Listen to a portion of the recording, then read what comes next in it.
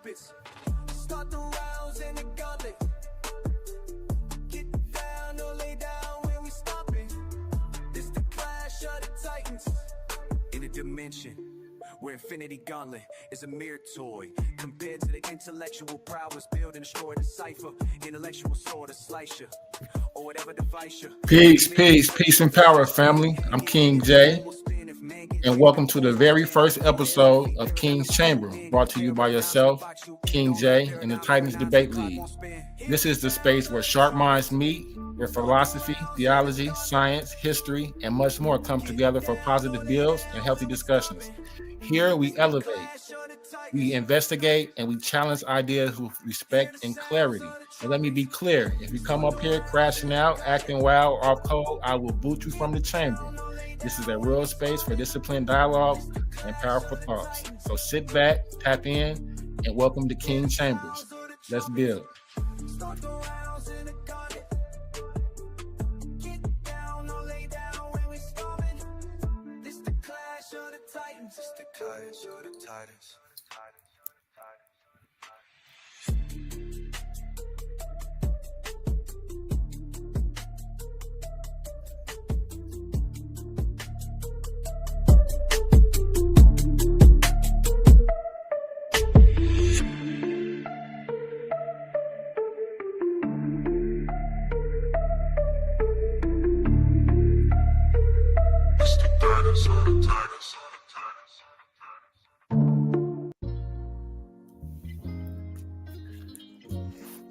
Peace, Titans family, King J.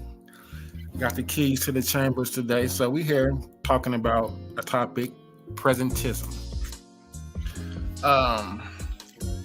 If you don't know, presentism is something that we were talking about the other day on the panel. We have a brother to join the panel that brought up some good points and some good topics.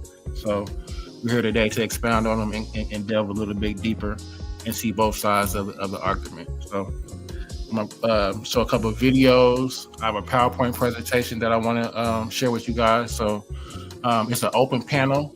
So after the videos, after the PowerPoint presentation, then I'm gonna be adding you guys to the panel so we can do how we do. So just give me a minute.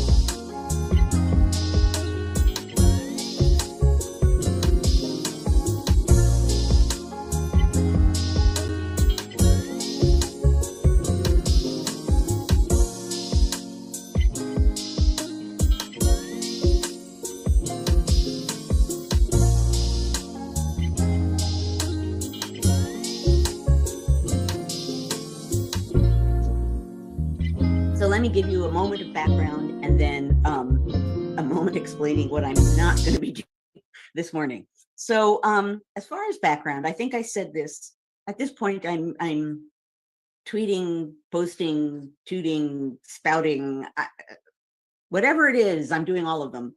And I think I mentioned in all of those formats, what had sparked this topic for me was an article that came out this past week. And it did indeed spark my interest. But that's why I'm feeling that it's important for me to say right here at the outset, I'm not interested this morning in focusing on a particular magazine article, nor am I interested this morning in attacking a specific person. I really want to talk about the topic. And as we often do, I'll start in a moment doing this, what it means in addition to why it's important and what it can tell us. So I just wanted to sort of set my definitions for what we're going to do this morning, because I'm not interested and never interested actually in attacking individuals, but the topic of presentism, both in the work of historians, and we'll discuss this a little bit too, I'm sure, during my comments, but I would bet in the question period, among educators and teachers of history as well. Where does the present fit? Now, we are going to start with definitions, and this is particularly interesting. I like to do that. I do that in my work. If you go back and look at my books, very often I'll mention something that seems as though it might have an obvious definition, and then I'll offer the actual definition at the time, which is usually different. So definitions are an important way to begin. And we see all the time, and we've talked about here many times, words like woke that actually don't have a specific meaning, and that's part of their power for the people who are angry at it. So definitions, terms, that's always a useful place to start. In the case of presentism, I bet you will have the same experience. You know, I'm always intrigued to see what comes up just in a generic, no skills needed Google search, and then I kind of hone in on the questions I'm interested in. In both categories of searching this morning, there are so many definitions, understandings, complaint about, praise about presentism. And I just want to even, lay out a few that I found without looking for them.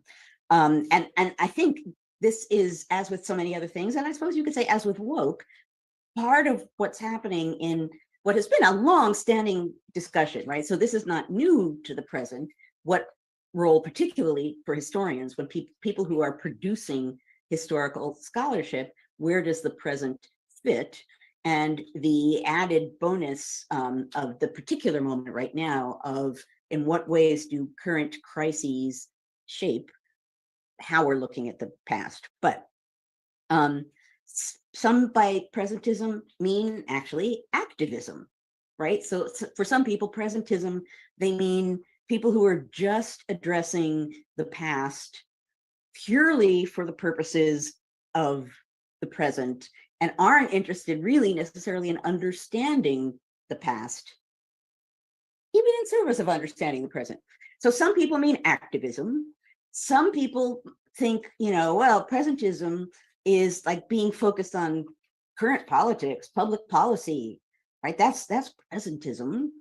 Others mean, for some, presentism has more to do with audience, suggesting that real scholars address the past and address other scholars, and that people who are, at least in some of their work, addressing different audiences.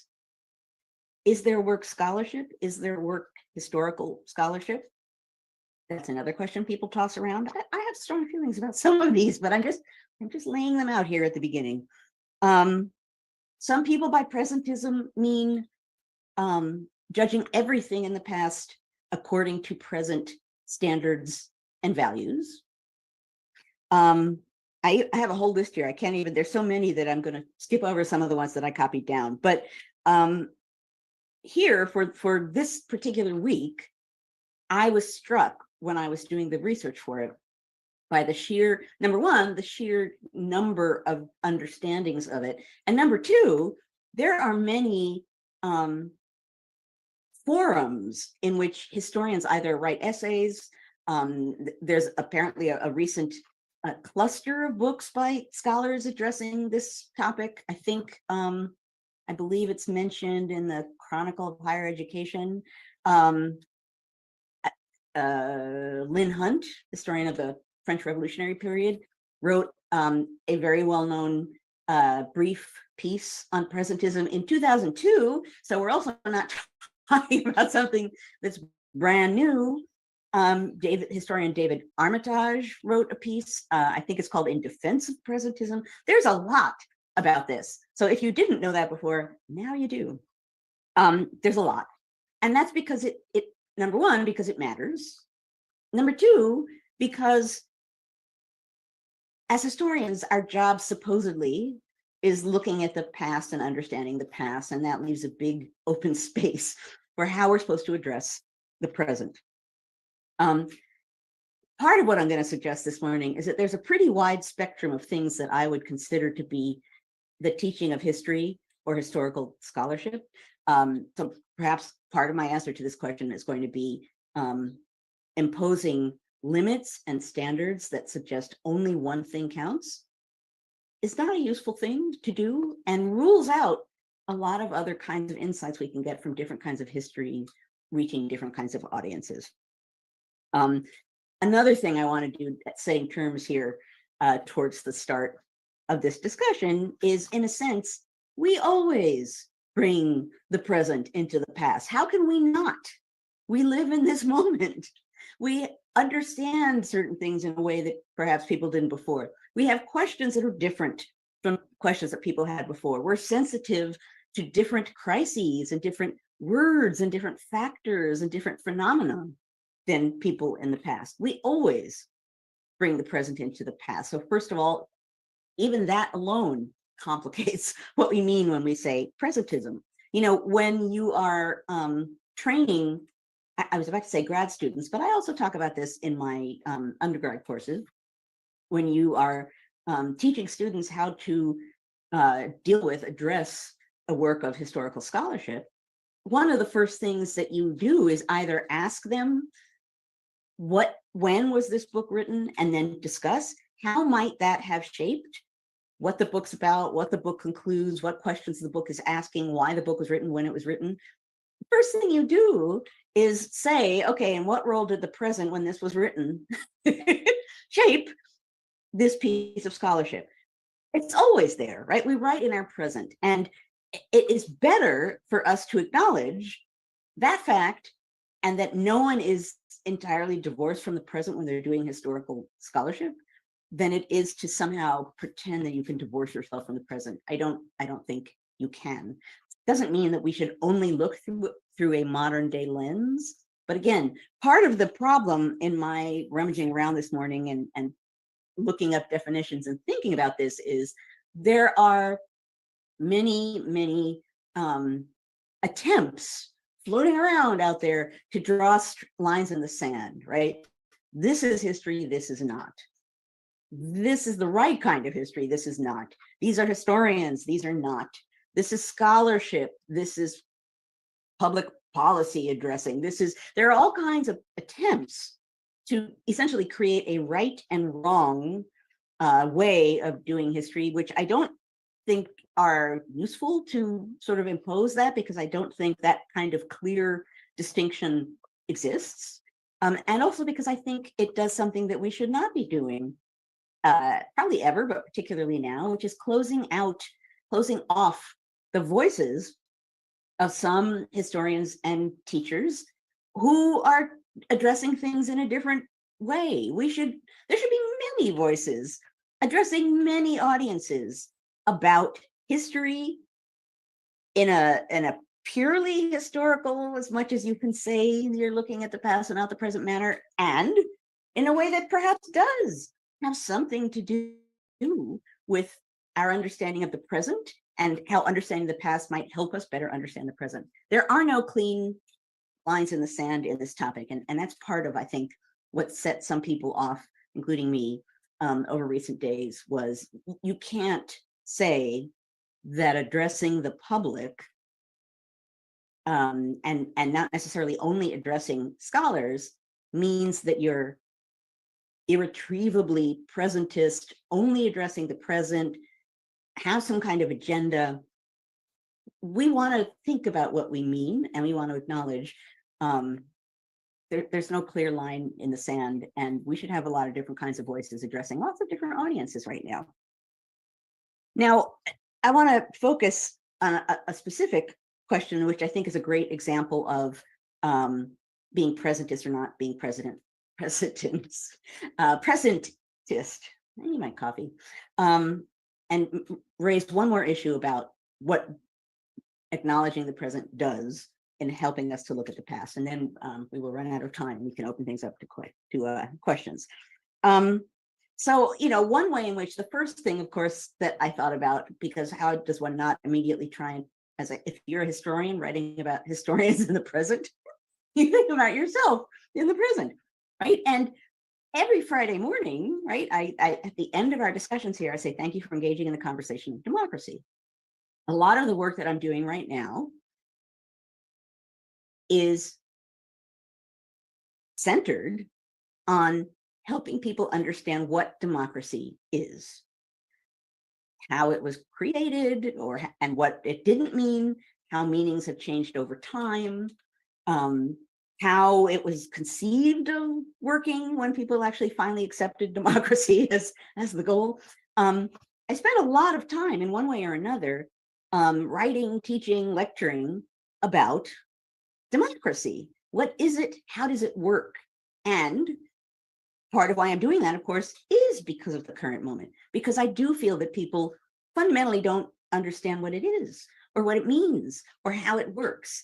And I think it's impossible for people to deal with the current moment unless they at least enter the modern arena with a basic understanding of just the working of American democracy. That's this very thing is, and I know I've mentioned this before at some point, is part of what pulled me onto social media, was the fact that I would be tossing off into the land of social media. At that point, it was into Twitter land, things that felt to me that they were obvious historical or political truths, and people were thanking me because they didn't know.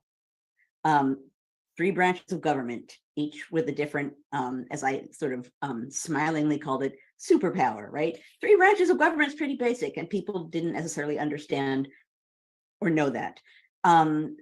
Same thing, there's all kinds of people who are claiming what democracy is, or saying, and this just makes my heart sad, well, we tried democracy, somehow assuming it's just like a modern thing, and now we can try something else. It's like, yeah, okay, that doesn't really display to me a full understanding of what democracy is, how it isn't any one thing. And as we've said here more than once, that it's a process and not an endpoint. But at any rate, yes, a lot of my work right now and in the recent few years is centered in one way or another on promoting the understanding and appreciation of democracy. Is that politicized? Yes, right? I mean, we are in a moment, there are many crises of democracy happening in the moment. You can't say that in speaking about democracies that you somehow are not addressing the present, because in some way you are. Am I saying you need to understand democracy because we must crush all people who do not agree with us? Oh, actually, what I want to do is say, this is what it means. You take that knowledge and go where it takes you, right? If you have to understand, in the case of this topic, what democracy is before you can adequately, usefully, or successfully judge what's happening now. That's teaching, that's history. And because in the case of much of the work I do, it's grounded in historical understandings of democracy, historical ignorance about democracy, the actual creation of democratic processes of government, I'm not just speaking to the present about the present with the present. I'm saying, well, here, let's understand how we got to this current moment of democracy, how people understood democracy in the past. Let that help us understand what democracy really can mean and has meant and might mean in the future. Makes us much more equipped to deal with the current moment. Another way in which obviously the present has a vital role in addressing the past is the question of slavery, right? And what I'm saying here in particular, there are many ways in which you can't remove the present from the past, but even just thinking about scholarship that is academic scholarship, because of where we are in the present, because of the last few decades of events and thought and other scholarship and new realizations. We are asking new questions. We are sensitive to new things. We are recognizing new evidence. We are approaching the question of slavery in a different way because we are in a different time and we're sensitive to different things.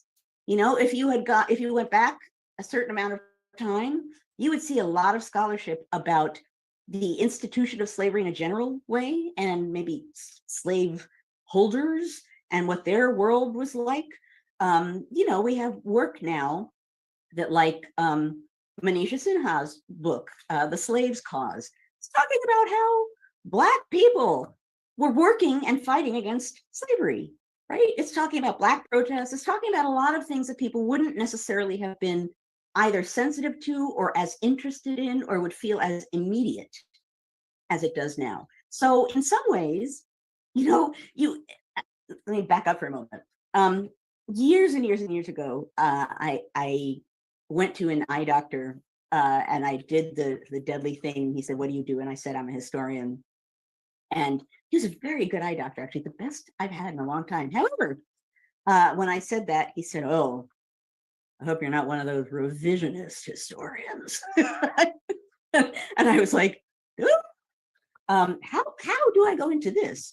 Because ultimately, all history is revisionist history, right? That question comes from a place that assumes that there is this block of history that exists and that everything else around it somehow that brings a new meaning or asks a new question or shows a new thing or draws a new conclusion is somehow modern and revisionist and bad, which of course isn't how it works. In a sense, all history is revisionist because we're always revising our sensitivities and our understandings and our questions and our interests based on where we are. You know, it's for good reason, for example, that there is more scholarship now on violence, and particularly political violence, but just generally speaking, in recent years, there's been a growing interest in violence.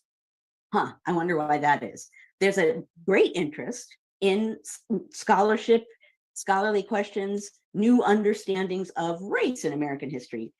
Is that presentist? Well, yeah, we're in a moment where race is front and center in our political situation, but that means that we're focused on it, we're interested in it, we want to understand it better, we have different questions to ask, and we can look to the past to seek some understanding of the present. Now, this isn't saying that it's a wonderful thing to go to the past, see something, and then immediately apply it to the present, right? Without historical understanding, without context. So going to, you know, the 1918 flu crisis and then saying, well, they did this then, so we should do this now. Less useful because it's pulling things out of time. You can do something like look to the 1918 flu crisis and see what worked and what didn't, and what made it worse and what made it better, and draw some conclusions about public-minded health as it worked then, and then think about how that applies to the present. But it is another way in which there are fuzzy boundaries. You can't cleanly take the past and stick it on the present and assume that that actually will be, in the end, super helpful.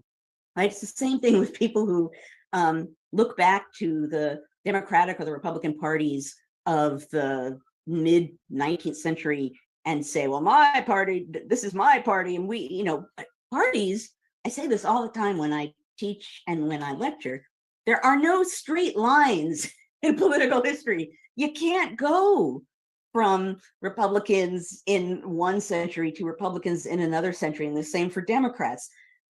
The names, the words are similar.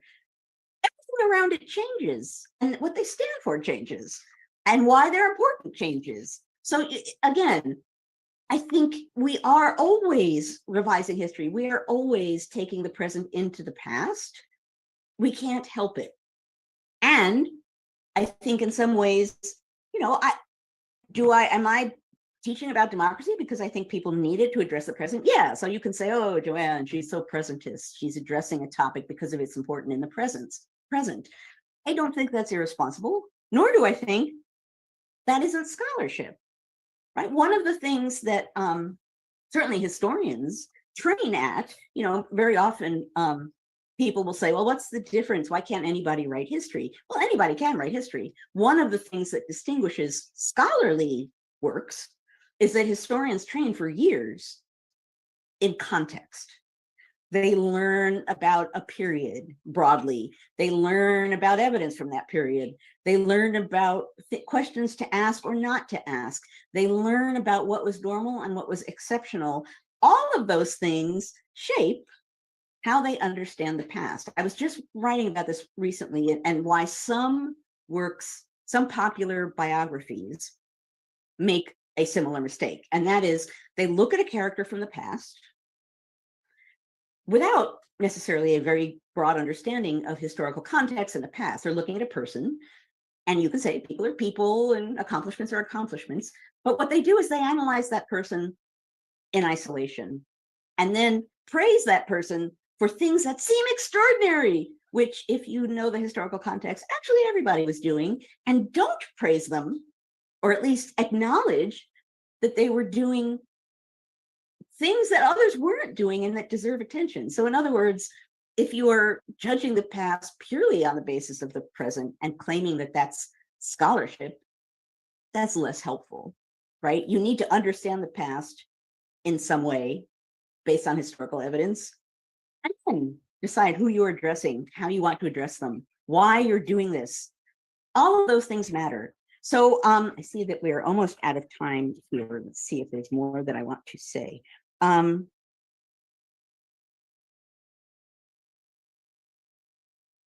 I guess in the end, I'll close with this and then open this for a discussion. I guess in the end, what I'll say about presentism is condemning it. Presentism is bad, and particularly without defining it, somehow suggests that history is some other place that has no connection to anything that came afterwards, that somehow we can divorce ourselves from our current moment and go into the past. We can't. There aren't those kinds of clear boundaries, fixed lines. What we need to be is aware of the ways in which we are being shaped by our present, right? Why am I interested in this? What questions am I asking that reflect the current moment? What questions am I not asking that actually might reflect the current moment? How am I bringing the present into the past? How might that be shaping the questions I'm asking and the conclusions I'm drawing?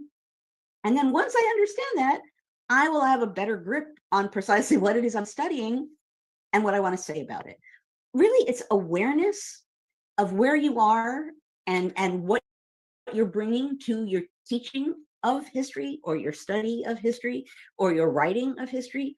It's that awareness of where you are, who you are, and why you have a certain interest that's important to know, right? You just need to understand and acknowledge we all have a bias because we all are here and we're all looking back at the past with the benefit of hindsight, and people in the past were looking forward in time, right? So in and of itself, we're always in the present in some way or another, distorting how we understand the past. But I don't think that means that somehow or other the study of history is divorced from the present. It can't be. I'll give you one teaching example and then I'll stop because I'm really curious to see what you folks have to say about this. I taught, so normally I teach political history, early American political history courses at Yale. And normally, pretty much, we either are reading books about the past or we're reading evidence from the past. In the past of my teaching, I have not specifically addressed the current moment in any way. Within the last couple of years, the students actually privately, independently came to me and said, I can't be alive now and not think about bigger questions that apply to the present that are coming from what you're teaching, which I understood. I totally understood. So I did something. I did it. This was a Zoom teaching year, I think. So we were like right in the middle of it, that I hadn't done before. And I hedged it in with a lot of, sort of specifics of how we were going to do it. But I basically said, look, for most of the class, we're going to understand the past, look at the past, think about the past, read evidence from the past, draw conclusions about how it worked and what we can learn from it in a general kind of way. For the last, 20 minutes, 15 minutes of every class, we will have a period when we can address what that learning says about the present. Now, statue whose arms were sitting out while the child screamed and had sex if the child screams and made sacrifices there. I'm saying that I get to say that that's wrong. If you are not willing to say that it's absolutely wrong to grape soda a child, you're a creepy person who should stay far away from a school. If someone took their children and put them on a hot statue, you referenced Molech earlier, which is part of what they're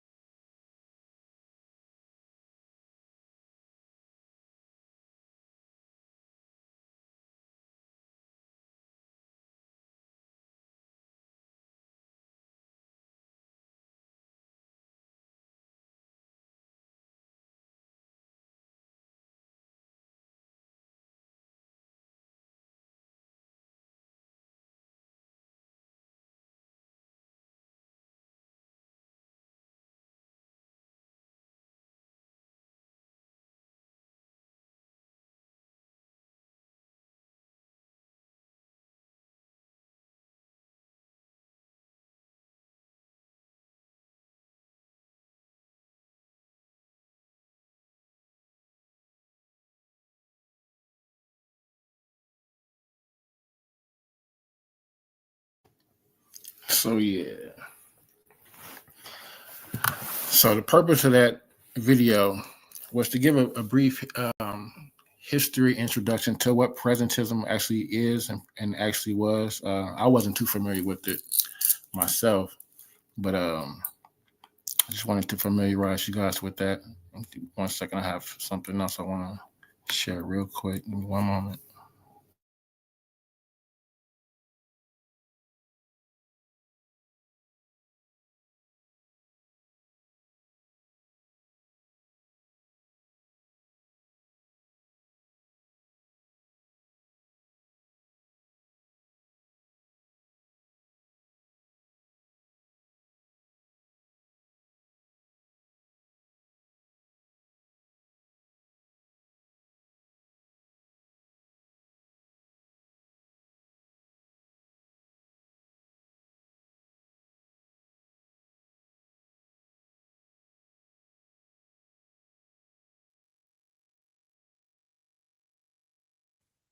We'll take a look at an example in just a minute.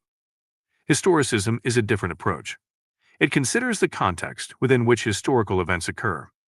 This context is called the zeitgeist, the climate, or spirit of the times. You'll see this word many times in these lectures. It comes from the German words Zeit, which means time, and Geist, which means spirit or ghost. Historicism requires perspective taking, a conscious effort to place oneself in the situation or time period of interest. In the history of psychology, for example, contextual factors like economic opportunities, wars, and discrimination played a big role in its development. Both world wars influenced the growth of personnel selection, psychological testing, and engineering psychology. Meaning the United States government shaped the actions of applied psychologists at the time. Now let's look at another example and interpret it from both perspectives. In 1861, Paul Broca, who identified Broca's area in the brain, wrote that men were intellectually superior to women because women's brains were smaller. A historian who approaches this information from a presentist approach might label Broca a sexist or a fraud, because they use modern standards to judge others. On the other hand, a historian who approaches this example from a historicist approach would refrain from using these terms to describe his actions. Instead, they would present all of the information, including an explanation that his views were consistent with the stereotypical beliefs of the time. In the late 1800s, scientists had discovered that men's and women's brains were significantly different in terms of size and weight. Combined with the lack of women in higher education, they concluded, incorrectly, men must be smarter than women. Of course, they failed to recognize that women had been banned from universities up until the mid-1800s. Taking on a historicist approach means presenting all of this information. It does not mean condoning or supporting the people, events, and ideas they study. To summarize, presentism reflects your current opinion, while historicism recognizes the majority opinion of the people and time period of interest. It's a matter of understanding the similarities and differences between how do we think today and how did most people think at that time.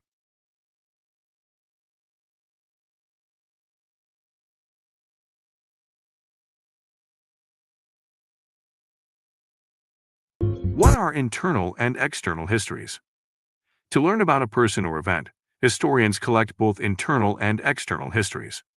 An internal history is directly relevant to the history of a specific person, event, or idea.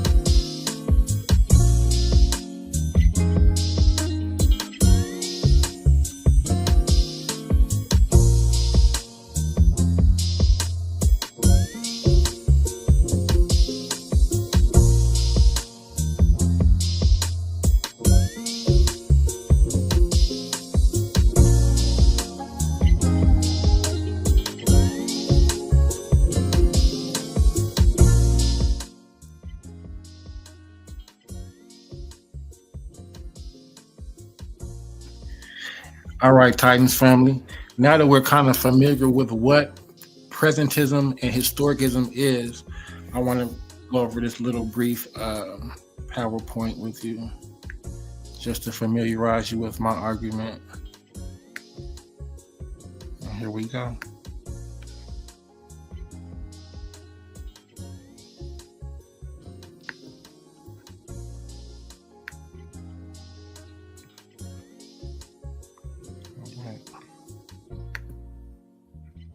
Go slash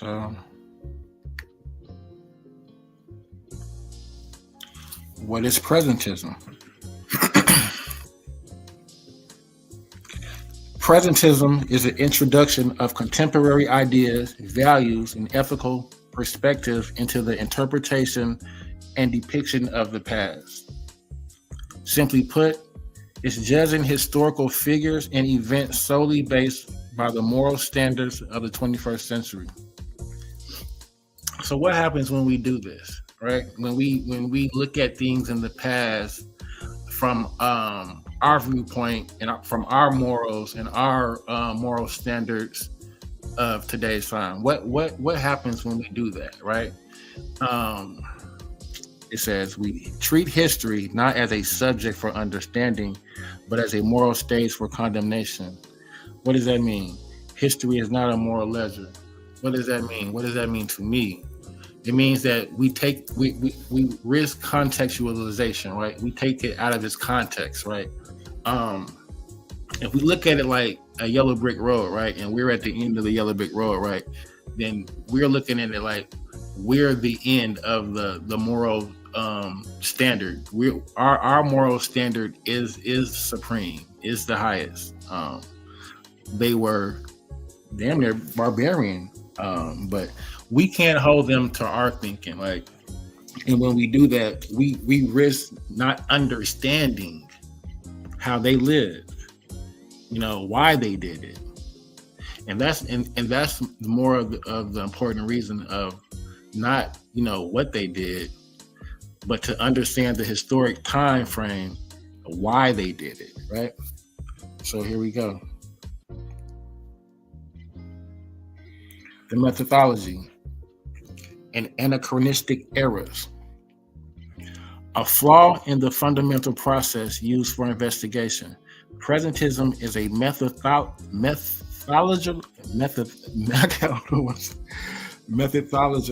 methodological error because it violates the core rule of contextualism, an error in reasoning that makes an argument logically unsound, right? So from the beginning, your premise is flawed. From the beginning, your argument is unintelligently sound, right? From the beginning. It is an intellectual fallacy. The specific intellectual fallacy of placing a concept, an idea, or standard outside its proper historical time period is called an intellectual fallacy. Presentism commits the anachronistic fallacy of morals. It judges a past society by a moral code they never knew. So that's not even being fair to them. They're not even familiar with this higher standard or higher level of moral code that we have. You know, like that. So it's an anachronistic fallacy to judge a society in the past by a moral code that they never knew. The distortion of context. The historian's job is to understand why people made the choices they did with their constraints. Presentism ignores this. Stripping away context makes complex historical figures seem merely evil rather than products of their distinct environment and limitations. This approach turns the past into a simplistic black and white moral tale, destroying the complexity required for true historical study. And that's interesting because me particularly, I've never been a fan of products of our environment. But oftentimes in our community, we definitely hear the story of we had to do this, we had to do that, right? Due to the environmental, conditions that we were raised in, not saying that it was right, but you have to keep it in context, right? So when we fail to do that is when we err and commit the anachronistic fallacy. The ideology, Whig history. An interpretation of history that presents the past as an inevitable, continuous march of progress towards greater liberty and enlightenment, culminating in the present day. So that's like the Yellow Brick Road, and we're at the end of the road, right? Triumphalism, an excessive feeling of superiority or belief in the triumph of one's own current era, right? That's like saying that our moral code or standard is the all-in, we're superior, almost like an elitist type of attitude, as if the cultures and societies that will come after us wouldn't look back at us and say the same thing about us. Oh, they eat meat. They're meat eaters. 2,000 years from now, they may look down on that, but we do it now. So it says that's a flawed ideology, right? This mindset creates the cultural bias that the presenter stands at the pinnacle of history and therefore qualified to judge all who came before him. And that's that elitist attitude that I alluded to, right? Like, that's creating the cultural bias at this point, right? So the key takeaway from all of this, right, ideology, is that presentism is the method and Whig history is a narrative that justifies this method. And here we go. So in doing this, you create a cultural bias. So the dangers in the cultural bias, right? So by judging phenomenon based exclusively on the standards and values of one's own culture, this presentism is a severe form of this bias. It fosters triumphalism, ignoring the certainty that our own morals, which I alluded to earlier, will be judged harshly by future generations. If we only study the past to validate our own current politics, we stop doing genuine research and start writing propaganda. It prevents us from developing the historical empathy necessary to truly understand different worldviews. and we alluded to this earlier, actually in the video. They mentioned her, Lynn Hunt. She's a historian, and she actually presented a paper in 2002, and these are some of her arguments. So Lynn Hunt's arguments against presentism. She says presentism is a dangerous form of ahistoricism that threatens the very discipline of history by making the past seem immediately accessible and simple. When history is used merely to confirm present day, she says, when history is used merely to confirm present day political and social anxiety, it loses the ability to reveal difference and complexity.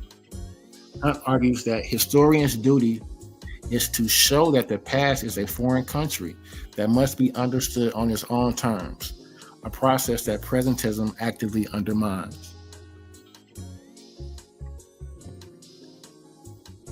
The correct path. Historicism and contextualism. So this is the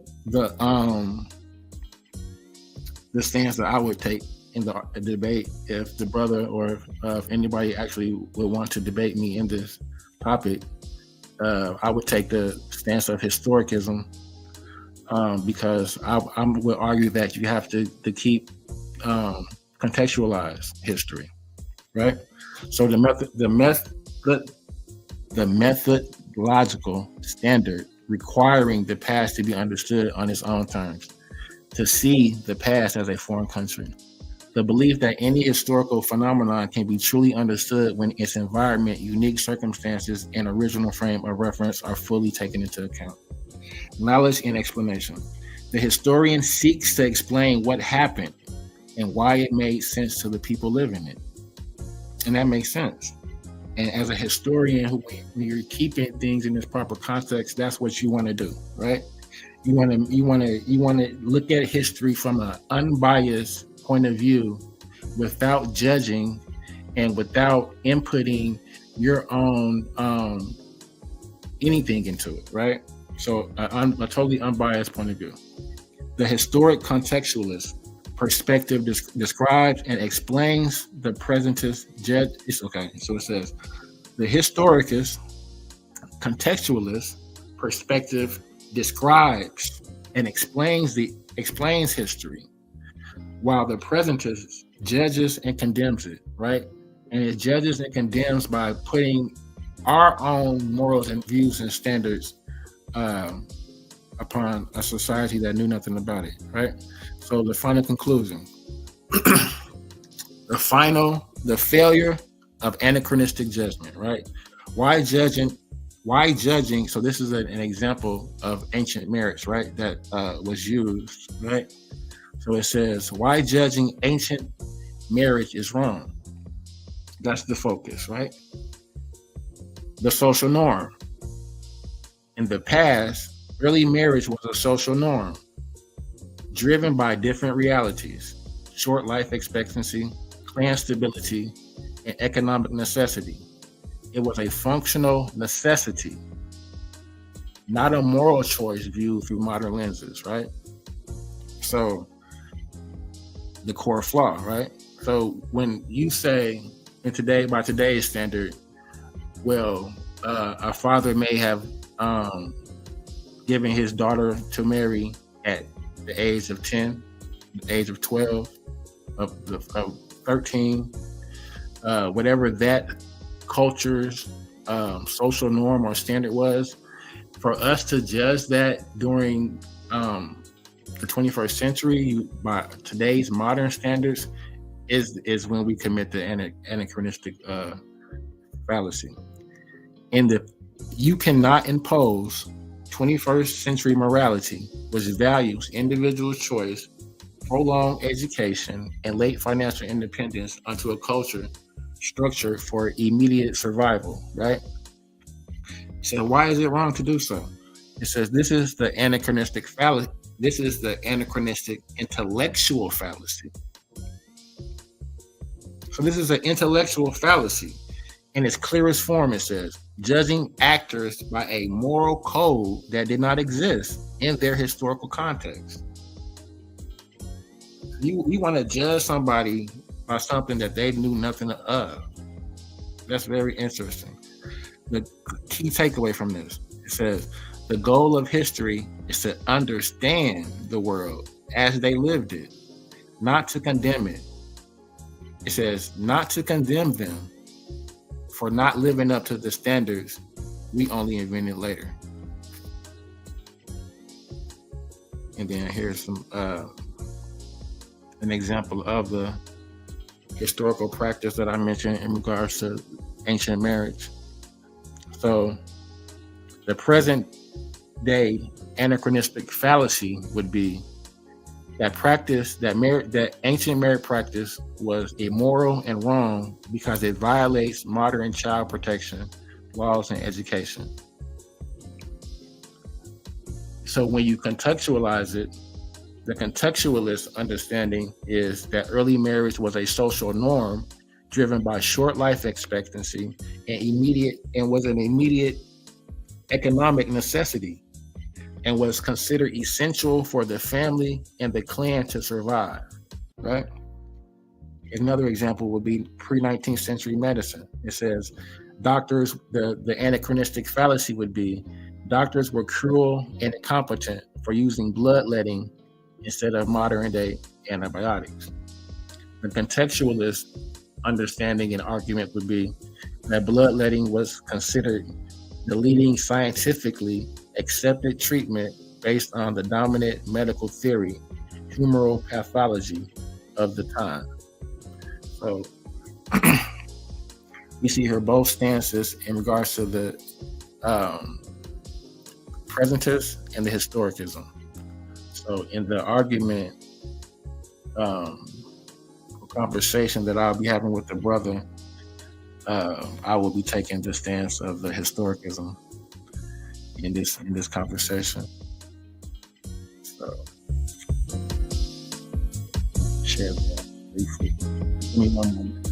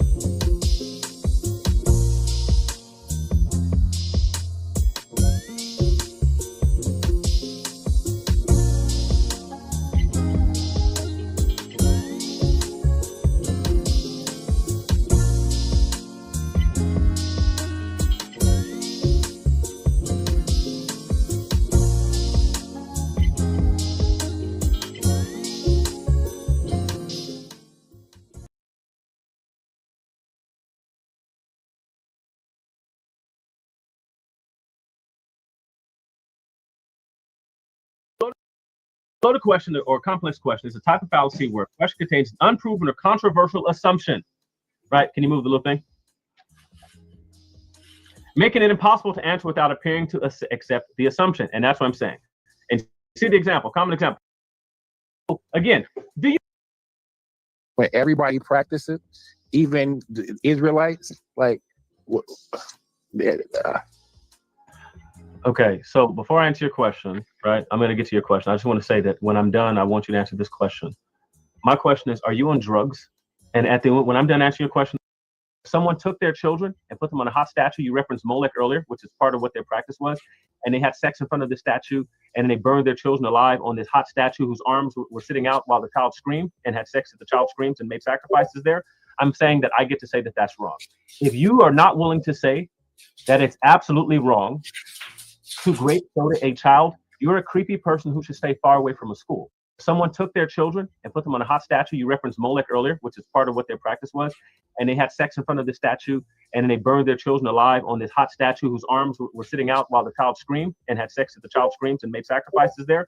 I'm saying that I get to say that that's wrong. If you are not willing to say that it's absolutely wrong to grape soda a child, you're a creepy person who should stay far away from a school.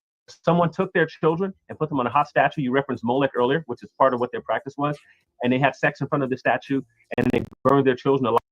Why are you talking again? Reflection. Are we really doing that, Leonte? Yes, we're doing that because of the two of us.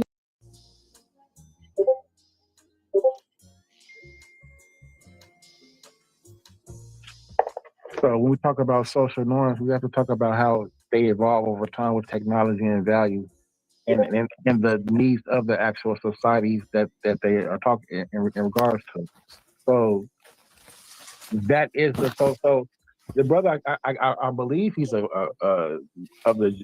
a Christian. So when we talk about the faith, when I spoke about worshiping Molech, right? They practiced that. They did that. Who did? So we know the children of Israel. They worship. They sent their children to the fire of Molech. Why is it not okay now? Because the law has deemed it not to be okay now. Okay. And what the actions of what they used to do back then does not dictate, what we do today. Okay, so Allah is Muhammad is no longer to be your example? No, the Prophet Muhammad is the perfect example. Okay, so you don't want to follow a perfect example? I don't have to engage in that action to follow my perfect example. I didn't ask have to. I'm asking, do you want to follow a perfect man's example? Yes, I do. Okay, so if he married a first grader, right, would that not be a good thing for you to do?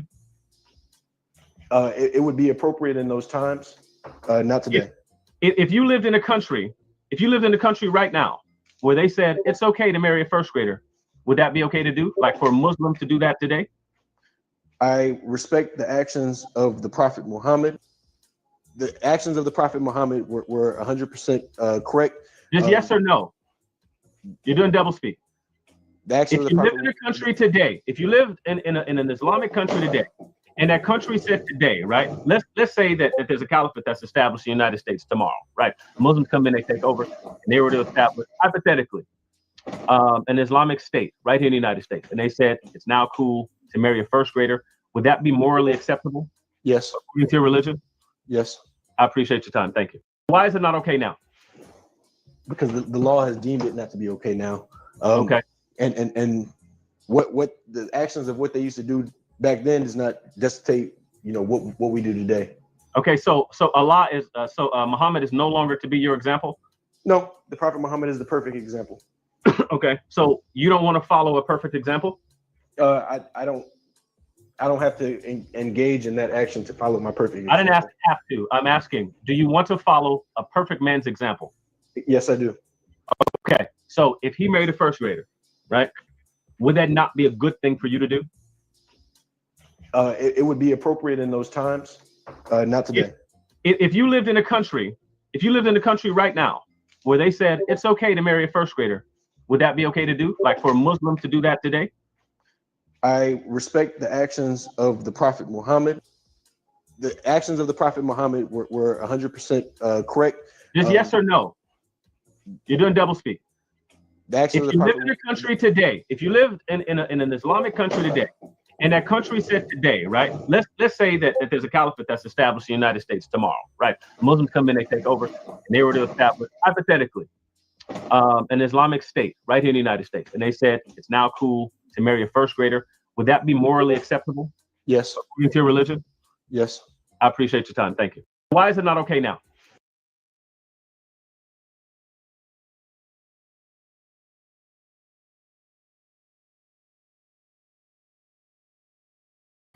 Okay, Titans family. So now I'm going to open up the panel. So if anybody want to jump on, I'm going to put the link in the comment in the chat. So it's an open panel. We can talk about whatever we want to talk about. Or let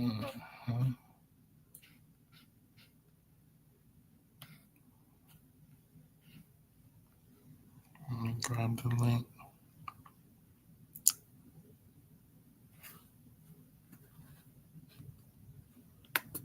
One second.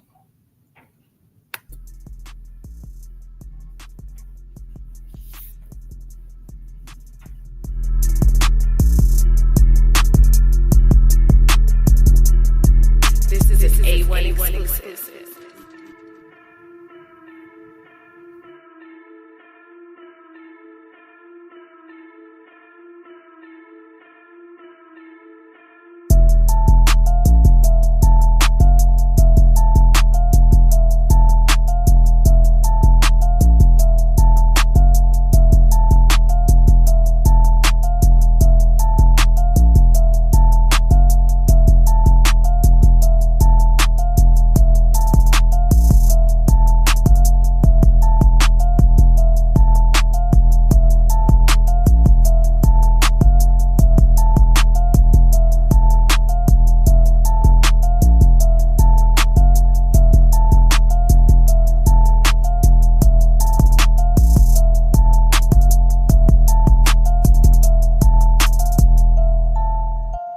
The link is in the chat. The link is in the chat, Titans family. This is an A1 exclusive.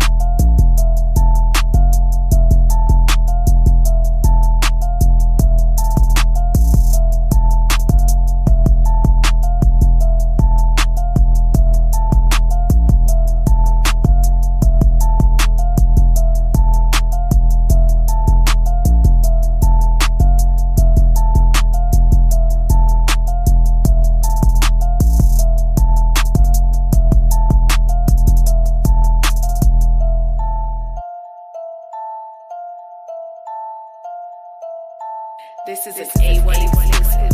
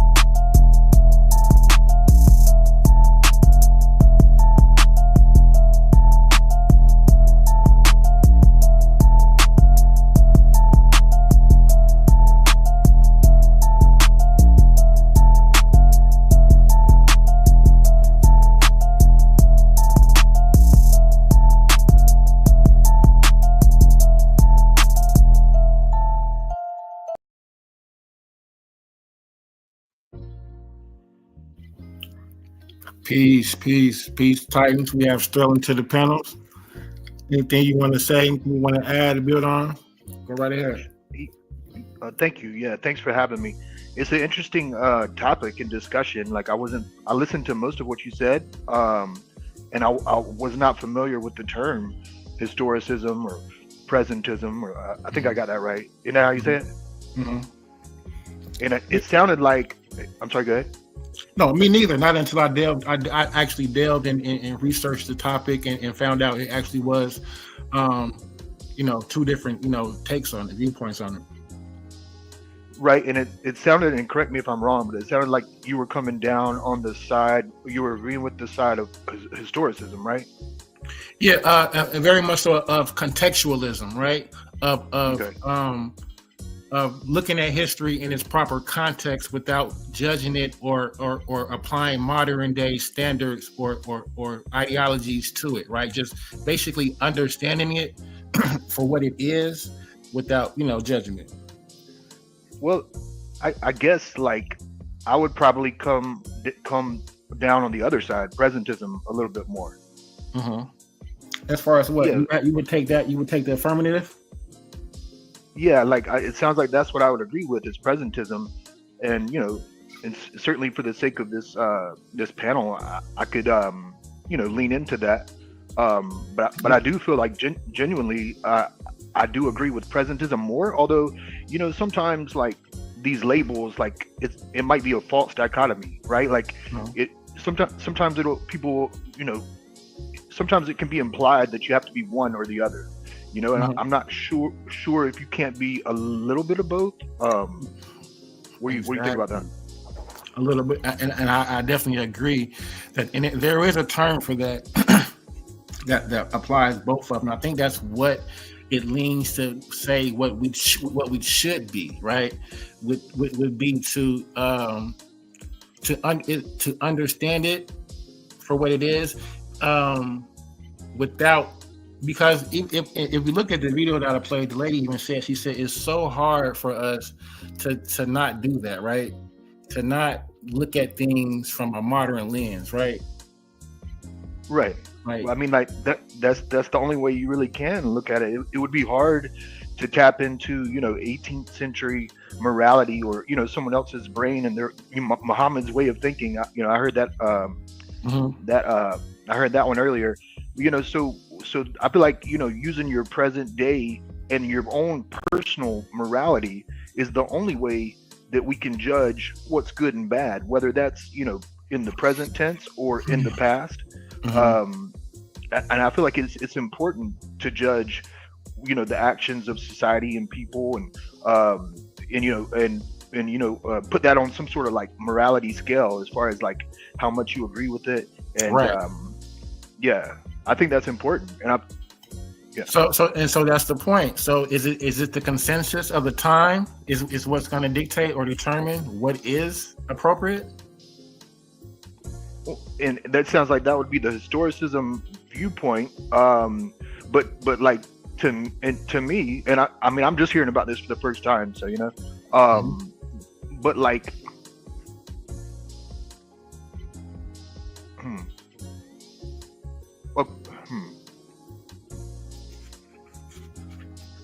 it's a good question, but like I feel like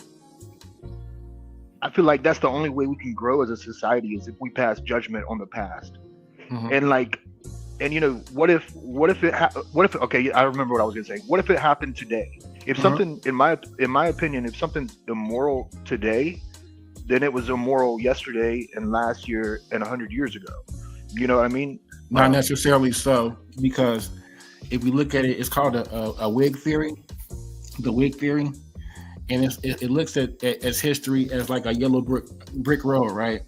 So we're the end of that yellow brick road as the moral standard, right? Anything before us was less than, So, but what that suggests is future societies later down the road will look back at us and say the same thing to us, right? Absolutely. What we deem as the moral code or standard 500, 1,000 years from now, they may laugh at us. I gave an example of eating meat. What if it's taboo 1,000 years to eat meat? And they're like these meat eaters. Or it's I don't know, but it's called a wig theory, and it's called triumphalism, right? It's almost in like an elitist attitude, right? So whereas our moral code is superior. We're the it's that type of mentality that is the intellectual fallacy, right? That takes history out of its proper context and applies our moral lens on in the judgment to the what I'm saying? Like, is this is it morally wrong by today's standard? Yes. But sorry, go ahead. No, go ahead. Well, okay, so let me ask you this. Can we pass judgment on other people that are in the present day? According we do, yes. Okay. Right. And so I feel like if you can do it now, you can do it back then too, because again, for example, let's say owning another person as property, aka slavery, or a bondservant, whatever. Like in my opinion, it's never moral to own a person as property, and I don't believe that it ever was. But is it a part of our culture in history, even on the African continent? It was. We've always had prisoners of war, where tribes would go to war with each other, sacrifice the losers. I don't agree. I don't think it's moral. No, even though it might still exist in some form or fashion to a lesser degree today. I don't think owning a person as your property and treating them like cattle is ever moral, and never was. And I would like to know what context it would make it moral to own a person as your property. Like, what year would it have to be? And that's the struggle for us in modern day 21st century to take our mind to some we've never been, some experience, a time in history that we've never experienced, to whereas that may be something that a practice that was the social norm of that time, right? Where you mentioned earlier about the majority, right? It kind of dictates what's acceptable during, what is acceptable, right? How do we determine what is acceptable? Well, everybody's different, but to a degree, I feel like we all use our own moral compass to determine that. Some people use is it religion? That's what I was going to say. Some people reference a holy book, but others feel like you can have secular morality, without any sort of religion or God or holy texts. So if it's religion, then I would say that everybody's code moral code would be a little bit different then. Oh yeah, absolutely. I think everyone's is different. Even inside that same religion, I feel like it's very difficult for two people to have the exact same morality. So if we looked at two Abrahamic faiths of Islam and Christianity, we could see maybe in Christianity where they may be insecure about something in the Islamic faith that people of Islam may not be so insecure about, right? Certain practices, right, that may be, a social norm to them may not be such a Christian in America, right? Right, but then I think maybe you also have to look at I know you were talking about fallacies earlier, and I think there's one the appeal to populism or what's popular, and just because something is the cultural norm, even if it's based off of religion or whatever, and even if that's the law of the land, that doesn't make it moral. Correct.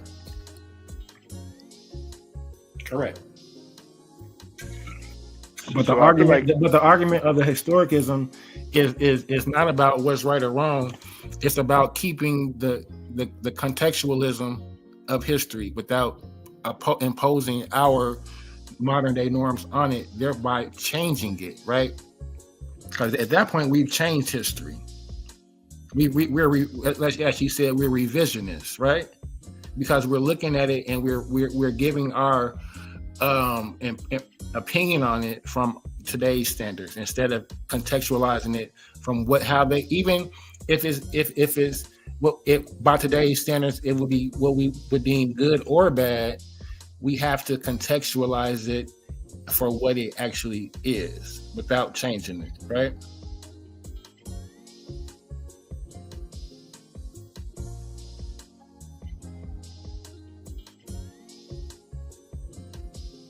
You there?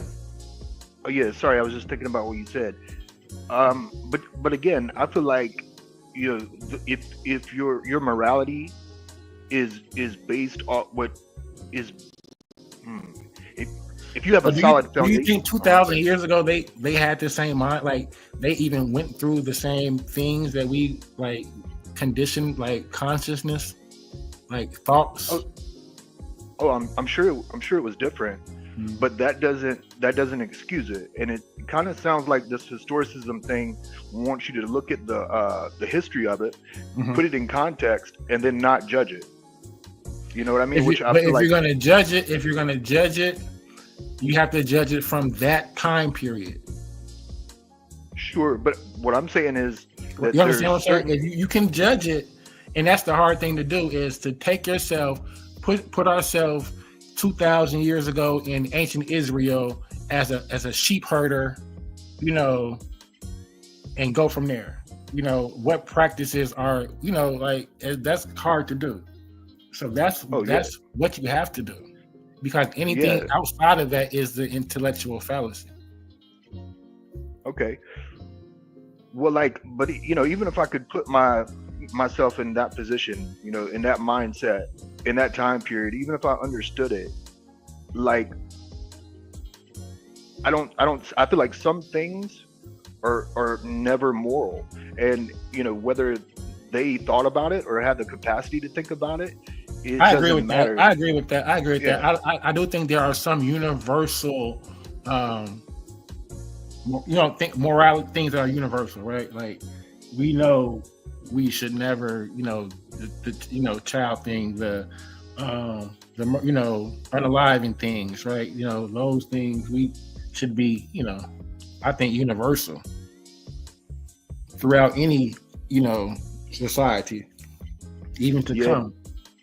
Yeah, but they're not though. You know, I don't think there is a universal morality, which is why, you know, people in this country disagree with the wars we have going on, for example.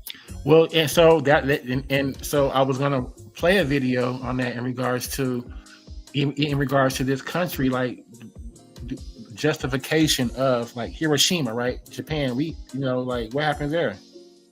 Was that you know, justified? Is war justified? Like those are the moral questions we have. When is it ever justified?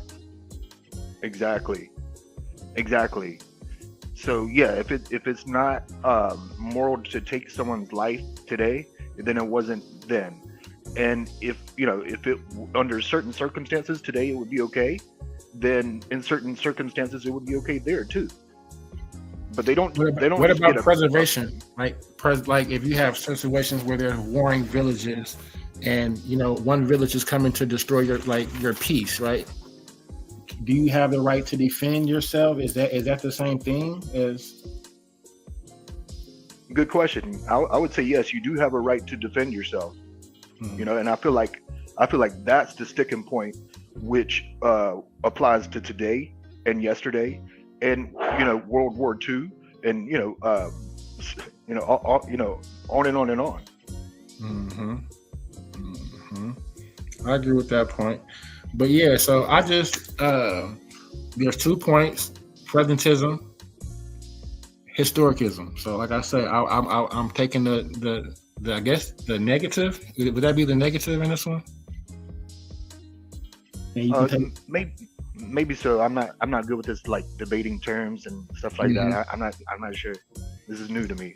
But yeah, this was a new term for me as well. I'm familiarizing myself with it, but I'm interested in it, and I definitely would take any debate on it. So any Titans that's looking, you know what I'm saying? We can definitely make something happen on it. I think it's interesting for sure. And even if you were going by like today's standards, right? Even in our own country, I know someone brought up, whether Muhammad married a young woman, a young girl. We don't even agree with those. We don't have an understanding in this country as far as what's moral in that sense, even today. Right.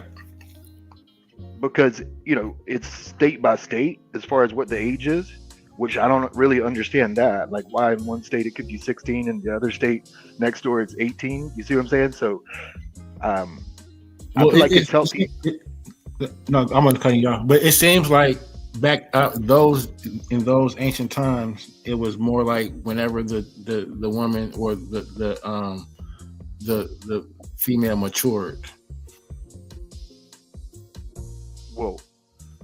And what was the name of Muhammad's young wife? I forgot. Was it Asia? Yo, hello. How you doing? Peace, suave. Yeah, I believe her name was Asia. It was something close to that. Aisha or something like that. Yeah, you're right. So I mean, like, was she of age? I don't believe so. Definitely, some say 3, some say. Hello, can you hear me? Yep, you on the stage. Yep. Yeah, man. You said you want to debate. What about ancient pedophilia? I'm debating presentism versus historicism. It could be whatever you want to apply it as, but it's basically taking any modern concepts and ideologies or moralities and applying them to any. Bam, what's the topic you made up out of this? Say what? What's your topic? Presentism versus historicism. I want to. Should we deem ancient pedophilia okay? That ain't the topic, brother. Presentism. Sorry, I can't hear. Can y'all hear me? Why are you? We can hear you. Why are you going to that particular moral standard? Because it could be any. That's why.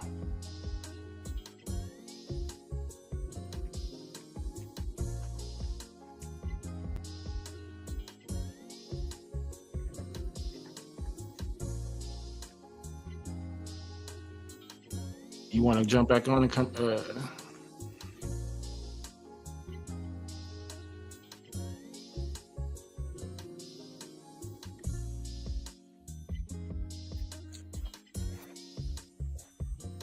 Hold on 1 second.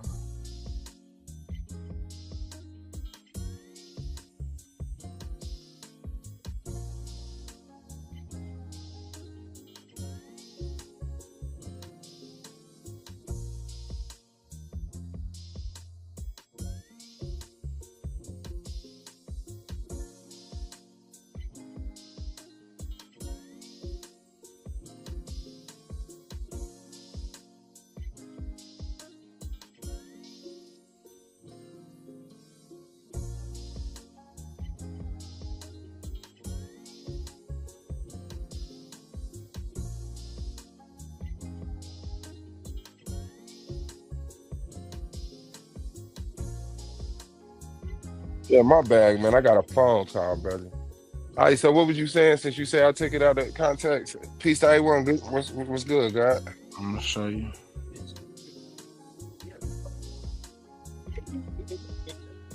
Peace. How y'all feeling today? Man, I'm trying to see. I'm riding around listening to it in my car. I like this. It's an interesting topic. I want to see. He said he want to take the debate.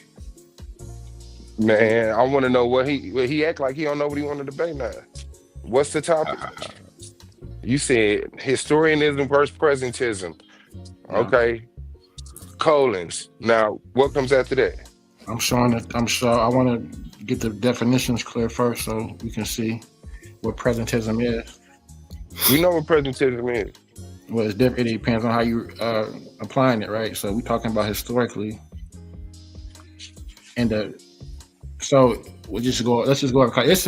I'm not gonna lie. It's a new concept to me, for real. So I just want to. Let's just maybe we can just go over it. So, presentism is a philosophical view that only the present moment is real, meaning past and future entities don't exist, contrasting with eternalism, block universe where past, present, and future all exist equally. This is the definition of it that we're using, but it's in a nutshell. About to say, It's that also- ain't applicable. Yeah. What you It's said. also used in history analysis to mean interpreting the past through current attitudes, a practice often seen as biased or anachronistic. So then it shows you in metaphysics how to use it, and then in history, in historical analysis. Yeah, we get that. Okay, Respectfully. I just want. So what Okay. you're saying is, when we say Muhammad was wrong for sleeping with somebody underage, that's contextually incorrect because it wasn't wrong contemporary to Muhammad. I'm saying it's an intellectual fallacy. To say that Muhammad was wrong for sleeping with an underage girl because it was right back in those days. Because the fallacy is you're removing contextualism. You're taking it out of the context. Bro, of that's the- what I just said. Okay. I just said that when we say Muhammad is wrong for sleeping with underage girls, that we're taking out of context because it was right contemporary to Muhammad. And you can imply what you like to stick to that one for some whatever reason, but you can imply any standard. It's anyone. It ain't gotta be just that. I'm holding you right there because that's what I heard you talking about. Yeah. So, ancient pedophilia shouldn't be looked at as wrong. If you want to make that your argument in regards to presentism, you can, but that's not the argument that I'm taking. It's presentism versus historicism, not that particular. Is that because if you're, I don't agree with that. I don't morally. I'm with you on that, but with the argument. So Muhammad was wrong. So Muhammad was wrong. By today's standard, yes. No, by your standard. I live in the 21st century, brother. Okay, so by your standard, Muhammad was wrong. And that would be called presentism. No, hold on, wait. By your standard, Muhammad was wrong, brother? By today's standard, yes. No, I'm talking about yours. Brother, I done said 100 times. Yes, my No, you standard, didn't. today's No, you standard. did. I don't live. We don't live in that time period. Okay, fine. And if everything goes according to the Quran, to the Quran, and Islam is able to live out the Quran as Allah prepared it, and that type of stuff start happening again in the future, would that be right or wrong by your standard? So that's the argument with presentism, is that our standards today, 500 years, 1,000 years now, they're going to change. So what we are considering our moral standard today, they're going to look at back like, what were we thinking? Like, so if Islam is able to progress and it rules the world in the next 25 years, and things like that start happening again, would that be okay by your standard? By their standard, whatever. I'm talking to you. If I practice Islam. No, even if you didn't practice Islam. Then if I didn't practice Islam, it wouldn't. If I practiced it, of course, yes. So, hold on. If you practice Islam, and that's normally how societies work, right? And like, yeah, understood. I don't know why you keep trying to teach me how to do this stuff. Okay, yeah. So now, okay. So if you became a Muslim in the next 25 years, Islam took over the world, and it was deemed legal under Islam to sleep with 6-year-olds, you would practice that.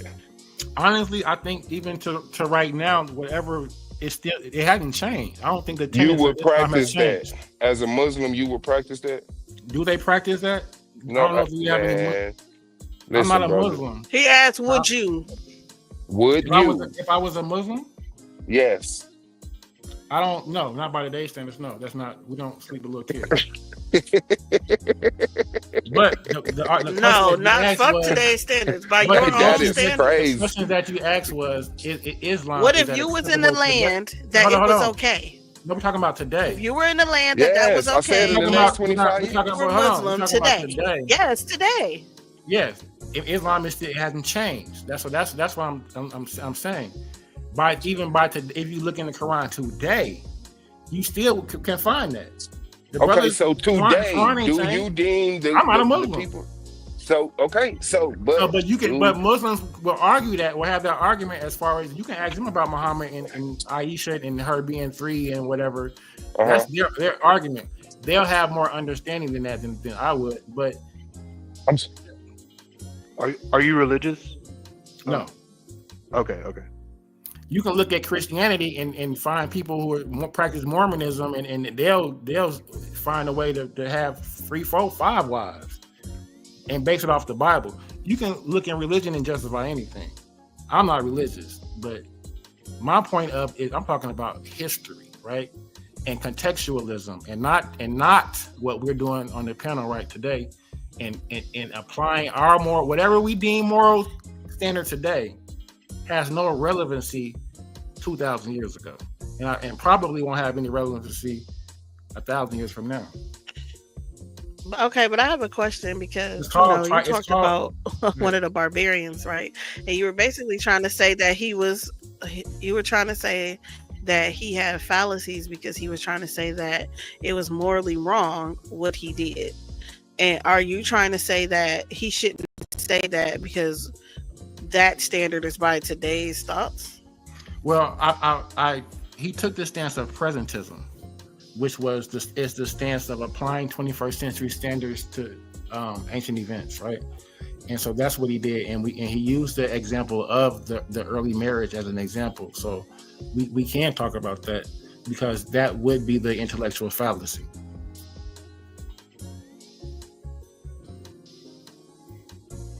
That's the contextualism. How is And that?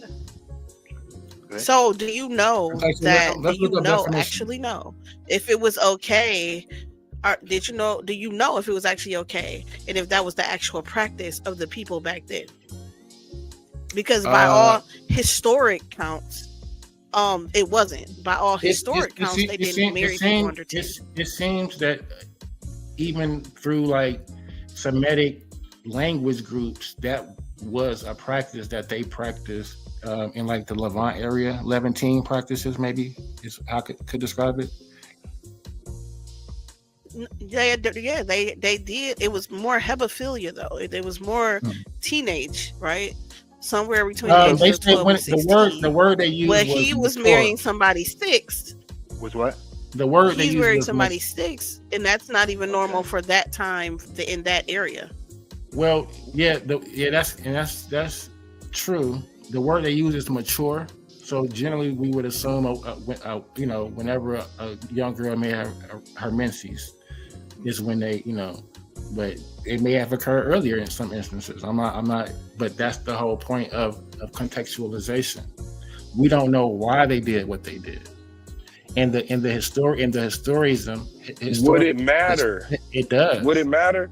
Yeah. What excuse could somebody give you? It matters because when you're writing history, you have to write history from an unbiased viewpoint. You Yeah, can't I'm writing write it- history, but I'm talking because about when You you don't know what when the you do that, fallacy you're when you do that, you're called a revisionist. That's not what I'm talking about, and I think you're playing slow. What I'm saying is that He definitely playing. at that time, what excuse could someone give you, or reasoning could someone give you that they're practicing that? And that's the argument, brother. We're in the 21st That I'm having with century, you. huh? That I'm having with you. In the 21st century, correct? No. in ancient times. We're not in brother. ancient times, brother, and that's the whole Okay, point. but of we're having an contextual- argument about that. You're Well, saying well, that well, we, let's- well, let's- you're let's saying pull that up we the- could let's not pull up the judge. Hold on, wait, definition so we wait, can't- because we this is what can't you work. set up. Don't show me another definition. You They set up matter. here on this panel and said, broke down how people of the past should be held to an antiquated standard. So we're talking about the past and the present. We're talking about perceiving the past under a present guideline.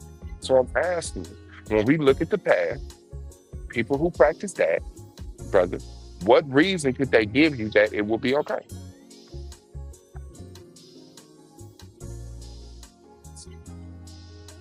I'll share my screen 1 second. Because definitions matter. Man, hell no. And if you don't know the definition of words, that's how you don't you I know misuse the it. definition of the word, brother. I'm asking you, what reason could someone You don't know give the you for you definition, to brother, say because that's I keep okay? saying it and you keep misusing it. So I just want us to maybe share it.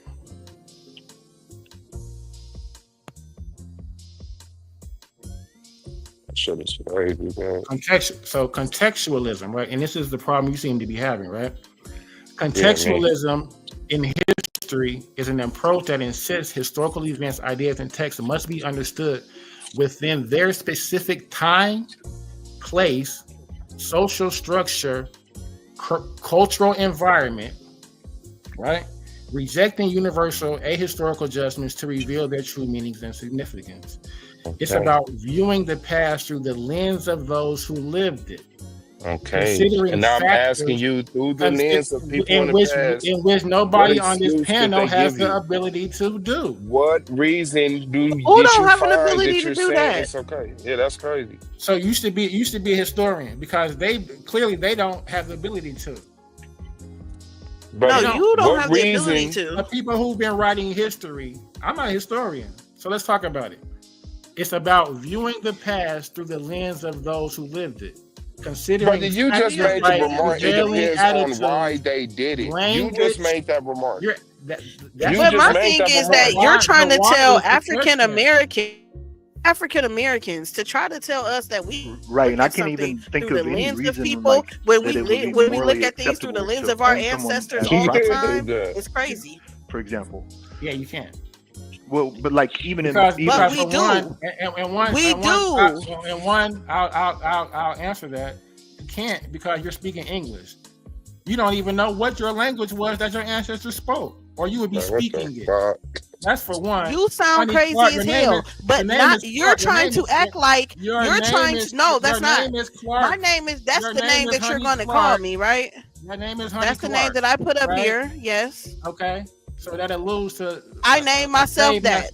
Okay, well, there's nothing Afrocentric or ancestrally about It doesn't have to be Afrocentric because I'm Okay. African So American. that it doesn't allude that you know anything about this past that you're talking I'm about. You're not American. contextual- So your what life what isn't- I'm saying your is life this: isn't I can even understand the plight contextualized of in my Afro- ancestors. Your life So isn't because I even can understand contextualized the in a plight way of that my your ancestors lived to it. try to tell me I don't have to do that to understand it. I don't have to Yes, live you it do. to understand it. Yes, No, you do because not. If you understood it, You do would not live have to live something to understand it. it. If you No, you understood would not. it, you would live it. I don't have to live poverty, bruh, to Your understand ancestors it. were I don't poor? have to sit here and live my entire life in poverty to understand poverty. I do not have to do now you that. filibuster. That's a straw man. So where did poverty come from? No, I am not. What you're trying to do is tell me that I have to sit here and live my life a certain way to understand a certain way of. The argument is that in order to understand your ancestors, you have to be able to contextualize the environment that they lived in, the Right. date, the time, huh? Exactly. And what Right. the fuck You- you can and you tell have- you African don't- Americans you don't today have the- that you we don't can't. have The the people who ability to can't are people like you. You Huh? don't know. You don't have the ability, and because you don't have the ability, does not mean everybody else doesn't. Well, Honey Clark, well, let's be fair. You may be the only one in the world at this moment that has the ability to do that because no historian has the ability to do that. No, That's why- I'm not. No, I'm not. Give me an You example. trying Honey. to tell somebody what they can and cannot do makes no fucking sense at all. Because Well, you you don't should- understand you it. should You're rewrite telling history, me that honey. you don't understand it. So because you don't understand it, how in the hell can you tell somebody else that they don't when you don't? And you know I you don't. understand the definition of words. You don't even understand the concept though. because you're I do. saying that you can't do it. So because you can't do it, you feel like other people can't do it. If I can't motherfucking flip on the goddamn balance beam, then nobody else in the world can flip on the balance beam? No, that's false. So is that the reason why history is written the way that it's wrote? History is written by the people who are living in it. History is written. History is written by the conquerors. No, that's the history you choose to motherfucking take. You could hear the other side, but you don't choose to do that. There is no other side. No, nobody want to. Yes, it is. There's a side. If somebody is a conqueror, there's somebody that lost. Mm-hmm. Okay, so do African Americans have history? Do Native Americans have history? Yes, they do, and you can motherfucking find it. How? Look. So you telling me that you don't even try to look for it and just told me it wasn't real? History goes to the Greek. Brother, the history of the Native Americans who got defeated in America have recorded their history. There's plenty of ancient Egyptian history, and the Egyptians got defeated. There's plenty of Mali history, and the Malians got defeated. That's a dumb statement to still try to sit up here and stand on. Like, we get what people say when they say history is written by the conquerors, or the victorious. But no, brother, we have the history of the people who were defeated written by them. Hold on, we got Courtney. Cut him up. Courtney in the chat said Israel was conquered, yet their history is self-preserved in the biblical text from Ethnogenesis to later. You're dead. Ethnogenesis. Brother, you reading the King James version of the Bible. Man, you're dead. Copyright. You're dead. You're reading the King James version of the It's Bible. on papyri. It's on, what are you talking about? It's on a whole bunch of different things besides just that King James version of the Bible, because No, the Bible is not on the papyrus, honey. You're telling me there's no biblical text on papyri? You're telling me that there's none? There's none? It was translated from. None what? There's no biblical text? Formulate your words correctly. There's none. Is that what you're saying? There's no biblical text on any papyri? That isn't what you said. Yes, you said there's no biblical. It is. You said there's no Bible. The papyri. That means the Bible isn't one book. The Bible is a whole bunch of different scrolls put together.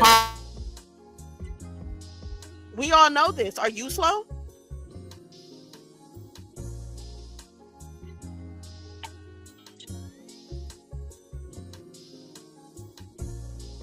Who he was talking to? You thought you was on a panel with dummies.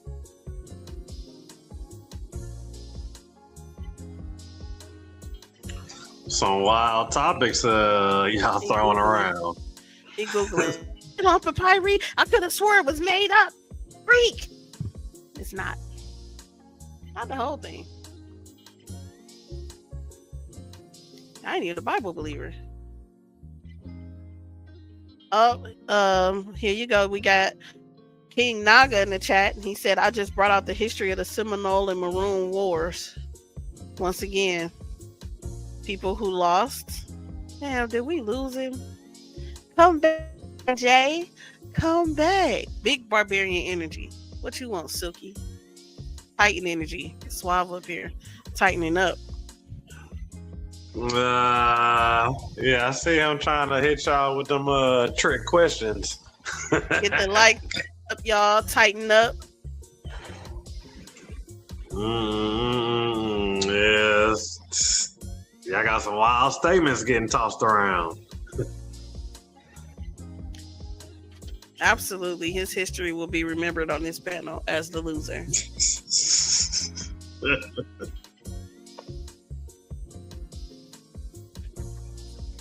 I'm cool, man. I'm just waiting for that good old Saturday. Waiting for my debate. Coming out the gate. Got a date for You're the actually going to the debate. Because if it gets postponed again, I'm just going to kill both of y'all. I'm going to do the debate. What you blaming now? You going to blame him for not showing up on me? Trying to like I got something to do with that. That was him that ain't show up. Had all that time. I set it back months and months. It still ain't. Still me. Yeah, he better not miss this one. I'm about to get my automatic win in. We know that man just ran. Right, exactly. We know that this man just ran from this debate that he was supposed to have with Suave. Suave answered the debate. That man ran off the panel and tried to change the debate. Like, he didn't want to debate what he was saying. He wanted to turn it to, and it makes no sense. You can't debate presentism versus historicism or whatever he said, because that's just two different things. And what is the versus? Like, what are we talking about here? Yeah, very far-fetched. Whole lot of conflating. Just, yeah.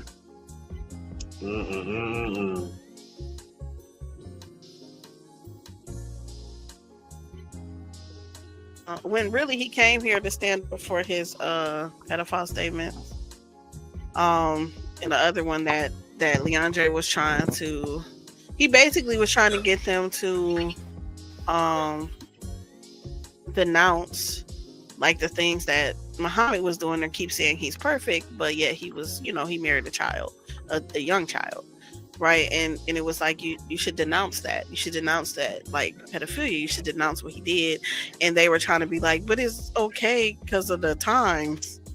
And like, so claiming everybody kind of got ate up in that. Yeah, they need to cut that out. That was not like, okay, like, even to go off that, to say everybody was doing it, like that was the common thing back in those days. Like, you wouldn't, like, that's just, so the majority of the girls, because Muhammad, he got the girl at 6, slept with her at 9, right? That's how the story goes. He married her at 6, and they consummated it when she was 9 years old. So you telling me it's a bunch of dudes running around with a whole bunch of 9-year-olds back in those times? I don't know. That just seemed a little. It's a lot. It's definitely what happened to him? Suspect. I don't even know. I don't even know. I was on a phone call setting up something, and then I was coming back here, and I saw it was just y'all two. I was like, "What the heck?" So I hopped back up here quick. And it's not normal. That's another thing, is the Muslims, they'll pull out, they'll say, well, in those times it was okay, but it's actually in the Quran also. It talks about how one of Muhammad's people got mad at him, or told him like one girl was too young, and like, yo, that's not cool. Like, so he actually gets told in the book about, I think it was like a 14-year-old girl. They were like, nah, she's too young. So in the same book, they're saying that it's not okay. But they'll try to defend it and say that it was okay in that time. So it's kind of contradicting within the Quran.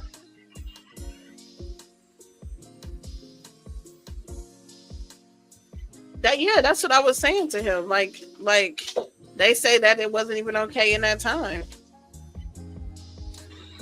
Right. I'm like, shit, they did say young people, but they were saying 12 to like 16 or something. But 6 to 9 is crazy. Yeah, that's wild. It's funny because I got a whole presentation on Muhammad Aisha that I never dropped. I ended up starting this channel, so I was like, I don't know. It might be too much for people, I'm going to wait till the numbers get up first. I'm gonna say that King J definitely had balls coming up here with this presentation, because that was crazy. For somebody who's a non-believer, it was an interesting stance to take. I want to see him come back and continue to defend this position, because I think he was doing amazing. I feel like he got wanted King to J just go back. against. I think he was going against Leandre, right?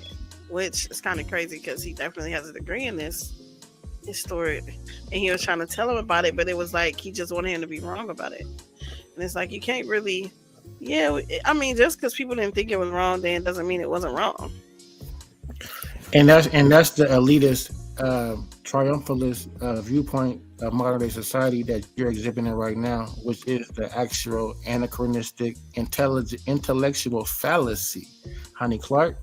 And so that's why it's important to know definitions of words, because it's like you're refusing. There's some barrier here that we're having, and there's some disconnect, right?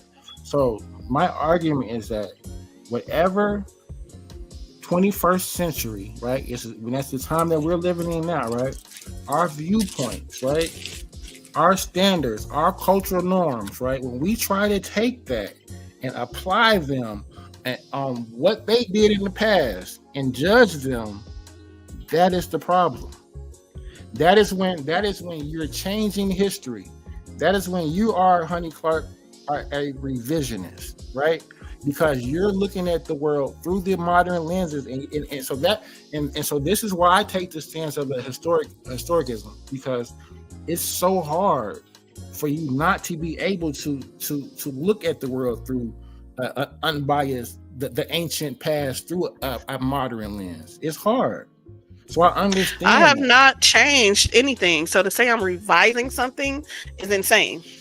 The revisionist part is for me to say that people did this and I don't agree with it. It's not revising shit. Why don't you agree with it? It's literally keeping that Can you tell me why you don't and I don't agree with it. Well, let me know why you don't agree. Why don't you agree? Because it's child abuse. It was a whole bunch of people who did shit in the past that I did not agree with. I did not change. Why don't you agree?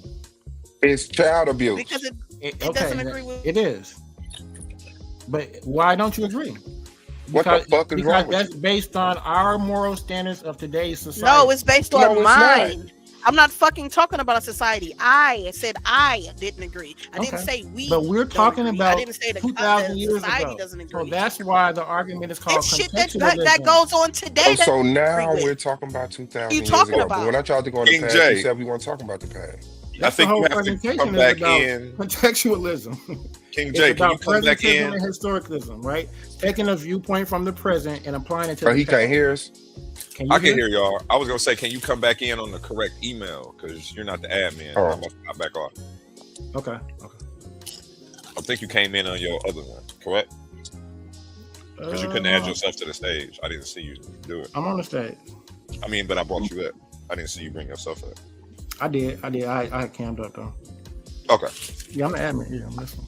Okay, I'm just making sure. Share a comment so I know it's real. Hold on. Right there, I turned them on. On the Do stage. something. Yeah. I know it's real. Yeah. So Miss Clark, You ain't do nothing, bro. What you say? Do what? do something so I know it's real. Share a comment. Change the cameras or something so I know you. I did. I turned the comments on the stage. No, you ain't do nothing. Nothing changed at all. No, I turned okay, it you took the comments away. Got you. I believe you now. I turned them on. All right, you got it. Yep. I'll be watching. So yeah, Miss Clark, that's the whole argument of it's called contextualism, and that's what the whole presentation is about. It's about applying modern day standards and morals to ancient cultures, and so that is what we're calling unintelligent. It's called an intelligent fallacy. So that means error, right? So when we're talking about history and writing, yes, it is. No, and when we talk about history, and writing history in its proper context is something that we have to do. Okay, so let me ask you this. Let me ask you this. No. We heard you. We're not writing history. We are motherfucking talking about history. Right. That's already you're giving your biased opinion. Correct. No, it's not. So biased. what you saying? It's just my opinion. Right. We can't give our moral. We can't get. What you saying is we can't give our moral opinion on things of the past. Is what That's you're not saying. what I said. I say that we can apply. I said that you can, and we do based off of the 20. But that would be incorrect. Yes. That would be. So, that would be, so like I said, we can't apply our moral opinion error to the past. So we can't apply our moral opinion to the past. That's an error. Correct. So me saying slavery was wrong is an error because black people were legally owned by white people in America. Am I incorrect in doing it? Whatever argument or whatever you want to apply, when you take any moral code, stop trying to teach me. Answer the question. When I, as a black man in 2025, no, you didn't answer. But When you're, I, you're as a black man in are you? 2025 said that Because I slavery think was I think wrong, I am think I there's incorrect? I think there's some cognitive dissonance going on with No, you it's right now. not. No, you're Because running. You're if running you, from the very brother, definite brother, I statements that you're understand your insinuating. question very clearly, and if you let me speak without over talking me, you can get your point out and I'll get mine. I just want my question answered. I don't want to learn some sidebar I'm conversation. gonna answer it, but I don't understand why there even So was a am I question. incorrect as a man in 2025 to say that slavery was wrong? Maybe you're not comprehending, and that's where I'm Hey, there you go, running. Everybody see you Yeah, running on your maybe own you're land. not Yes or comprehending. no? Say yes or no and then answer it. Maybe it's not a yes or no, because the fact that you asked the It's question not a lets me yes or know no. that you didn't comprehend or watch the whole presentation or heard No, I anything that I did. That's why I said. want you to Me- answer listen, the question brother, because you just definition of said words, brother. I would be When we talk incorrect to about apply my opinion listen, to the Swab, listen. past. No, It's a no, different level of no. scholarship. You It's not told a, me it's I not a was debate. incorrect to Listen, apply listen, my opinion to the past. I'm applying brother, my listen. You opinion to can't the past. listen. Am You I can't incorrect? Swab. Listen. If Am you I understand, incorrect for saying slavery was wrong? I'm gonna answer you, but you've been talking for 2 minutes, and I can't talk over you. So I'll let you scream it out, and then I'll Brother, ain't nobody stupid, bro. You running from answering it and you trying to give me a definition or explain brother, something I'm in your not going heart. nowhere. Answer the question. I'm not going Am nowhere. I I'm right incorrect here. for saying slavery was wrong? Okay, so if you watch the presentation God or damn, anything that boy. I said, or watch the PowerPoint, or heard any definition of words, brother, you understand. When you apply any, and this includes you, Swab, this includes you. Anybody in the 21st century who takes their standards, codes, values, or anything and takes it and tries to apply it to the past, that's called contextualism. And you're taking it out of context. If you haven't, if you're Okay, not living, so I'm asking you again. That's what. So I'm asking you that's again what since you didn't answer my historian- question. And I answered your question. If you have a No, brain, you you didn't. understood your question was answered. No, you did very not. thoroughly. It was answered haven't very answered thoroughly. Because No, you're you not did doing not. it. I said you Schwab. You're in the 21st century. So I'm I answered asking the you so I question. can get a I said- definite answer, I not said I an was talking to insinuated you. answer. I said I So was I'm talking to asking you. you and I the gave my question so I answer. can get a Are you in definite the answer, not an 21st century, insinuated Schwab? answer. Listen, so am I wrong in saying slavery was wrong? Yes or I no, sir? answered your question. You can't answer, No, your, you answer didn't. that yourself. No, Are you you in the didn't. No, you 21st didn't. century? Brother, can you answer my question? Is that the same argument that I'm making? Brother, can you answer my question? Comprehend the argument, Swab. You're answering the question from a 21st century moral viewpoint about what is slavery wrong, and that's the whole point of my And I'm presentation. asking you, am That's I the whole. wrong I in just doing answered that? it. That's No, the you whole didn't. point of my No, presentation. you did not, bro. What you're No, you doing didn't. is called presentation, and Am it's an I error. wrong? It's Am called I an intellectual wrong? So am I fallacy. wrong in saying slavery is wrong? Yes or no? It's called an intellectual fallacy. That means Can you So say am I yes or wrong? no? Do you know what that means? So am I wrong for Am I saying using too slavery big is of wrong? words for you? So am I wrong Am I for using saying too big of slavery is words? wrong? I said intellectual fallacy. Let's look it up. Am I wrong for saying It's called slavery an was wrong? intellectual fallacy. So am I wrong? It means error. So am I wrong? Error. Now Error. this is the cowards. Error. Like y'all gonna really sit up here and give this motherfucker a platform to say some shit he Error. can't stand on shit. Error. What does Like error mean? for us to expect the motherfucker to really sit up here and try to teach, and then when somebody asks him a direct Right, question, because they're a he's trying coward. to act like an You're a intellectual coward. fallacy is not a You're a fallacy. coward. right? We're using big words on the platform. We're not gonna nigger it down, okay? No, but your big words aren't making Hell sense. And you don't no. understand them. Intellectual And fallacy. you could If answer This it nigga with said yes or no. nigger. If you can't, if This you don't, if motherfucker you said can't, if you nigger. can't, and you want to, if you want to equate that to whatever you want to equate it to, I Hey, said bro, that I'm what you're gone, doing is bro. called I an ain't finna give you no intellectual more clout, fallacy, bro. and it means error. Your whole premise is wrong. That's a question. He didn't ask. He didn't And I have a- answered the question on So a what higher about- level than You a did yes or no not. question. You didn't. And You it didn't. wasn't. It's a And yes it or no wasn't. It question. wasn't a question. Is this right or is this wrong? It's an intellectual fallacy. Is it right or is it wrong? Could never be a I fallacy. answered it. You keep asking the same Is it redundant right questions. or wrong? So what I'm is showing right your or wrong? intelligent level. Is it right your or question is wrong? redundant. Is it right or wrong? I can just meet you. But why would I when you keep asking the same redundant question? Well, you haven't answered. I've answered it. You didn't comprehend the He answer. can't name. That just he shows your can't name the intellectual. intellectual fallacy. If I He can't answered name the fallacy. question and you The didn't intellectual comprehend the fallacy answer, is what not is the that? name What of is, a fallacy. if But I he doesn't answered the understand that question, because he. Oh, hmm? the actual fallacy he's trying to do, the fallacy he wants to say is that it's a black and white fallacy. That's what he wants to say. But because he doesn't actually know what a fallacy is or what intellectual fallacy means, it means yelling error, intellectual and fallacy. it means that you're taking, and it means in historical terms The when you're fallacy taking. that you It actually means want that to when you're say, taking out of context, no, it is what not. you're That's not taking what out that of means. context. That's not You're what that applying means. you're applying the That's not what standards that of means. today's into You have ancient to times. tell the fallacy. What is the Then fallacy? apply. You're taking Intellectual history out fallacy of is not the name context, of the and you're fallacy. applying What is- modern day terms That's to not a history, fallacy, sir. and that's That's not a incorrect. fallacy. That is an not It is called an anachronistic intellectual fallacy at that, It's and not. it's wrong. It's really. And it's what is not the what fallacy? historians do, and it's not what intelligent people do, fallacy? and it's not what scholarship is. What's the fallacy? You. No. And you asking I'm these saying redundant that questions these 1,000 people times, and I've did answered this the stuff. question. Ask a Hold on. If different I'm saying question. these people You're did this, you're and I don't agree with you're it, exhibiting it's the not fallacy. a fallacy. Listen, saying that these people did this and that I don't agree with it is not a fallacy.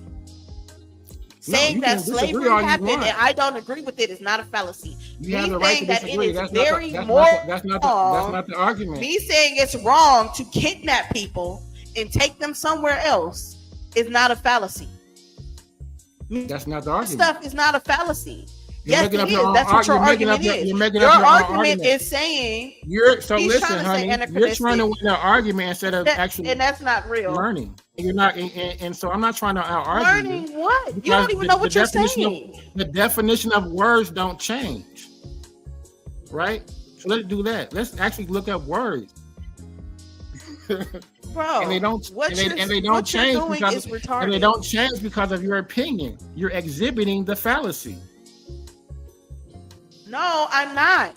Me having are an the opinion will never be a fallacy. Honey, An opinion will the never, argument- ever, the ever argument- be a the fallacy. argument, the argument isn't you having an opinion, honey. The Explain. problem is Can be a when you fallacy. apply your opinion onto the past. No, That's it's the not. problem. That's still not a fallacy. That's the Because fallacy. it's still my opinion of the past. So it is not. No, it's not a fallacy. Because you're expecting those people of the past to be on this, to have the same No, moral I'm standard not. code that No, you, I'm that not. you do. No, I'm not. Yes, No, you- I'm not. yes, you When are. when I am It's saying called- that I and disagree with and that, and I'm not and saying that what and they're that doing is called, is and what's that is up called to them. triumphalism, and that is an elitist No, attitude. you're slow. Like No, really, very fast, very slow. very fast. So You're you very can have slow. an opinion. You can have an opinion, honey, but when you apply I know that I opinion can. to the, An opinion but is when you not a apply it to motherfucking the fallacy. past, that's the fallacy. I can have an opinion of a past. Yeah, and it can be incorrect. It's not incorrect because I have an opinion about the situation. If it's incorrect, it is incorrect. It's especially It's not if it's out of incorrect context. if I have an opinion. It's an opinion. Yeah. So That's what out are of you context. talking about? That's It's not out of and context. That's the fallacy. That's not a fallacy. We're talking about history here, honey, not your opinion. Yeah. Real- and real what you're history. saying is that my opinion on the actual history would be a fallacy, and that's not true. That's not what fallacy is. That's not the argument. You're making up your own arguments and filibustering. That's what you keep saying. That's not what I keep saying.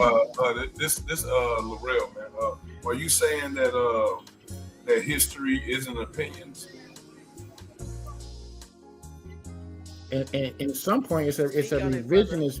In some points, in some words, it's a revisionist. It's a revisionist opinion because we're all looking at it from whatever modern day lens that we're looking at it from.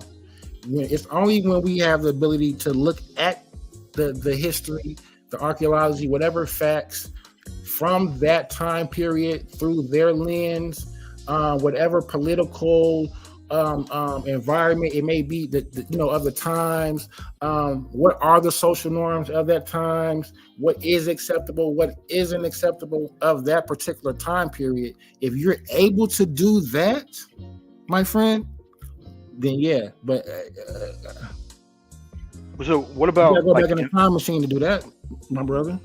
what about like present day? Let's say, for example, I've heard you can buy a slave in Libya.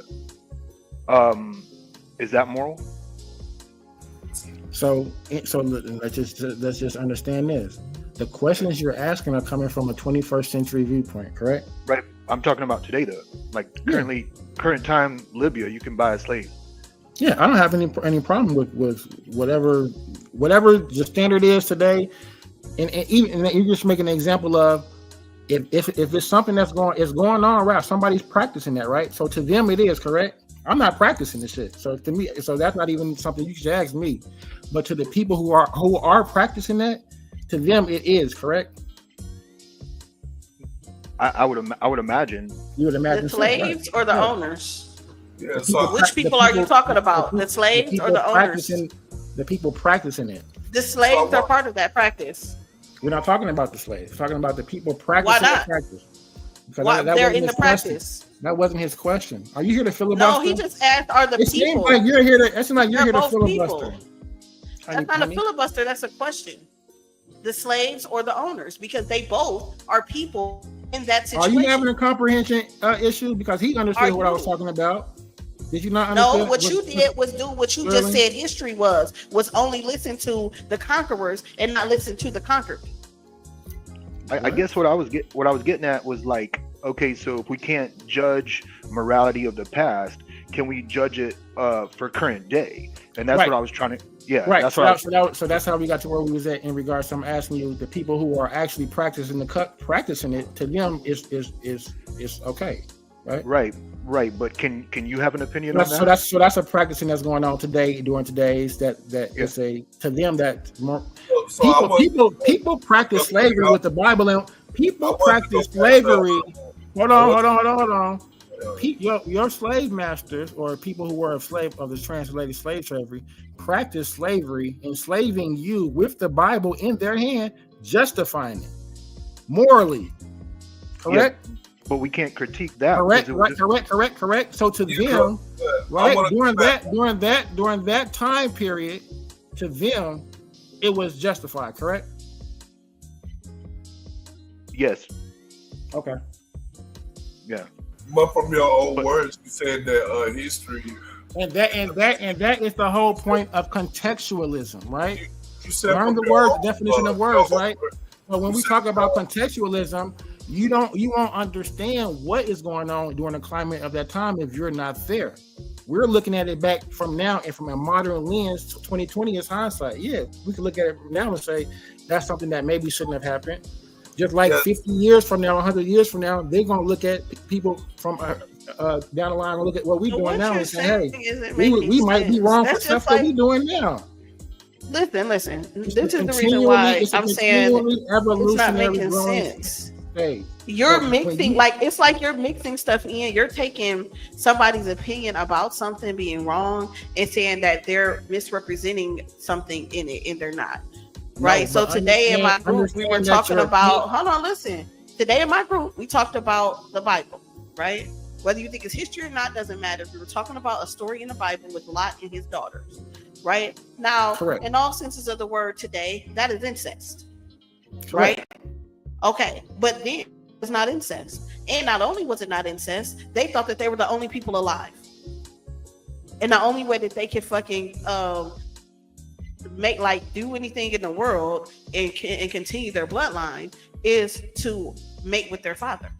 And right? that's the whole point. Now And that's called today, that contextualism. would be crazy. That would be insane, and it's incest and it's not their father, right? But then you take into the consideration of what they were thinking at the time, what their thoughts was, what just happened. Their mama just turned into salt and all this other shit, and them thinking that the world is over. Okay, that is something that we can do.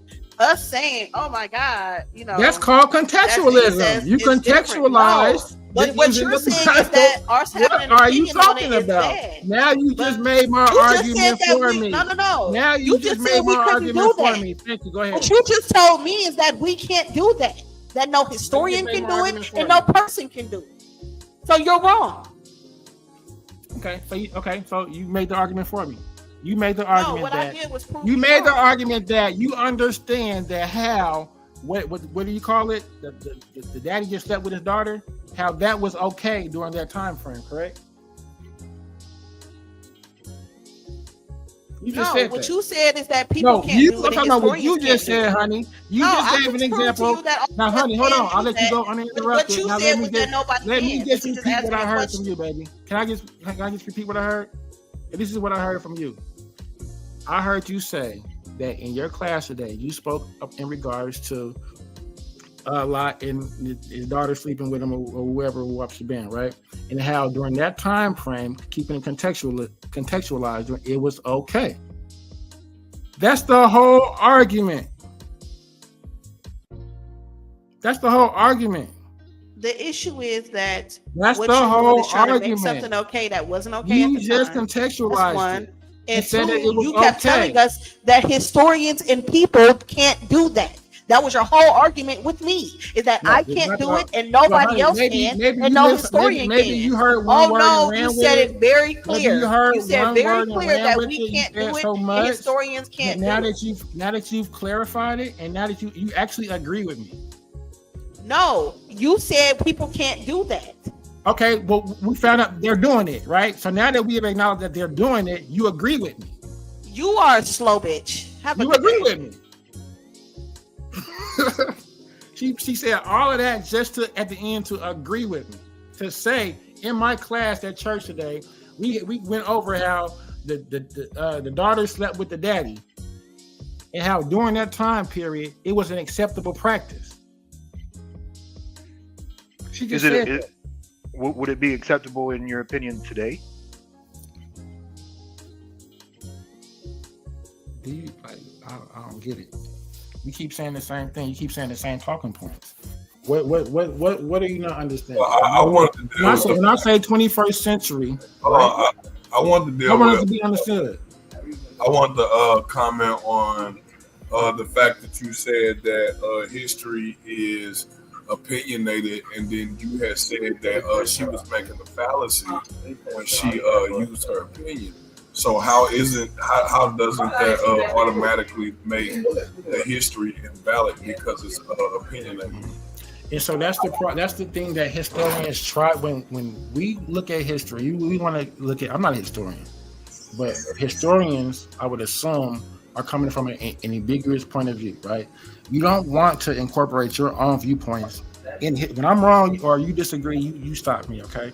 Will we assume that in history we would want to input our points of views in history, or would we want history to be coming from an ambiguous point of view, so that maybe we would have an opinion to form? Yeah, but wishing and wanting it to come from that place, that's not the reality. The reality is well, it's a goal. You're cutting me off. The reality is that the history is wrote by other people's opinions and not necessarily the actual factuals of what happened. Mm-hmm. So, so I'm trying to understand how isn't that just as fallacious? And then especially if you're using an ancient history, it's even more fallacious. You know what I'm saying? So how do you rationalize that in 2025? Well, that's the goal, and that's always the goal, right? And like the sister had brought up earlier when she said how the daughters were sleeping slept with the father, right, in the Bible, right, and how she understood during that time that was a cultural norm. She put herself or attempted to put herself during that time period. She said that they thought it was the end of the world, right? You know what I'm saying? So it's like we have to often, and it's often hard to put ourselves 2000 BC.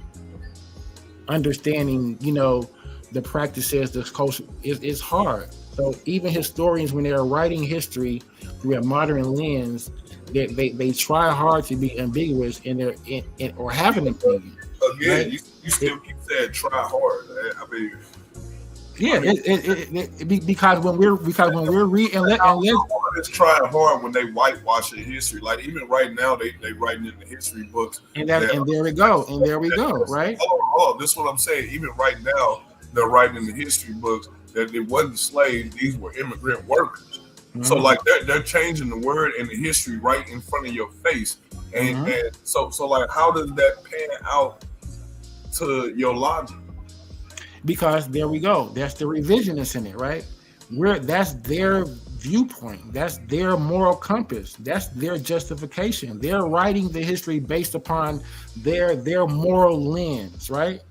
At some point, they're writing history during the Constitution when we were property. We were just property to them, right? And that's their moral code standard, right? It's changed, right? But that was it right? I'm the wrong person to ask, bro. Was it right? Of course, no. Of course, it wasn't right.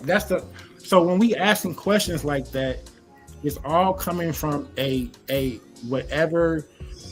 social conditioned revision viewpoint, because we've all had experiences that condition our mind to think whatever type of way. So it's going to be hard to look at history through, especially slavery, because we all feel some type of way about it.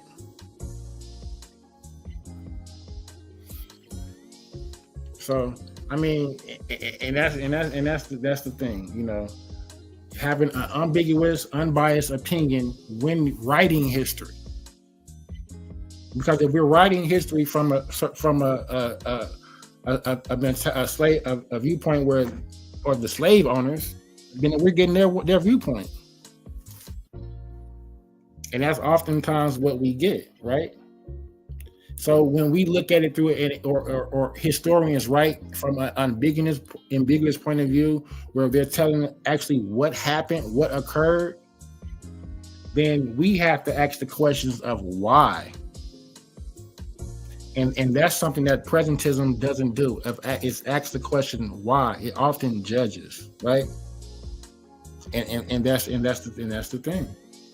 So I will always take the stance of historicism in this debate, in this topic, because it is cut and dry. The argument is presentism versus historicism, which is best. Because if you're getting history, in my opinion, from viewpoints that are based upon our today's standards and morals and codes, then it's screwed. It's miscrewed. It's not correct. So, I mean, and I guess what I was trying to get at is that I feel like morality should be timeless. You know, and so like if we can agree that you should never own someone as property, even if you don't want to judge people in the past, which I think I heard you say that was really, that was bad. But even I guess, I hate to bring it up again, but my point was to like look in modern times. Okay, if we can't critique the past objectively, what about today? And what is it about slavery today that makes it wrong? And I was just wondering, I was trying to like peel back the layers of that onion and find out from you, like why do you think it's wrong today? And then see if we could apply those same reasons to back then. Does that make sense? Yeah, and that's the Whig theory, right? It's the yellow brick road, right? It alludes to and it's an elitist, right, type of an attitude to have. To whereas you said where you would say my viewpoint is the best, right? And that's what you're saying right now, Sterling. Is that correct? Our viewpoint in the 21st century is the best, correct? I wouldn't say that, because there's slavery in Libya, so I don't feel like their viewpoint is moral. You know what I mean? I feel like we're all different, so it just depends who you're talking about, you know? Those are argument points, like the slavery and the slavery, underage marriage, those are argument points. But the argument is not that, right? You can say, just in general, applying our standards and moral compasses to the past.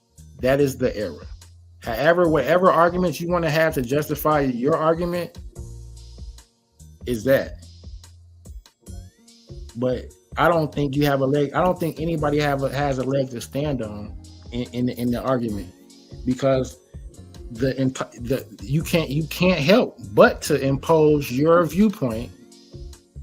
And at least, I mean, and that's all I've heard on the panel is everybody applying our moral compass, our standard, what we feel and deem is correct upon moral actions of the past.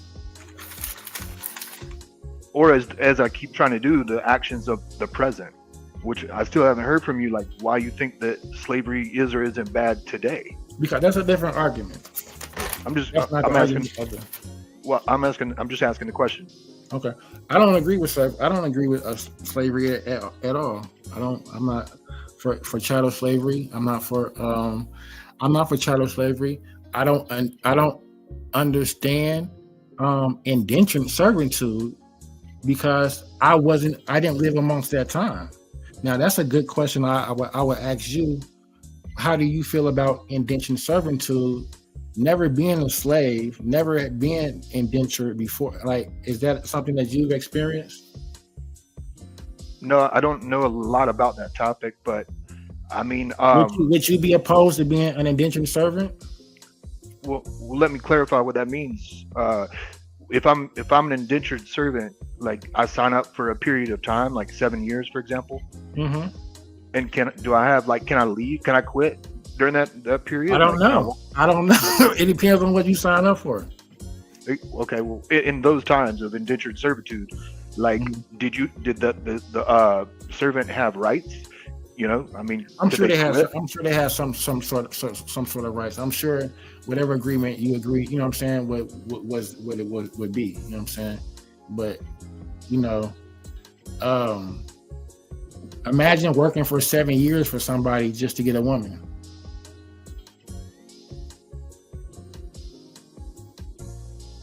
Is that something that we do now?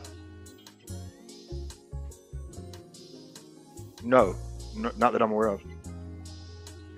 Is that something that's wrong? I think if you hold someone against their will, then that's wrong. It's kind of like treating them as property, and like I said, I think that's always wrong.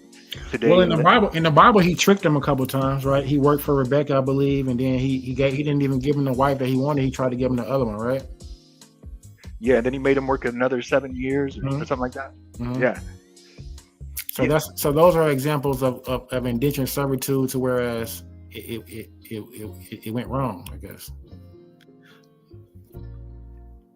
Well, you know, I'm not sure. And also, like, if you were Hebrew, like, you know, you would only have to work for like 6 or 7 years, and then you would be free. You say what? I didn't hear you. Bro. You say what? Well, like, I mean, like, I guess I'm trying to get to like what is indentured servitude, and I guess in the Bible historically, like when Hebrews owned Hebrew slaves, like they could only own them for 7 years. Mm-hmm. So those are social norms, right? I guess so, but like my point is, calling it an indentured servitude, but you don't have freedom, is really is like temporary slavery, which is no better than permanent slavery. Mm-hmm. So how does that affect your argument? Well, you would ask, yeah. Seeing that it seems as if slavery, depending on what level you want to describe it on, is woven into the fabric of society. It's been at least since about 3000 BC. Sure. Yeah. So as like murder,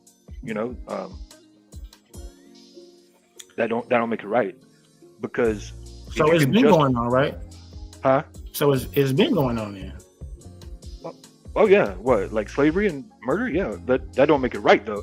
And so what I was trying to say is, like, using this argument of the social norms is actually a logical fallacy. It's appealing to popularity, and what it's saying is that because it's normal in the times or the region, then it's justified morally. And I don't agree with that. Mm-hmm.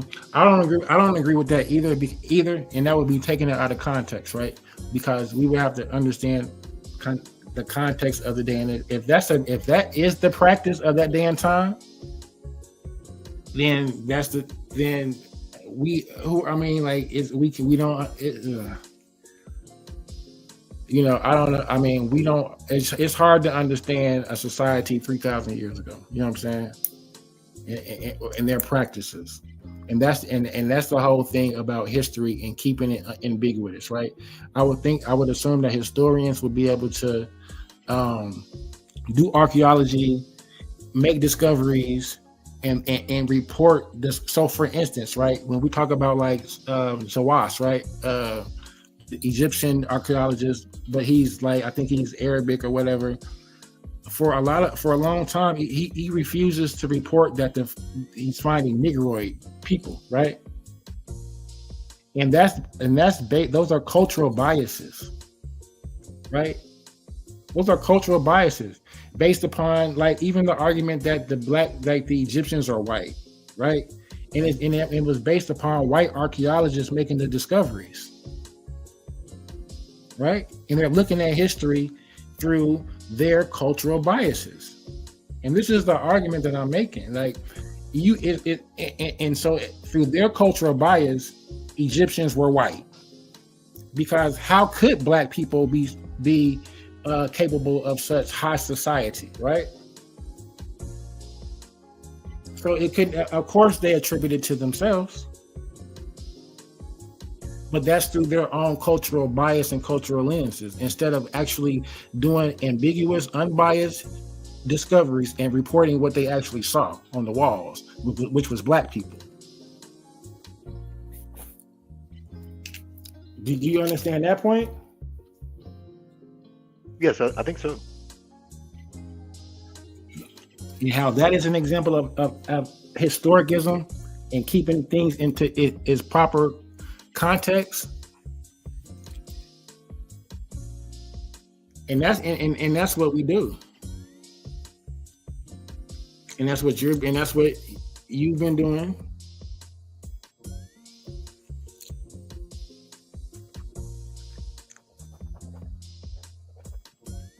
But yeah, brother, I definitely understand.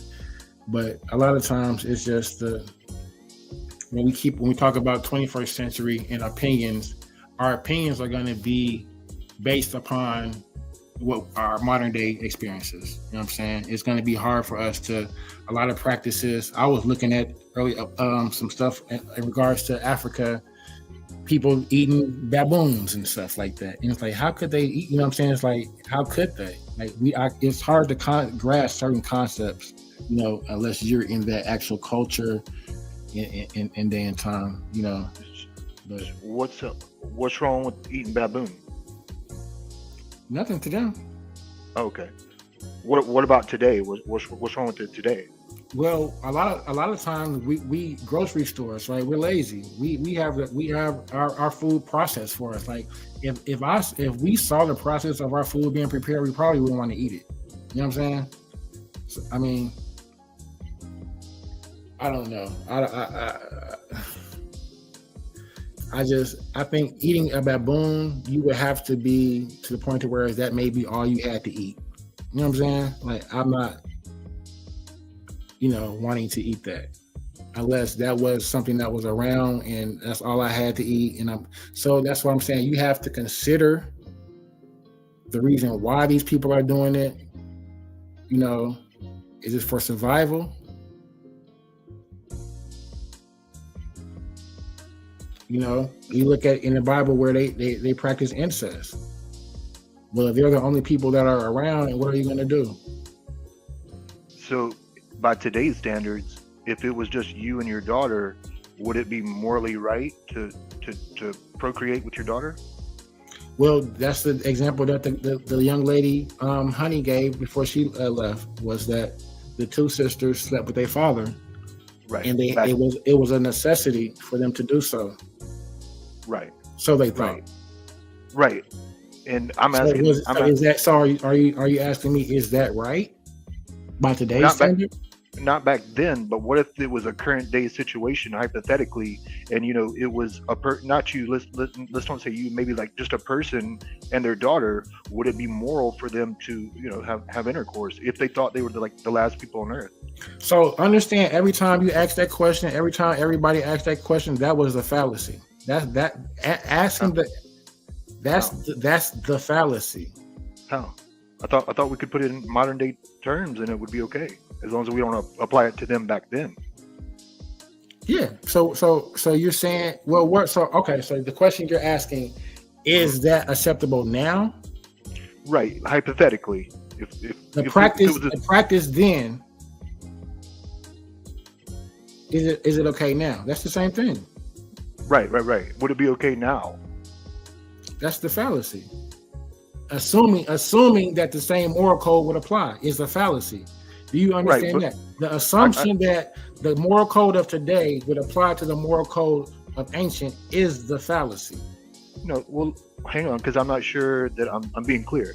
What I'm saying is, let's say that I'm a historian, and I don't want to judge, the example she gave about Lot and his daughter, right? Because there was context there, and they thought they were the only people on earth, and Yep. okay, so I'm not gonna judge that morally, right? Okay, but it seems like we could judge a situation according to you that was present day.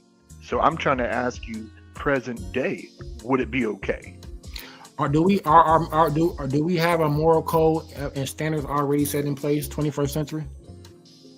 A universal one, would you say? No, it's kind of seems different everywhere you go, state to state, city to city, country to country, all over. Okay. So you're asking me today, would it be okay if two daughters procreated with their father, thinking that it was the end of the world and that Exactly. Yes, that's my question. or they would die? Right, that's my question.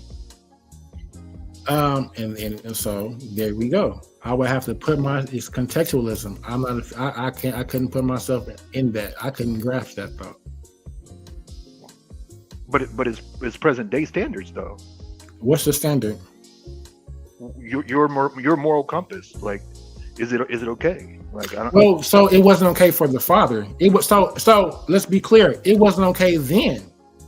Well, hold on now. It wasn't okay then. They waited till the father got drunk, right? Well, we can't And really. went to sleep. And they we said, can't- because if it was okay for them to do it then, why did they have to wait for him to go to sleep and get drunk to do it? Well, we're not going to judge that because it was the past and we weren't there, and but it seems like we can judge today, and I'm just trying to pin you down on how you would feel about it today and why. If a man was drunk and his daughters slept and snuck with him, have sex with him, then that's foul, brother. Why? Why? Because Yeah. that's nasty. Well, that's incest. So it's nasty and it's incest, Mhm. but back then we couldn't say that it was nasty and incest. Well, I'm speaking from a 21st century viewpoint and through a 21st century lens. Back then, they're speaking through a totally different viewpoint. So, Right. but even back then, brother, I don't think that it was acceptable because, like I say, they did it while he was asleep, while the father was drunk. So, if it was something that was a norm or social norm, I think they wouldn't have had to wait until he went to sleep to do it.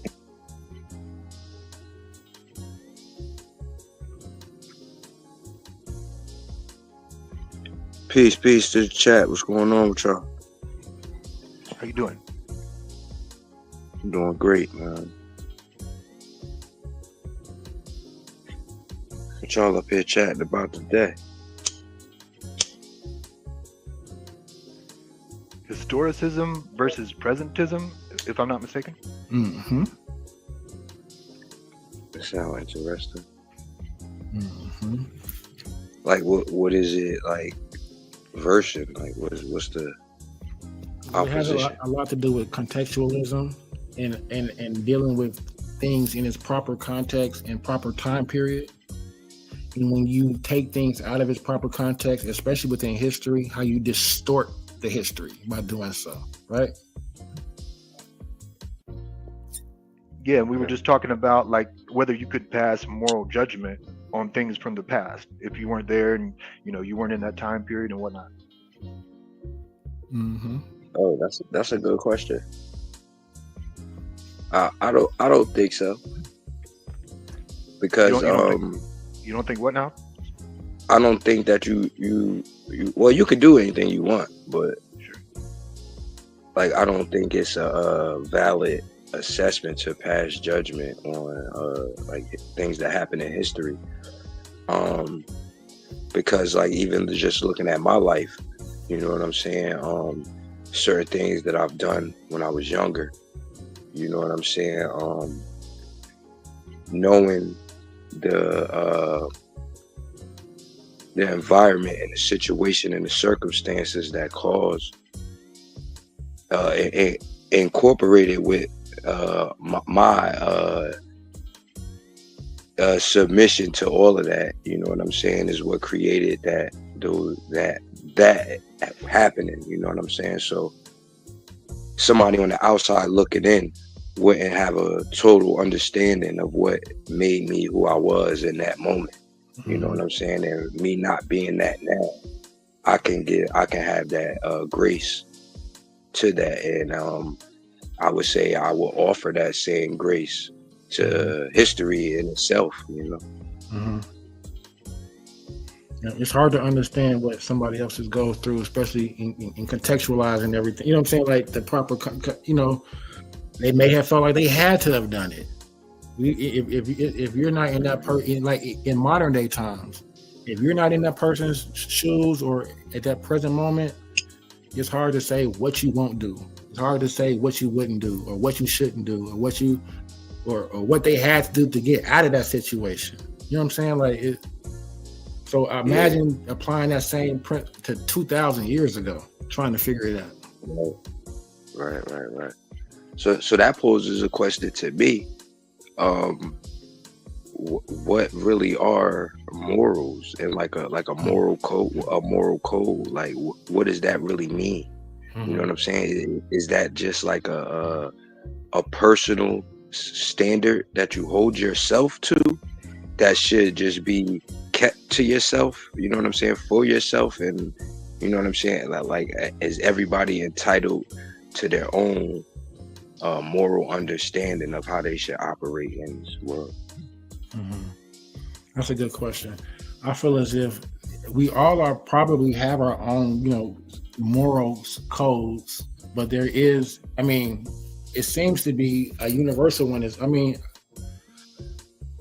a government one. I mean, that's hard to. I mean, because that's a religion, you know, gets involved in it. It's like, because I would say, like for instance, maybe our government religion may be Christianity. No, we have a separation of church and state, though. We do. Everybody has the right to believe or worship whatever they want to, but it seems as if that one God under God is a Christian God. You know, like a unspoken understanding. It ain't Allah in America, for sure. Especially after but it could be. Like, There are people within the country that practiced it, that worshiped it, you know what I'm saying? But after 9/11, we assume that would be our, you know, natural. Yeah, that's what I do. Nah, probably not. But so I would say Christianity, and even within the country, we worship, you know, what we want to worship. We have our little. If it just so happens we are Christians and align with that, then yeah, but. Exactly. That's what I think that, and it sounds crazy, but the majority view, right? If the country 95% of the country is Christians, then I would say it's safe to say that the country's viewpoint and moral compass and code would be aligned with Christianity. Is that safe to say?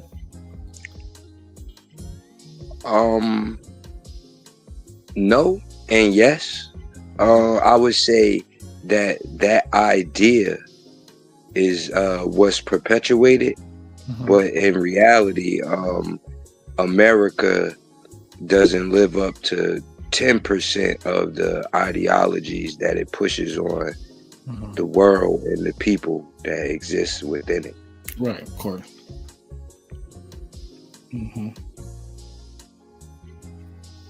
So, Islam.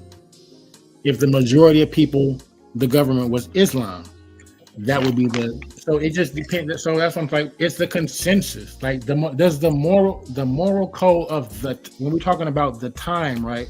What is acceptable, right? And what is not? How do we come to the conclusion as a whole for society? Right. I think it has to be secular. Like it can't depend on religion, because like you said, like depending on where you are, you might be subjected to that morality or those laws, but that don't make it right. So I feel like we have to be able to justify our actions and justify them whether or not they're moral or not. And I think the way to do that for me is like to think about whether it causes harm, and go about life with the attitude of I don't want to cause any harm, you know. And if you stick to that, I feel like you can get secular laws that represent that universal morality that you were referring to. Do you believe in the unaliving penalty? No. You don't believe in it? I mean, I believe it exists, but I don't think it's moral. Under any instance? You're right. You don't believe in that penalty for for punishment for any instance?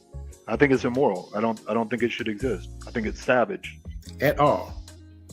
Yes, not ever, not at all. Okay. What about under conditions of grace? No, I still don't. I mean, like, I feel like that person should be segregated from society because they're obviously a danger.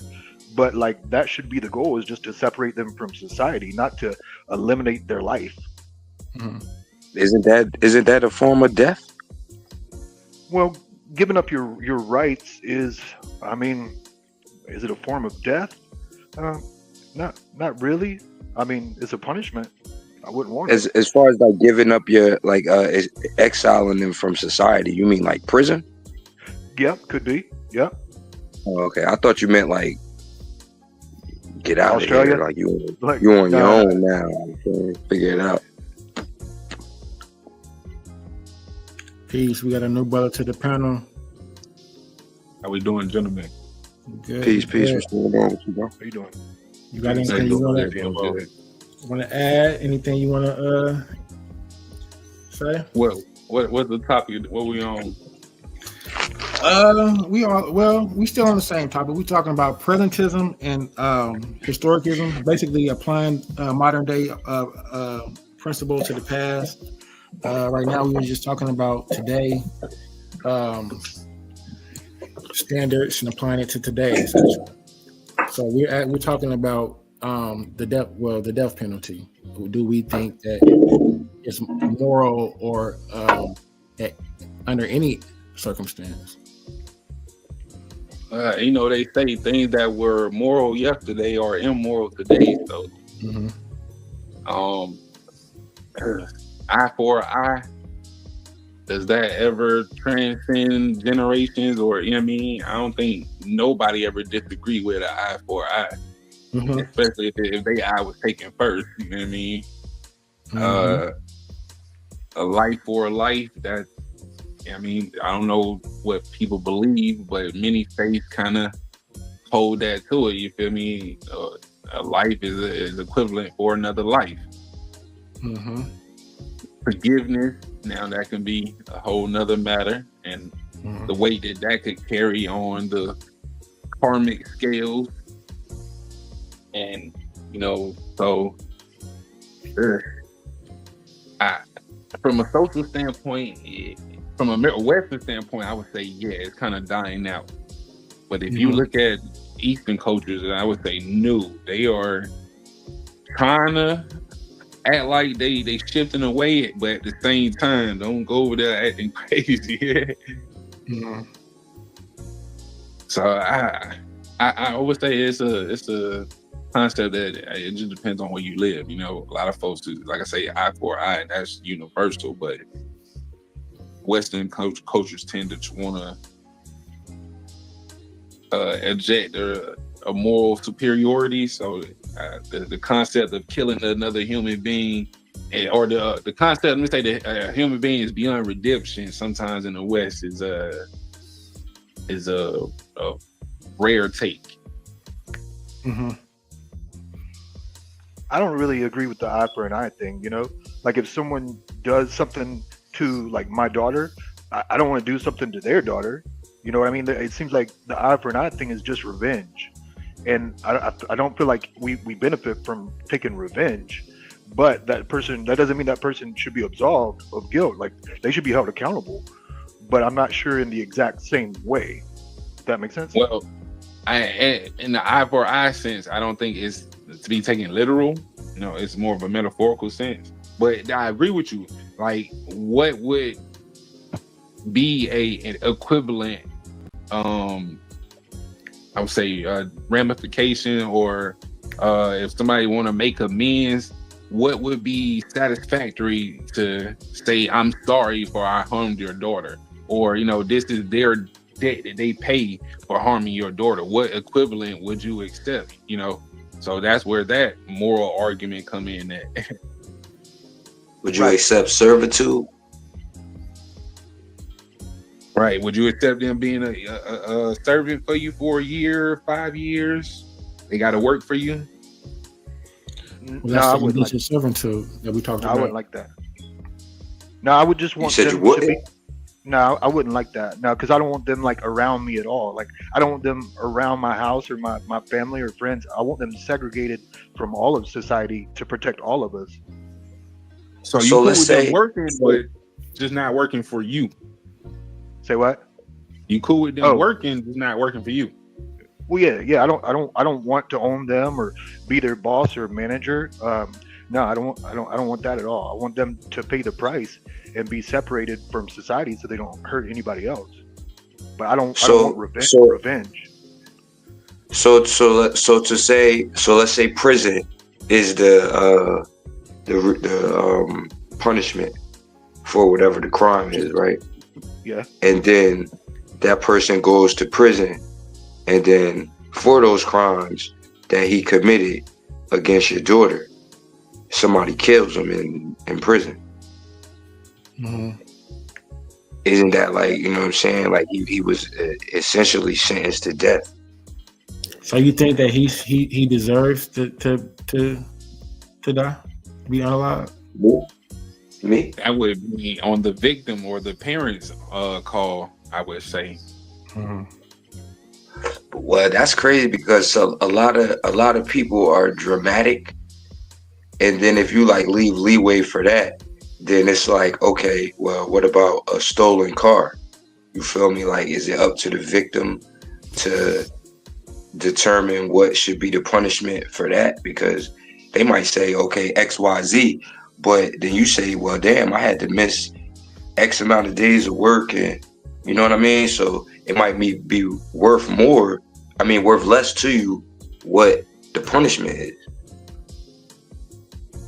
Like it might be a equivalent punishment to them, but it might not be a equivalent reimbursement for what happened to you. And honestly, this is a fundamental question that a lot of prominent lawmakers, founding fathers have, pondered. Just what is a valid way to gauge a person's debt to society. Mm-hmm. Right? Like if you are saying that this person has done you wrong, right? They have caused you some kind of liability, right? How do you calculate the value of that liability for them to be able to provide restitution? Mm-hmm. Even if you could calculate it, like they might not be able to pay you that restitution. You know what I mean? So I don't feel like, you're not necessarily due restitution, but you are due justice in the sense that person should pay the penalty for it. And so what if your values don't align with the values of the land, right? So you feel as if they should be punished a certain way, and the court system doesn't handle it that way, does that give you the right to take that in your own hand and administer justice as aligned with your own your moral compass? No, I No, don't because think you've so. already. Go ahead. I would say no, because you technically, well, from a legal standpoint, you've already agreed not to. When you are put into the birth certificate or citizen contract, you're already under the agreement to follow the laws of the land, and you will let the court dispute or settle things. These are part of the, like, back to the founding fathers, the whole little we are the people and we of the people do hereby give consent to the government, you know what I mean, and all that. So that is literally a contract that you are engaging in. And you give a person the right to reimburse your body, right, or your property, right? You give them the right to reimburse or foreclose on your property because you have caused a debt to society that you are unable to pay. So they have to levy or foreclose on your property in some way to answer for this liability that you created for breaking this person's window, for stealing this person's car, for, you know, punching this person. You these are social liabilities. Now you're a danger to society. You know what I mean? So you're literally a liability. You cost people money. So the brother, what about the expert? Okay, my bad. Go ahead. Now I have pinned a comment on the screen. It says morals do not concern law. How do you feel about that? Morals don't concern law? Our morals. I will completely disagree with that. Really? Because we kind of like what we just talked about, and if our moral doesn't line up with the laws of the land, then it's kind of like the laws of the land is the moral code is the moral code, correct? No, I don't. It's the moral code of the majority. It's not the moral code of you who would be in the minority. But like I say, the majority have entered into a civil contract. So yeah, so it is the majority. So that's I've been saying that as far as what shapes our moral code of society. It's generally the you know, the majority viewpoint. I think, definitely. I think a lot of it is just a facade, and a play on our emotions and spirituality as a people, or lack of spirituality as a people, depending on who we're talking about. Because if this was like the main focus on how we supposed to conduct ourselves in society, you know what I'm saying, and it's in laws, this is what we should be learning in school. You know what I'm saying? Like we about to grow up and go out into society, you know what I'm saying? And they put it in there that ignorance of the law is no excuse. Right. You know what I'm saying? So because it's free and open to the public. It's free, and anybody can. Libraries are free, and there's nothing stopping you from going learning this information. So at the same time, let me play devil's advocate, because I agree with you. It should be taught in schools. But let me play devil's advocate and ask you, why should it be taught in schools? Why should other people educate your seed or you on how something or this world, this reality works? Well, the statement of being taught in school wasn't exclusively directed towards European constructs or any other outside agencies construct. We can develop our own schools that could teach that. Like, I agree with that. And the reason I brought that question up was to highlight that, you know what I'm saying, to say that the reason it's not taught in school is to keep that veil up, and you know what I'm saying, to require that extra amount of due diligence on your own to find out what these laws are and how you're being governed, you know what I'm saying, and how you are able to govern yourself. So I agree with you. You know what I mean? No. Like I say, I'm really just playing devil's advocate, because it's something I really think about all the time, and how I feel like human beings, we have what we consider to be reality kind of flipped on its head. The things that we consider to be wins are usually L's. The things we consider to be L's are usually wins. Like taking an L in an argument, we crash out because we don't want to be wrong or because we feel offended, when usually, I mean, most spiritual paths cause us to be humble and let people just have it. You feel me? And we consider that socially to be taking an L. So I would say, oh, go ahead, my bad. No, go ahead, finish up. So with my perception on certain things when it comes to reality, like that's why I say, why should somebody teach you anything, right? If this world could possibly be designed this way, not because it's nefarious, right? Nefarious people take advantage of it, don't get me wrong, but it's really designed for people who are going to take the effort to go and look versus those who just want to be taught. You get what I'm saying? All of the information that we are discussing is free and open information. It's not hard to go and access it. It's just whether or not you have the diligence and the foresight to go and want to seek it out. But I think it's in reverse though. You know what I'm saying? It's set up that way because it's known that the majority won't go out and do that. You know what I'm saying? When you look at psychology, you'll see that like how psychologically we work better in groups. You know what I'm saying? And we form like tribes and all of those things, and the majority of people are just designed to follow. You know what I mean? And they just get in line. And once that was noticed, you know what I'm saying? That's why when you look at the book of Eli, you know what I'm saying, how hard he was going for that book, because he knew what it would do to the people once he got control of it and was able to move like that. So yeah, I agree with you. Human beings are, pack creatures, and we do move in a nature where it can be predictable in groups. And I would argue that it's not because of some kind of programming. It is simply because of fear. That is something that psychology tells you, that people are going to react in two ways: fight or flight. And if you know that if I know, okay, my plan is to punch this person, I'm not going to expect them to laugh. That is just out the occasion, unless I'm just weak. And then that's going to shock and scare me. I'm not going to expect them to start, you know what I mean, like being my friend or something, because I'm being hostile towards them.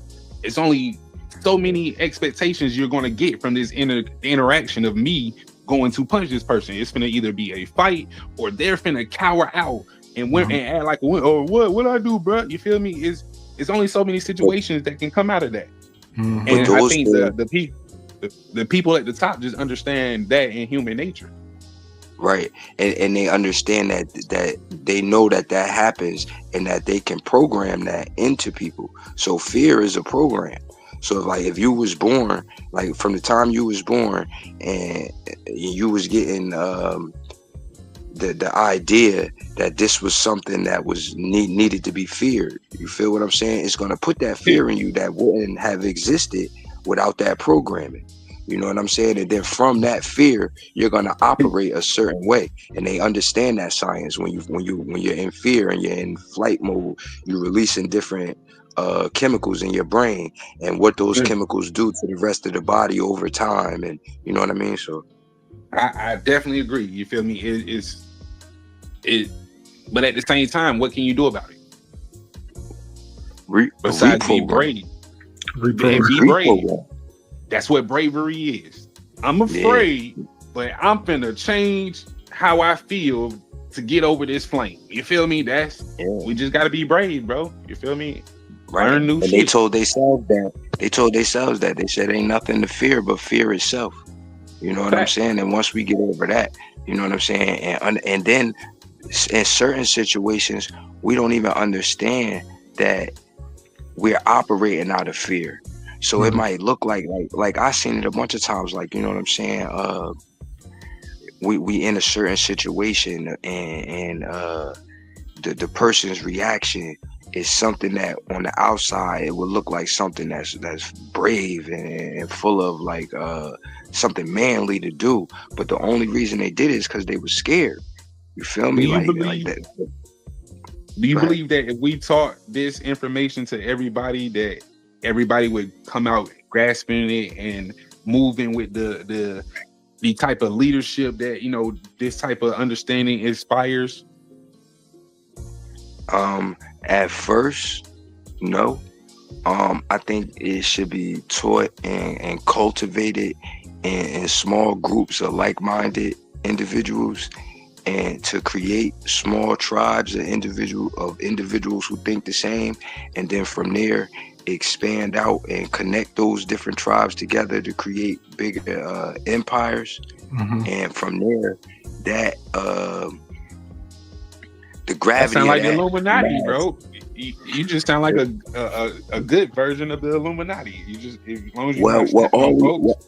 Well, all these secret societies is just like fraternities and you know what I'm saying, organizations. And that's how they Like-minded started. organizations that work together to Like-minded. I mean, they're definitely like-minded. And if So, they're like, I mean, so does like-minded mean of the same moral code? So they don't care. Uh, That's why I said the morals is just a illusion that they keep up to keep us in line. They don't care what they but that's so their look, morals, though. That is their When- moral. If you are a negative person, that's just your moral compass.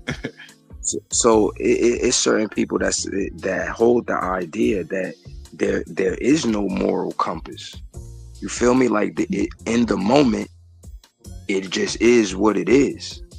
You know what I'm saying? And the only judgment is you judging yourself. And if you feel like it's something bad, then you're gonna bring that negative energy and those consequences and repercussions to yourself. You know what I'm saying? That's why. Go ahead. That would mean we would teach emotions to people, and we don't. Human beings try to manipulate emotions. We don't teach fear. We don't teach happiness. Like I gave you the earlier, certain situations are going to program certain responses, right? It's just normal, like tickling. You feel me? It's going to either have somebody annoyed or they're going to make them laugh. You feel me? You pretty much know what to expect from emotions. And all you can do is manipulate them. But these emotions were in the. So it's oh, my fault. Your mic went down. I can't hear you. Oh wait, is that me? Yeah, I can't hear him either. Oh, all right. Can you hear me? Yeah. Yeah, I can hear you. So we see this pinned comment that says, y'all are using the term moral in a slang way. You are using it as moral. The individual's mindset of right. So I want to look at we'll look up the definition. You just go ahead while I pull it up. Yeah, I was going to say something, but I forgot what I was going to say.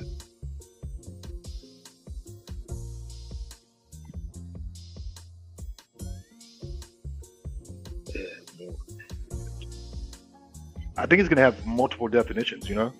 Like what was the last thing the brother said? What's that? What was the last thing the brother said that I was just talking with? Oh, that's what I was gonna say. It's not about creating the emotions. It's about knowing the environments that will create those emotions inside of a person.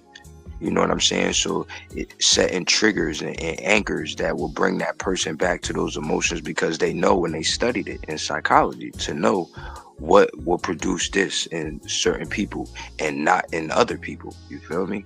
So it's not about creating the emotions, because they there and they just chemical releases in the brain. So they study what causes those chemicals to be released, and that's what they create.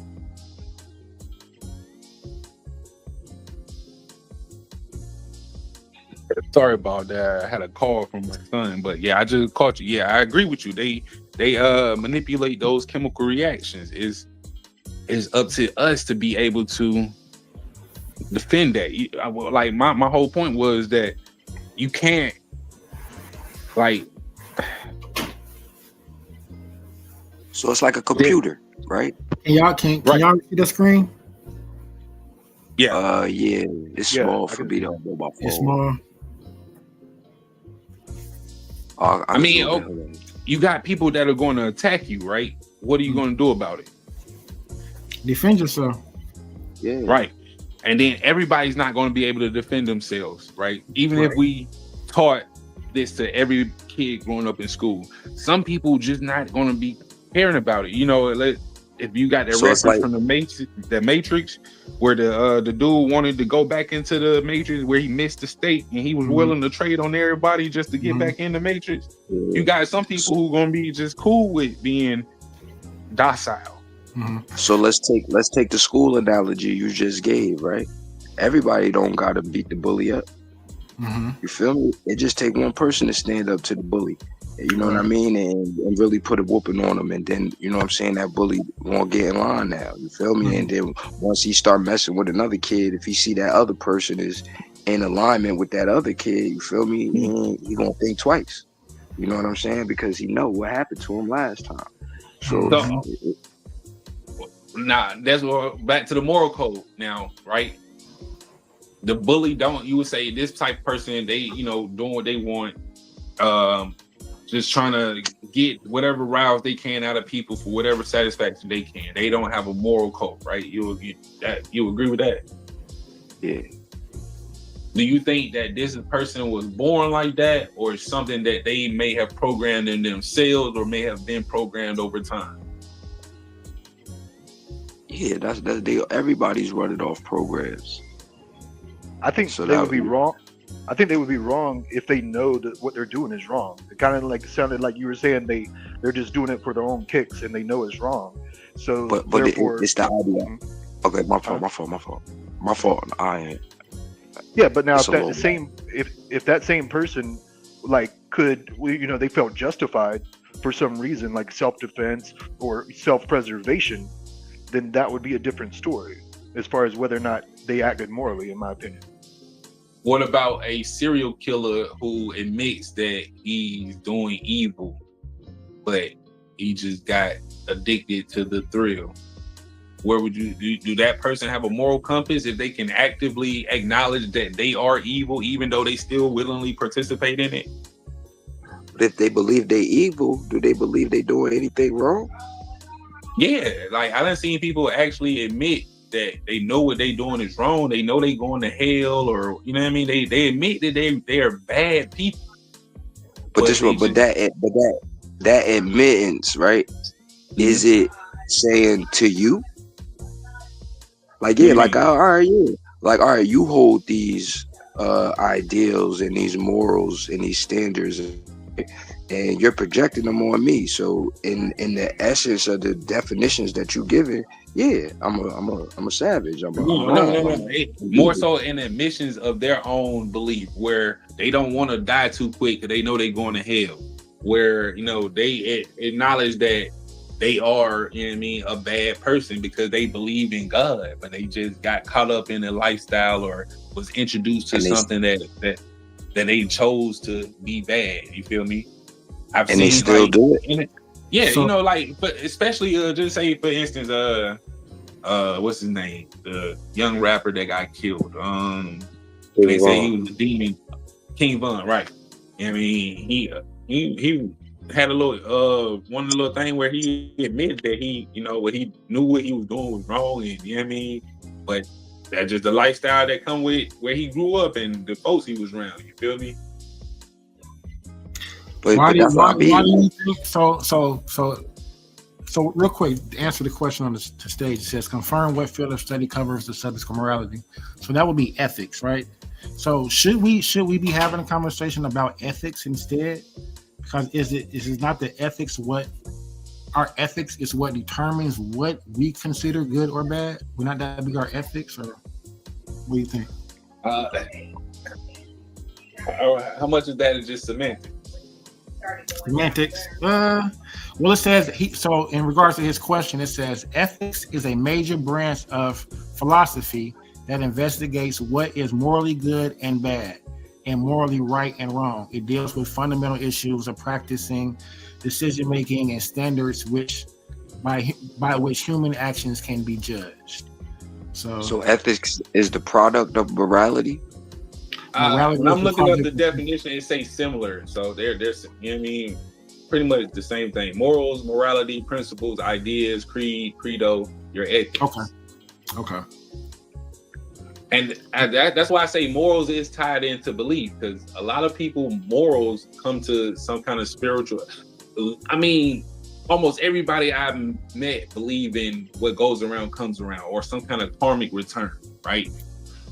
The brother saying they're not the same. Yeah, the link is in the chat for Roy Chess. Come on. Hey, can I pose a scenario like a something that I heard before? I don't know if it's linked to ethics or morals, but it's like a situation, and it's like for us to determine. Yeah, go ahead. All right, so a dude sat outside this lady house plotting to rob it, right? And he's probably sat out there for a couple days, like watching the house and waiting, you know what I'm saying, and realized she go to the store every day around a certain time, right? So around that time when she's supposed to be at the store, he go up to the house and he busts the window to break into the house, you feel me? And when he climbing through the window, he see the lady laying there on the floor. So he haul ass, he run off, you feel me, and leave her there, you feel me? The lady was on the floor because it was a gas leak in her house and she passed out. And when he bust the window, it let the gas out and it saved her life. So it's like, it's posing the question, like, is he wrong? Like, is he, you know what I mean? So that's why I didn't know if it was ethics or morals or how they was posing the question, but I just thought it was interesting for the conversation that we having. All right, I'm getting ready. Yeah, it is. Physically, he saved her life. Morally, he was wrong for breaking her window. Yeah, Can you But guys no, hear I me? mean, But he saved her life. yeah, accidentally. yeah. I would say the ethics behind his actions, the morality behind his actions was all bad. It just he, you know what I mean, for Hey, greetings, everyone. Can you hear me? I don't know if I'm heard or not. Yes. oh yeah, Yeah, we can. Okay, cool. That- I don't know if I can chime in yet. Oh yeah, sure. So one of the differences between ethics and morals. So this is the brother that was in the chat that asked to come up. Yes. Peace. Go ahead. Yeah, one of the differences is, for example, ethics is usually used in a broader sense, so it's not the same. So ethics, you have different kinds of ethics, right? You have military ethics, you have medical ethics, you have legal ethics. So what that refers to is that if you're in those fields, you abide by those rules. Now, what does that mean for people outside of those fields? Am I abiding by military rules if I'm not in the military, or if I'm not in the medical field, or I'm not in the legal field? So ethical restraints have to do with people in the set of the rule set. That if I'm outside of the rules. Real quick. What are normative ethics? So normative ethics is a way of saying not relativism, right? So normative means it's either going to be one way or the other. Okay. And what relativism does is say that everybody could be right, kind of thing. So, and that's not as is efficient. that a term in ethics as well? Yeah, normative. So moral theory comes from normative ethics. Right, and there are different kinds of ethics, like I said, but the main four branches are going to be descriptive ethics, normative ethics, meta ethics, and applied ethics. So if you were to go into a graduate program, those are the four categories you're likely going to apply to, right? One of those four. They're all their own separate, distinct fields. Which right? one? But when you talk about moral relativism, which one do we use in society as a whole, as far as framing our morals? So when you're in this conversation, you guys are referring more likely to the descriptive ethics, which where relativism comes in, where what's right for this society may be wrong for that society and stuff like that. That's called descriptive ethics. That's not saying what you should do. You're just being a reporter saying, well, these people believe that killing folks and cooking them is good, but these over here, this country over here is not doing that, so they don't think it's good. But this other country, so you're not dealing with absolute. You're dealing with reporting what people do. You're not dealing with the problem. So would that be? I spoke about this earlier. A way of reporting unbiased history. Well, I don't know if you're reporting unbiased history. You're just reporting what you see. Okay. You could bias, or it could be biased or unbiased. But moral ethics are supposed to be. I shouldn't even say that term, moral ethics. Morals are supposed to be absolute, and they're supposed to be universally applicable, right? So if I can't apply the rules to everywhere, then what am I doing? I'm not really saying anything, right? So if I want to take the topic of abortion, right? You hear people say that's a moral claim, that if the fetus is a human being just like you and me, then killing it would be murder. That would apply universally if that were a true statement. I'm not saying it is a true statement, but it would apply as a true statement, would it not? It would apply everywhere, every country, every continent, right? I'm not saying what's good in this country is not good in that. I'm saying it's wrong everywhere, right? So that's what pro-life does. But that is that in itself a fallacy? Just to assume that is that not what you just said? A condition, a revisionist type of a view statement. No.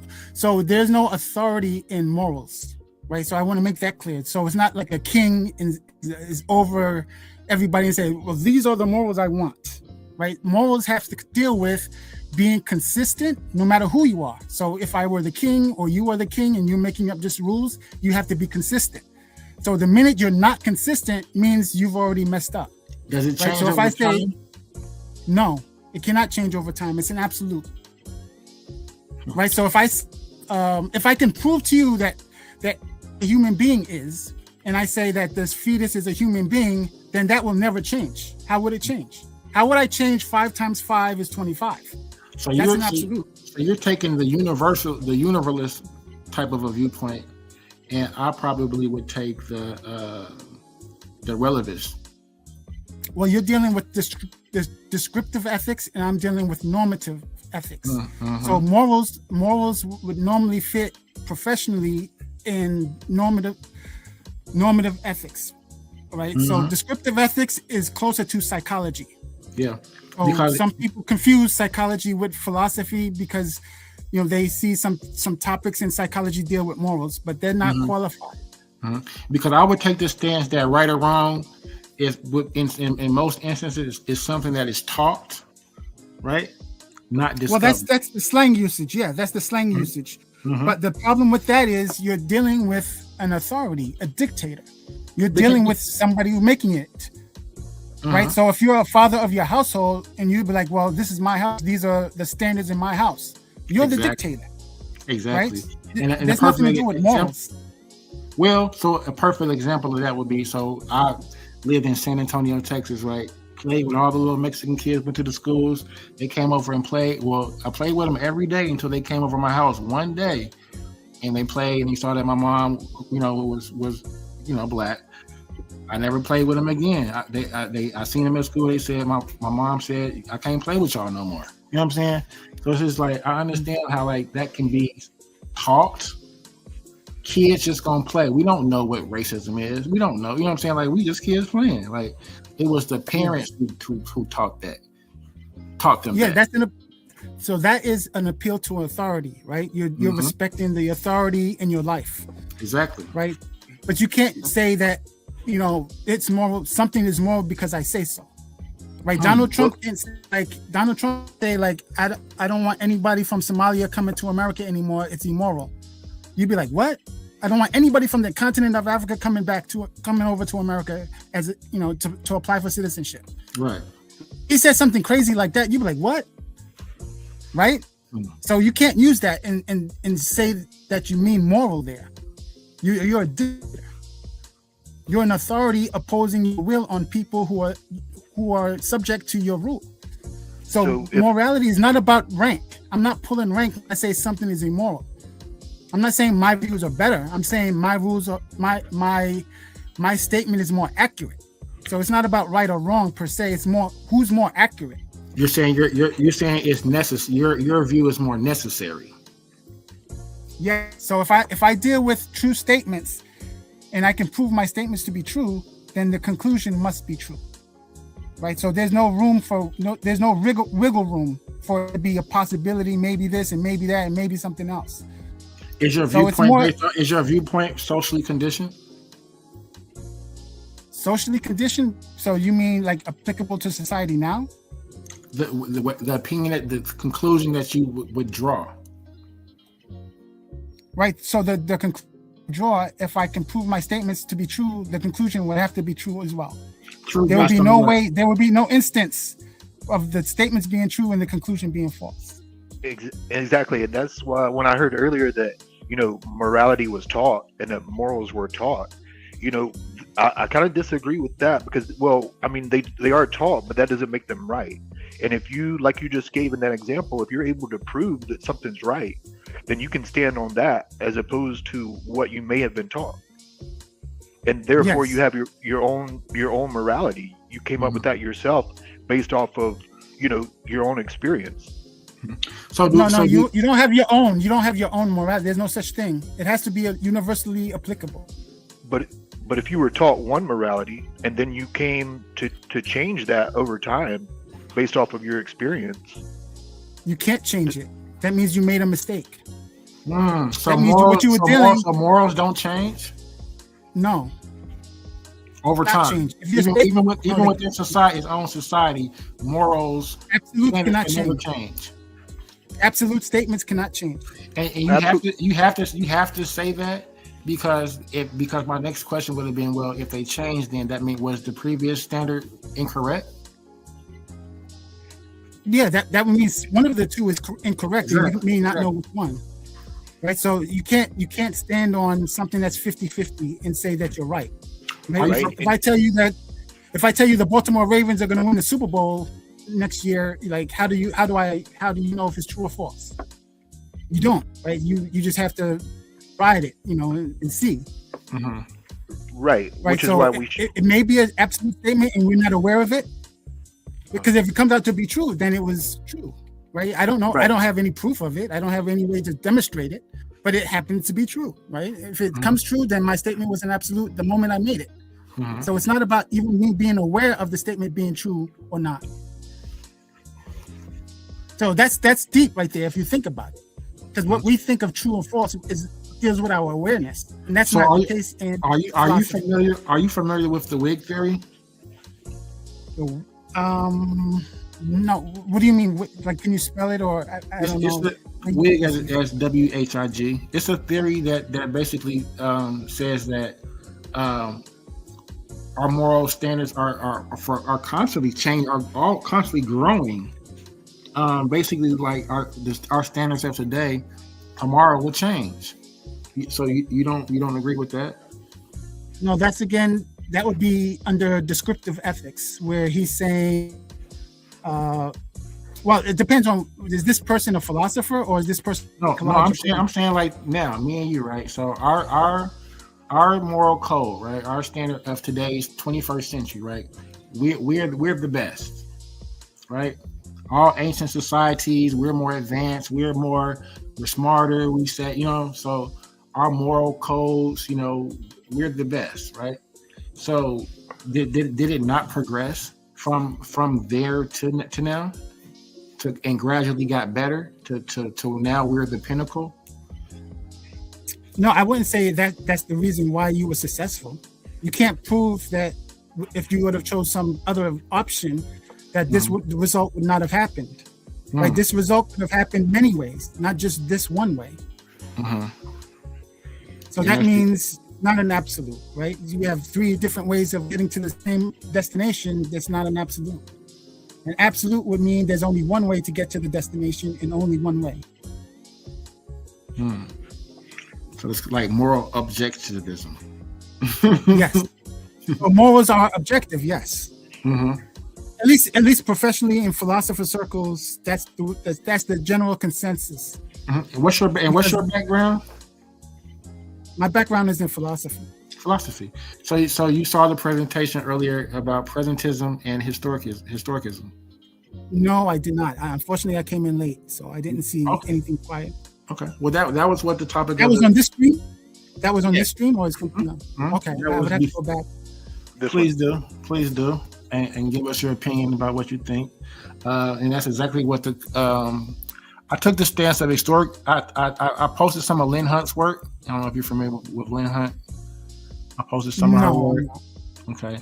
Yeah, she's a historian, and she takes the viewpoint that we have to look at history through a unbiased viewpoint. If not, we risk taking it out of its proper context and distorting it. What do you think about that? That would be beneficial. Yes, I don't have a problem with that directly. I mean, unless there's an objection to it. What was the objection? If there was, the pushback is that I've been receiving is when they try to apply the moral code and standards of today to certain cultural and social norms of the past. For instance, underage marriage and things of that nature. Right. So again, that would fall under the category of descriptive ethics by writing down what we see. So the historian is going to write down what they see. Exactly. Well, they allowed underage marriage. They didn't allow underage marriage, or whatever the case is. Mm-hmm. That doesn't make it moral, right? Just because it's in the Bible, let's say, doesn't make it moral. Like mm-hmm. You know, there's conflicting theories about, let's say, divorce in the Bible. Some people will say that you're never supposed to divorce. Marriage is forever, and that means you can't divorce under any circumstance.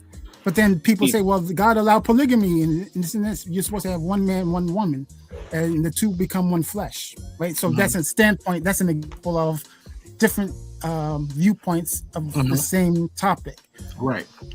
But it doesn't make it moral because people, you know, you have more people on your side. You have 10 people that agree and 3 people that disagree. That means the 10 people win.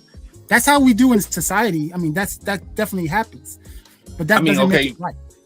From that argument, though, when you say from the biblical standpoint, if you're arguing from like a belief, right? That's a hard sell, because for people who believe the Bible, the moral code comes from the Bible. That means you can't say that there's the creator who designed everything is immoral. Who is the one who decides what morality is from a creator narrative standpoint? But the creator. So if the creator says it's good, then who are you to say that it's bad as the creation? The issue. Hold on. Okay. Good. Assalamu alaikum, yo. So Real the quick. answer to that. Okay, go ahead. Well, you gave a good example of that. You know, if you can prove it yourself, if you can demonstrate it, then that makes it true. And I feel like if you're just taking it from a God or a holy book, then you're just, you know, being a sheep, you know. And like the other gentleman gave an example. Go ahead. Yeah. Go ahead. So one of the concepts about is that this guy claims to be perfect, that there is no error in him, and that he has no favoritism. So if you make that assumption, and you have to play the hypothetical game by allowing the assumption, right? Now, can you find fault if you allow the assumption? Of course, you can find fault if you do not allow the assumptions, right? So if God is all knowing, all powerful, always fair, always just, and unable to make an error, then everything he says has to be universally applicable. His morals would be in line with what I was saying, that it would be universally applicable and always correct. That if I make a rule and I make a mistake, there's inconsistency. This is what I'm asking. Who determine what made, like, who right or wrong? Like, how are you? There is no authority. There is no authority. Right. So what you would do that's what the difference is. if you create something, you have complete authority over it. Would you not agree to that? No, I'm not. You don't creating agree. anything. You don't. Hold on, I'm no. not creating So I anything. think I'm proposing a hypothetical. If you create something of your own hands, do you not agree that you have complete authority and control over whatever you created? I wouldn't say that. No. No, Does that you apply would to- not say that. Well, No, I would argue that laws, nature, and reality says completely otherwise. If you go down and chop down a tree and build a house, and I come and just take over your land, you gonna fight for it and say that is mine. I built it. I created it. You can't just come and take it. You're not gonna just sit back. Well, you know, I left out and went to go get some. They just moved in the house that I built of my own hands. No, it don't work that way. That is your You're talking property. about being You're going to practical. fight for. Free Palestine. You're talking something emotional though. That's more No, it's- emotional. I'm Because if I talking about- decide to give it to him, if I decide to build a house and then you take it and I get, all right, I'll just build another one. Then You that's relinquish the purpose. ownership. You Yeah, relinquish that means- ownership at that point. But the moment that you I don't speak own up, the moment why you don't. Because where did I get the materials from? I didn't own the materials. The very you went out and got the materials and chopped it down yourself. Yeah, but I don't own You them. telling me right now? So you're telling me that if you did the work and chopped down the material, right? You would not be any kind of remiss if somebody came and just took all of the resources that you just worked hard for and built something for them and their family and friends and don't let you participate in it. You would just act like that's just what happened. No, most of us. I think that's a good understand- argument, brother. But they're doing most it- of there's us some understand Jews what you're saying, who are but taking there might be land. some submissive dude that says, "Okay, let you have it," and then that would defeat your purpose. No, that would No, that no, would no, Trump it don't. exist. It would just mean that he got his stuff stolen. Because I guarantee, Yeah, if but you there's a ask counter that, model. if you ask that Counter submissive model. dude what happened, he gonna say they took my wood. He's not going to say they took the wood that I No, had he just might cut not say down that. and Free it Palestine, belongs to the He He may earth. not No, say that. they took. He may my not say wood. that. No, Listen, it's not Free mine Palestine. to begin with. They can have I this, disagree. this nature. And- They can have this nature view that the world is nature, and he took something Right. from nature. It's not And mine. everybody who has that nature view is also that I've heard personally is also of the mind that you are the owner of things that you create. No, that's Does not that necessary. Does that Is I've it never possible? heard that. Yes, I've it's not never heard necessary. anyone say that a person who develops and creates something does not own it.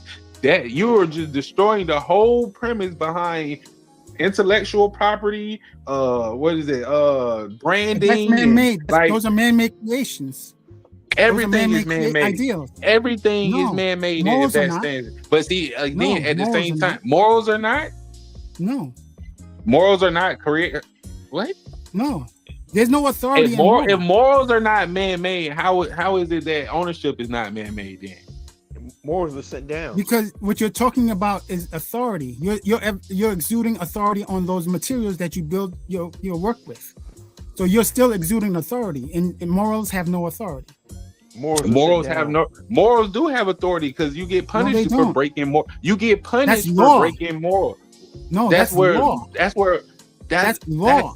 That's not morals. That is the foundation. The foundation of law is morals.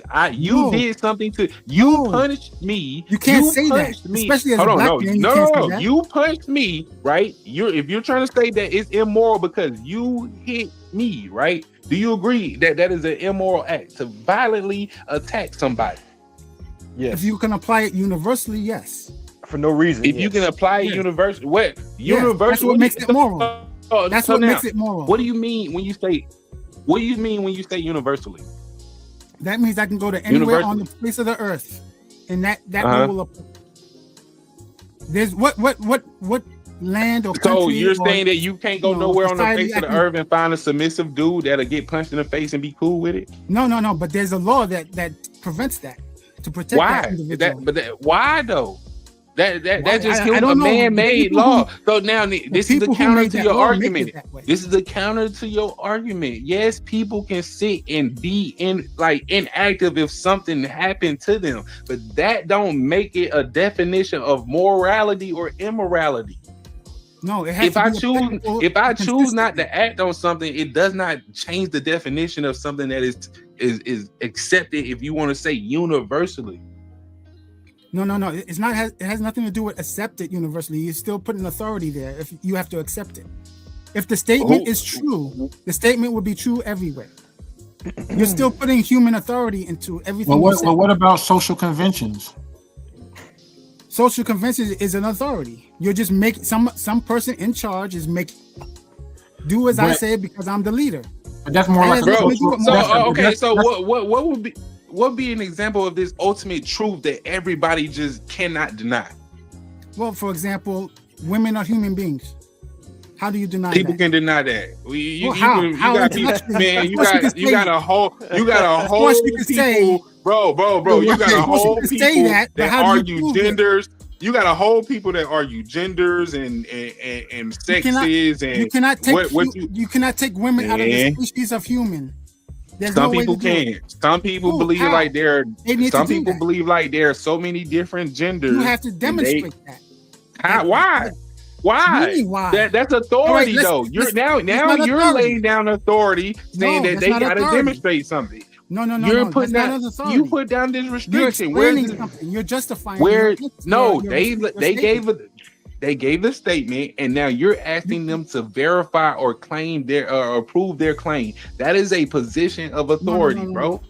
No, that's right. not. And if a woman thinks if a woman thinks that she's a god or a goddess, that doesn't make her one. Right, but it's not a universal concept that she's a woman because she doesn't accept it. No, it is a universal concept. If you accept, what if she don't accept it that she's a woman? She's transcended woman. She's a goddess now. She's no longer a woman. It don't matter what she thinks. She a woman. It doesn't matter if she's going to fit the rule or not. But I thought we were trying to see that's authority though. I thought we were trying to come up with a universal truth. Right, that is authority, bro. When you say it don't matter what she thinks, you were exerting authority in that moment. No. So now, truth value with what people think. You say what? You're confusing truth value with what people think. You're asserting authority to determine what is truth, bro. You're asserting authority. Right. If somebody want to identify a female, right, and not call her a woman, like the brother said, she's transcended a woman. She's no longer a woman. She is a goddess, right? That defeats your universal principle, but you're saying that she can't do that. And I'm telling you, I don't disagree with you. That is just a form of authority. No, it's not. I disagree with you. So to the brother Ray, real quick. Would you say that treating others the way you want to be treated is a universal truth? Not necessarily, no. Not necessarily. Okay, so that has it, because when I think of universal truths, I think of things like math. Yes, mathematics, like 5 times 4 is 25. Science may be universal. No, no, not science. You can counter that math is not even universal. If you want to say that you change something like 5 is just a symbol to represent the quantity that we give after 4. If somebody brilliant enough to come up with a different way to quantize things and give it a whole new name, you could perform equations similar to addition under this whole new system. Well, yeah, but it has to be consistent. Because it has to be consistent, and there is no such thing. Well, so that is no universal unless you have an authority that say, this is the bare metric that we're going to go by. Right, and it generally accepted consensus. Just because, like, even like you is universal. Science, you don't understand truth value. Hold on, Ray, real quick. Scientific theories are always open for refinement as well, right? They're only valid until a better theory comes along and disproves it, or not new information, new data, correct? Yeah, but hold on, you can't use science as an end all be all because no scientific theory is absolute. When we're dealing with absolutes, science, but there's science facts. But then, if you're making that argument, then how can you say there's a universal truth in philosophy? In math, because the statements always are true. The truth value of the statement is never false. That's what they refer to as a tautology. Do we have to all agree that it's true for it to be a No, universal? it's not. It has nothing to do with what you think. It has Okay. the truth value of the statement needs to be true and always true, no matter what circumstance. That is an absolute. It has nothing to do with what people believe and what people think. It has nothing to do with people at all. It Like I has gave to. the example. I gave but the who example comes of with winning the the Super Bowl a year from now. If I guessed it right, the statement will be true the moment I utter it. But that's the fallacy. You're assuming It's not a that somebody's fallacy. already determined what's right. What is No. who determines it? There is no person to determine what's right. That's an authority. That you're confusing authority with morals.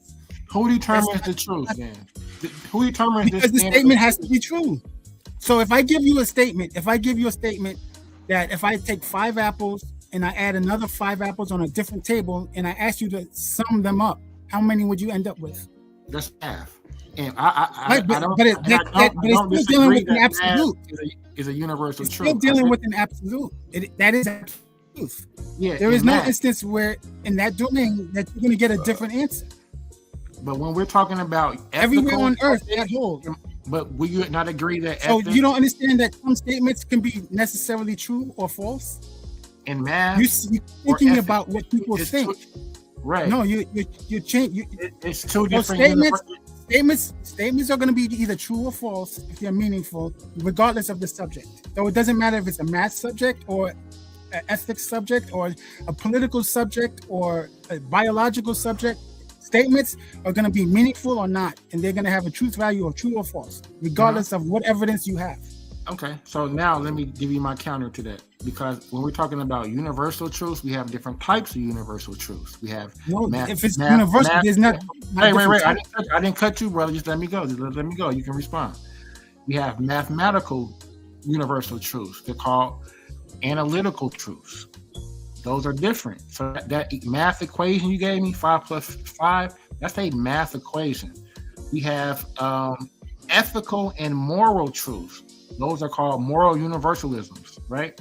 Those are what this is what we're talking about in regards to ethical and moral universal truths, right? So I'm asking the brother to give us some examples. I gave an example of treating your neighbor how you want to be treated as possibly a universal truth. You said no. So can you give us a universal truth that doesn't involve a math equation?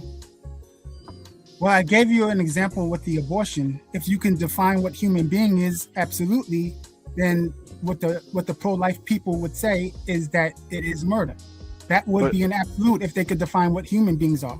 But since they can't, right? Which is why it's the problem. Right. So That's why it's not. So that's not a great example if people don't agree on it. You know.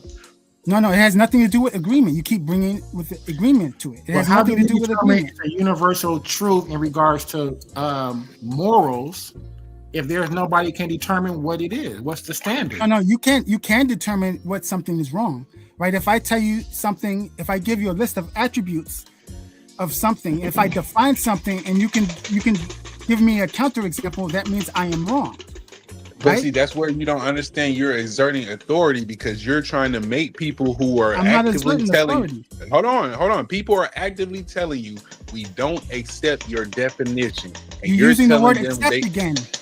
Again, word that's accept. what because has nothing to they do don't with accept accept. it. They again, What what do you makes mean them you don't wrong? Besides, what makes Because them you wrong? can give them a beside- counterexample. Right. Like if hold I on. tell you 2 + Listen. 2 is 8, you can give me a counterexample why it's not 8.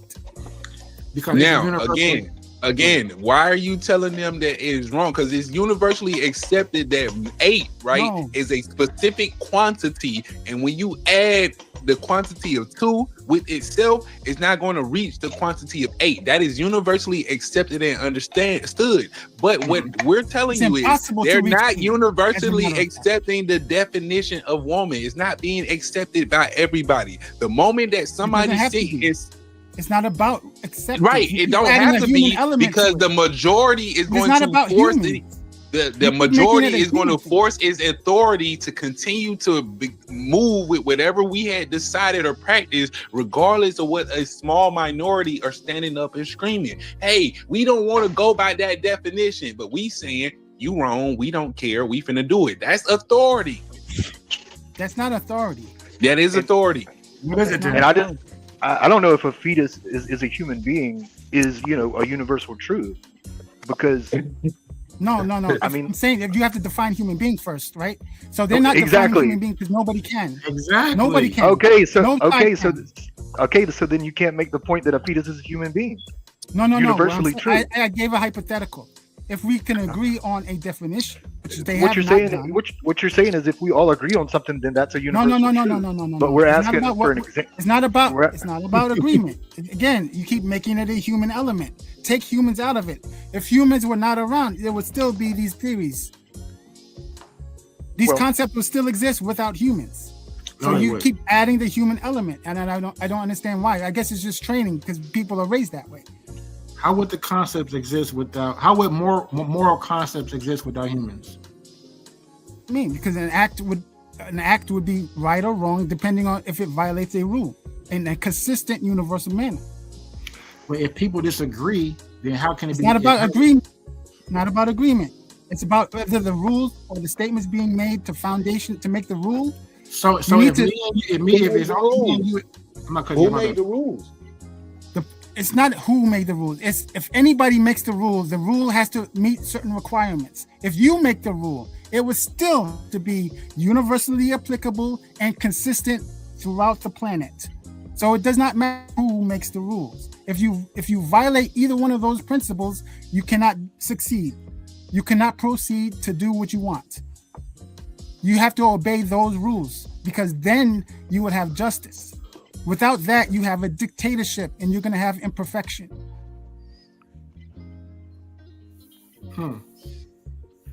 So you're saying there's this universal law, so to speak, that we all are innate in our DNA that we just know.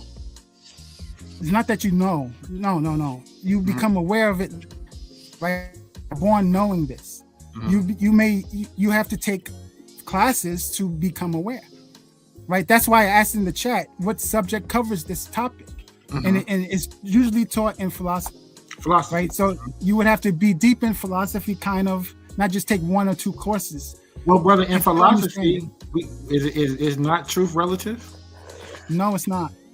Truth is not relative in philosophy. No. So what may be true to me, your truth may be true to you. Everybody's truth is relative to themselves. But that's not correct. That's slang. Yeah, that's slang usage. Okay, so what that's is that's not an academic usage. Well, an objective truth has to be absolute. I'm here to learn as well. So if you're you have a degree in philosophy, so what's the correct way to say it? So the correct terminology, if you want to be pedantic, is contingent truths. Okay. Like there are different kinds of truths. So there's truth is contingent. Okay, I said relative. So there's a contingent truth and there are objective truths. So Okay, I thought you objective said truths and necessary truths, they kind of are interchangeable. And is that so the same something- as absolute? 'Cause, Absolute, I mean, yes. Absolute is Okay. another term that's used, right? Where it's impossible for it to be false. Like if I say it's impossible for a dog not to be an animal, I think you would all agree with me. Well, is there a difference in a fact and a truth, right? Yes, there's a difference between fact and truth. Facts don't have to be always true. Exactly. So so you said what did we say? A dog is an animal. That's a fact, right? Yes. Okay. So if you use the scientific terms, right, that would be a fact. There's no such thing as a dog that's not an animal. That doesn't mean it's a universal truth because again, if you want to bring up, different domains, different universes and stuff like this, then it might not be universal, right? So you have to define domain. Like that's why I'm defining the domain and about this topic, let's say abortion or morals, to Earth. I can't say it's universally true throughout the universe on another planet, in another galaxy, somewhere else. I'm talking about a specific thing because that's how I mess up too. Like anybody can make a mistake. Even I make a mistake. Sometimes I'm not defining the domain correctly. And then I get caught with a counterexample. That's how you know something is wrong. Absolutely. That if I give you a rule set and then I violate that rule set and you're like, but Roy, you violated the rule set you said. Then you busted me, right? Okay. That means I made an error. That's absolutely irrefutable, right? So okay. So it says dog is an animal is both a fact and a truth. It says it is an empirical fact, meaning Yes. that a fact that is verifiable, objective piece of information. Biologists can verify the fact, blah, blah, blah. Yes. Is it an objective fact though? Is it so- an objective truth, I should say? Yes. No, an objective. It says an fact. empirical fact. So it doesn't use the word objective. So that means there's a difference. So truth, right, it is basically conceptual, right, in this instance, right? So it serves as an analytical truth. It's true because That's not the an analytical truth. That's not an analytical truth. That's That's a what it synthetic says. truth. That's not an analytical truth. That's incorrect. Well, it You're says using it's sense verifiability. That's how you determine. That's how science determines facts. They're using Well, senses. it says specifically this is an analytical truth. It says That's not an analytical. That's incorrect. in its logical sense. It No, that's not says- correct. Analytical means it has to be true. It's an absolute. Like Well, the it square has says- 4 sides. It's an absolute. Well, it says an analytical truth is one that is true solely by virtue of the meaning of the words used. So keep in mind, we're talking about in philosophy and in conceptual, not, so. Yeah, I know analytical- what analytical means. Yeah, Okay, so it's it a means it's truth that- logically necessary. the definition in the dictionary says an analytical truth is one that is true solely by virtue of the meaning of the words used, right? So that could change, right? That Depending cannot on the change. word so That the cannot concept of a dog is because we know that it's specifically of the Canis familiaris, right? Yes. So if we change that word, right? If you change the word and you still represent the same idea, you didn't do anything. You just called changed it the by another name. So I don't want you to confuse that you calling it something different means it's something different. Right? I could use Why isn't- synonyms why- to refer well, to the same expression. Well, it is. It would be something different if I called it No. something different. No. Right? So if I say Mark Twain is the same person as Samuel Clemens, am I saying two different people? No, but a dog is a dog because we named it a dog. Yeah, we gave it If we arbitrary called a name. dog a pig, if we called a dog a pig, it would be we would call it a pig. But it would still have the same dimensions of what we previously Right. called. So you didn't change much. You didn't change what it is. You just changed what you called it. So in So the- French, they so may the- not call so- a dog so- a dog. so They have a conceptually, French word for it. So conceptually, the truth would change as well. No, it wouldn't. What That's about not those what about those robot dogs? But those are not real dogs. Those are artificial dogs. Oh, okay. Right. So just because I call something different in a different language doesn't mean I'm referring to a different idea. Like I don't know the word chair in Chinese, but I'm sure they have a word for it. They don't use the word chair like I'm using now. They call it something else. Japanese call it something else. French people call it something else. That doesn't change what a chair is. Right? No, but the transliteration. The same word idea. was- The same idea no, is no, being no, expressed. no. But because through transliteration, the word would still remain the same. No, But the they word's could- not the they could- same. The spell could- different, pronounced different. What do you mean? There's the same. What do I mean? So Yeah, if the word is spelled differently and pronounced differently. It's not the same word. it's a It's different not the language. same. It's not Right. the same chair either. Like all those It's the chairs. same. look It could be different. the same chair. It could be the exact same chair. It What do is you the call same this? chair. It's just a different. We're pronouncing it in a different language. Yes. Same word. So the different idea, the idea remains the same, but what we call it doesn't. Right. So Well, the no. same thing, the same idea is true, but you calling it something else doesn't change what it is.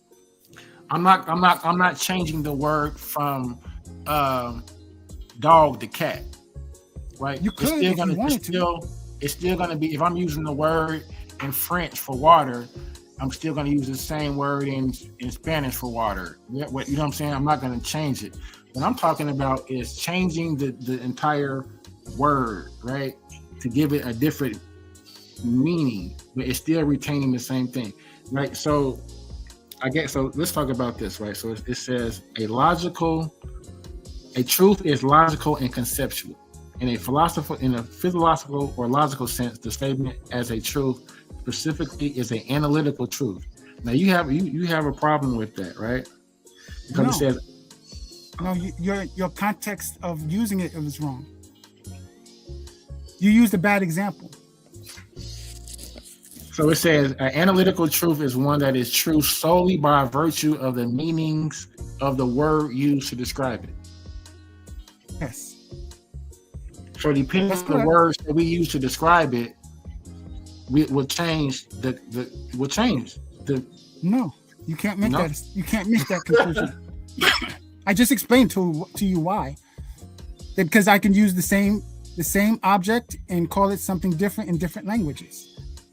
Right, so this concept in philosophy is called a proposition, right? A statement doesn't necessarily have to be a proposition, and that's what you're confusing. You're saying a statement. You think a statement has to be true or false. That's not true, right? All statements are not propositions. All sentences are not propositions.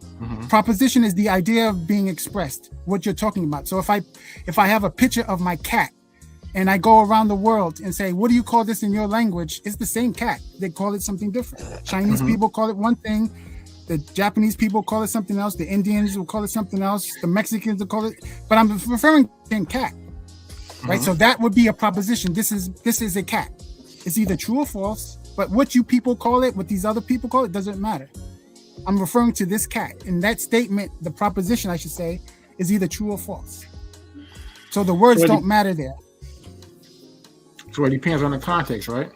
Whether it can be a proposition or not, correct? I don't know if that's. Give me an example. Give me an example of what you mean. You said all statements are propositions, right? No, I said all statements are not propositions. All sentences are not propositions. Okay, so the cat is black in English, right? So if I said the El Gato is Negro, right? That's in Spanish, right? Yeah. So I'm expressing the same proposition, correct? No, I didn't hear it. You came in broken, so I didn't. You broke up to me at least. The black cat. Can you repeat it? The cat is black.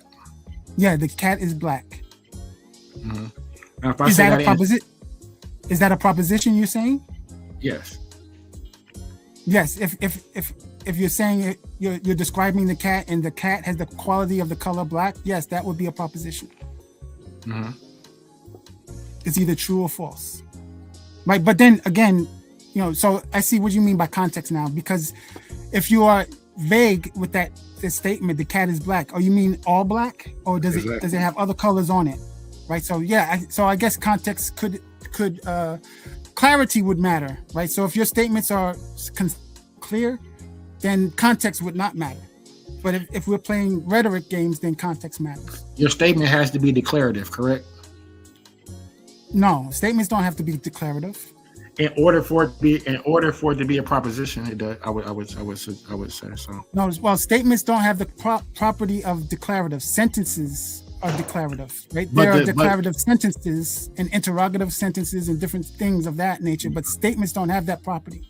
But would not the statement give it the context? I think you're confusing what a statement. Sentence and statements are two different things. Would a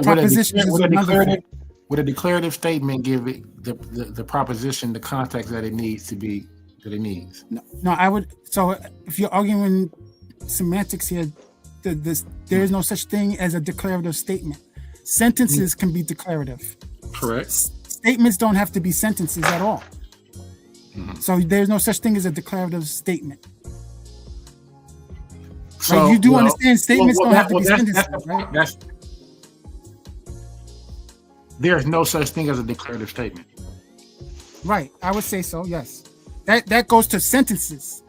That attribute goes to sentences, not statements. Well, I will argue against both of y'all on that claim that there's no such thing as a declarative statement when there's literally a legal term identified as a statement of declaration. Right, but that's not the same thing. You're using declarative statement is not the same thing. You're making it so a declarative statement is not the same thing as a statement of declaration. No, declaration declaration is not referring to the statement. When he says declarative statement, he's using declarative as an adjective to the noun statement. We're using a prepositional statement phrase. is using to declare something. That in that statement, a declaration is made. No. So the declaration is defined legally a certain way. Statement is something different. That's why they're wording it that way. Because if what you're saying is true, then a declaration would be a statement automatically. So why are they wording it that way? A statement of declaration, often referred to as a statutory declaration, is a legal document in which a person declares certain facts to be true, typically in the presence of authorized witnesses. Okay, so that's defined by an authority, right? That's the way the legal people use it. That doesn't mean that's the definition of a statement. Statements don't have to be sentences at all. Statements don't have to be true or false. So, the context here is you're using one specific context, not a universal one. Every word we use is identified. Matter of fact, the very structure of communication has an authoritative body to it. We are taught the federally regulated language system, right? They tell you how you write certain things in order to get your statements, questions, and propositions across when you're transcribing it, right? You have. Hold on, you broke up, or your volume went down. I can barely hear. Can you fix your mic? Your volume went down real low. No, he cut in and he cut out, but you can go ahead. So what he's describing again would be the ethics, right? These are the standards we expect of you to be satisfactory. What we accept. That's an ethical thing. That's not a moral thing. It's not like, well, you're immoral for not doing it. Pretty good. All right, so you were. Oh, that's Allah. I'm gonna mute you. Are you trying to say something? Assalamu alaikum, yo. I muted him.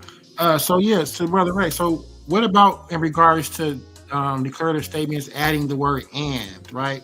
So let's just say I ate an apple and orange, right? Are those not two declarative statements combined? You can make a declarative, you can make a proposition out of it. Right. But it's not necessarily a proposition the way you have it put together like that. Right. So when you have an and, that's going to be a logical operation, right? Like a conjunction. Right. Yeah. So to say I have an apple and an orange, I can use logical language to describe that, and then form a proposition. Okay. Yeah. So it would be a statement, but I want to be clear that all statements are not propositions. Right. There are statements that are not propositions or true or false. So the words, the three terms are sentence, statement, and proposition. They do not always mean the same thing. There's some overlap, and there's not some overlap. Can you give us an example of a sentence or statement that may not be true or that could be true or false at the same time? So you want an example of a statement that cannot be true or false? So a sentence, so an interrogative sentence is a question, right? What time is it? Is not true or false. Okay. Right? Exactly. A statement that is not true or false, right? My watch likes ice cream. Is not true or false. So it's not a proposition. Like ice cream? Yes. If I say to you, my watch likes ice cream, vanilla ice cream, that's not a true or false statement. That's not a true or false statement. No. You would think it is. You would think it is. That's the way we're taught, like in growing up. But I mean, it turns out to be it's not true or false. It's not logical. Exactly. There you go. It's not. any It's not statement true or that's false. illogical is automatically false. It No, can't be no, true no, because no, it's no, no. illogical. You were Right, no, no, no. You were right the Let me first finish. time. Let me finish. Your statement in reality could never be true. So therefore, it is automatically a false statement. No, that's where did you get that idea from? There's Reality. more than no. That's a binary logical system. That's what that That's means. reality. Your watch No, no, no. cannot, No, bro. no. Your watch. In your watch reality, physically, we have modal options in reality, right? So there are Bro, more than two so, values. I understand that. I understand that. There, we do it, but in some cases, there are only two choices: is either up or down. Right? You can go left So how or do you right. define Right? those? How do you define those? So when I say my watch likes ice cream, how do you define the domain? To be binary only. Now, based off of what we were talking about, what we know to be universally true, right?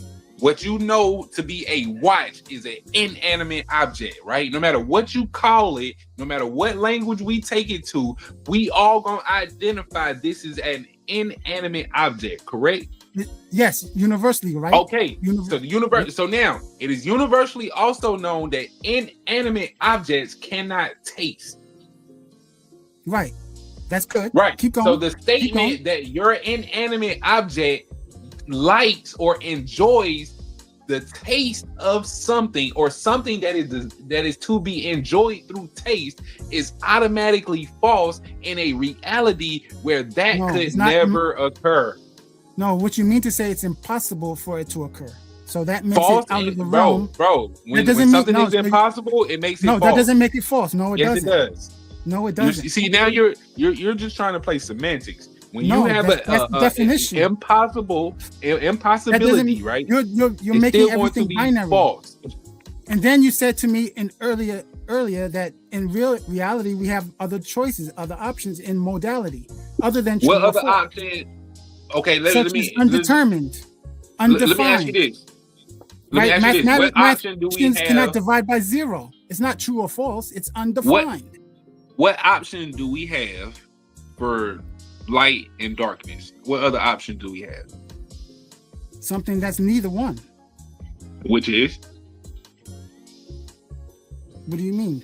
Which is if something's not light, something what something else that has besides- both properties combined. What? Right? Which Something is with what? both properties combined. I don't You need an have both abstract. properties combined. I'm not looking for an abstract. I would like a finite example. I don't have a finite example. I only go by the principles of logical rules. I don't have to have a And finite example. I'm just saying, bro, that's illogical, bro. When if you No, cannot, I'm using if logical you cannot rules. express Because I it cannot in name- reality, it's just completely illogical, bro. And No. therefore, anything that's illogical is untrue. No. When you, That's when you just say the reality. illogical, what do you mean? Hold on. When you say illogical, what do you mean? It's not practical. It's not sense verifiable. What do you mean by illogical? It's impossible on in a sense of reality. It's just impossible, illogical. So when something is a fallacy, is that illogical? No. What do you mean? So you're inconsistent, right? One minute you tell me it's impossible, then fallacies are not impossible. What? I think You like know you- you know you messed up, right? You know it, How? don't you? No. Because you just gave me two different answers. You said something illogical is impossible. I asked you, what are fallacies illogical? You said no. No, I say if anything is illogical, it is false. No, that's not what you said, brother. Now you said something different. And that's not even correct because they're still undefined things. Just because so if I tell you, the Jets are going to win the Super Bowl 5 years from now, is that illogical or is it true or false? I think it's a claim, and you would have to submit evidence to prove it, Right, whether so it's you true have or to- false. No. He But said then he made if this the brother other- said that it has if to be the- true or false. If the other person he made it binary. If the other person said that that's illogical or false, then they also have made a claim that they would have to support with evidence. So the Right. third option would Yeah, be but to what do you mean by evidence? whatever convinced you that thing was true. No. I don't have to have any conviction to knowing that it's true. I'm just Right, but if guessing. bro. No, because And you if it asked turns me out to be something. true, I would be right. You Right? asked So me the it truth was a value doesn't change, brother. Just because people don't agree with it, I don't have any evidence, doesn't change the truth value. Without evidence, it would still be true if it turns out to be true. If they happen to win, my statement was true the moment I uttered it. So you Right, guys are now thinking look. that science is an issue here. That truth is well, no, coming from science. We would just Bro, have to wait can on you the have a- evidence that they won. Can you have a I have theory no evidence. that I don't need evidence to have a true statement. It wasn't true when you said it. You said they No, will it was win. true when I said it. You just didn't. It was true the moment I uttered it. bro, can you have a statement, right, or a belief, right, that is a fallacy, but yet it's still logical? No, you cannot. You can have an illogical fallacy that happens to be true, but you can't have it the way I you didn't. That's not what I'm asking. Can you have a fallacy, right? A failure in reasoning, which renders an argument invalid, right? But you still have your argument is still logical, right? No, they're inconsistent. Those two terms are inconsistent. So if an argument is logical, it doesn't have a fallacy. Right, so a fallacy. I don't know if you guys know the official. Fallacy just means a faulty reasoning, a misleading or unsound argument. You can have a logical argument So based off of you false need a better information or definition than that. Hold on now. You can have a logical argument based off of misinformation. So the fallacy is the misinformation. That don't mean your argument is illogical to where it does not or it could not take place in reality. No, it has nothing to do with reality. So formally and informally, you cannot have both at the same time. You cannot have a logical thought and then have a fallacy at the same time. You're confusing something different. But you could have a valid argument that you achieve through like illogical methods. No. Sure, no, you can't. Then your definition of validity is wrong. Now, That's a good point. You cannot logically be consistent and have an invalid argument. Right? So if your premises are true and the relationship between the premises and the conclusion is there, it's not disconnected. If there's a relationship between the premise and the conclusion, a deductive argument would be where the premises are true and it's impossible for the conclusion to be false. Right? An informal argument is without form. It has to deal with the content of the argument. It's not dealing with the actual structure of the argument. It's dealing with the specific contextual components that you have to know.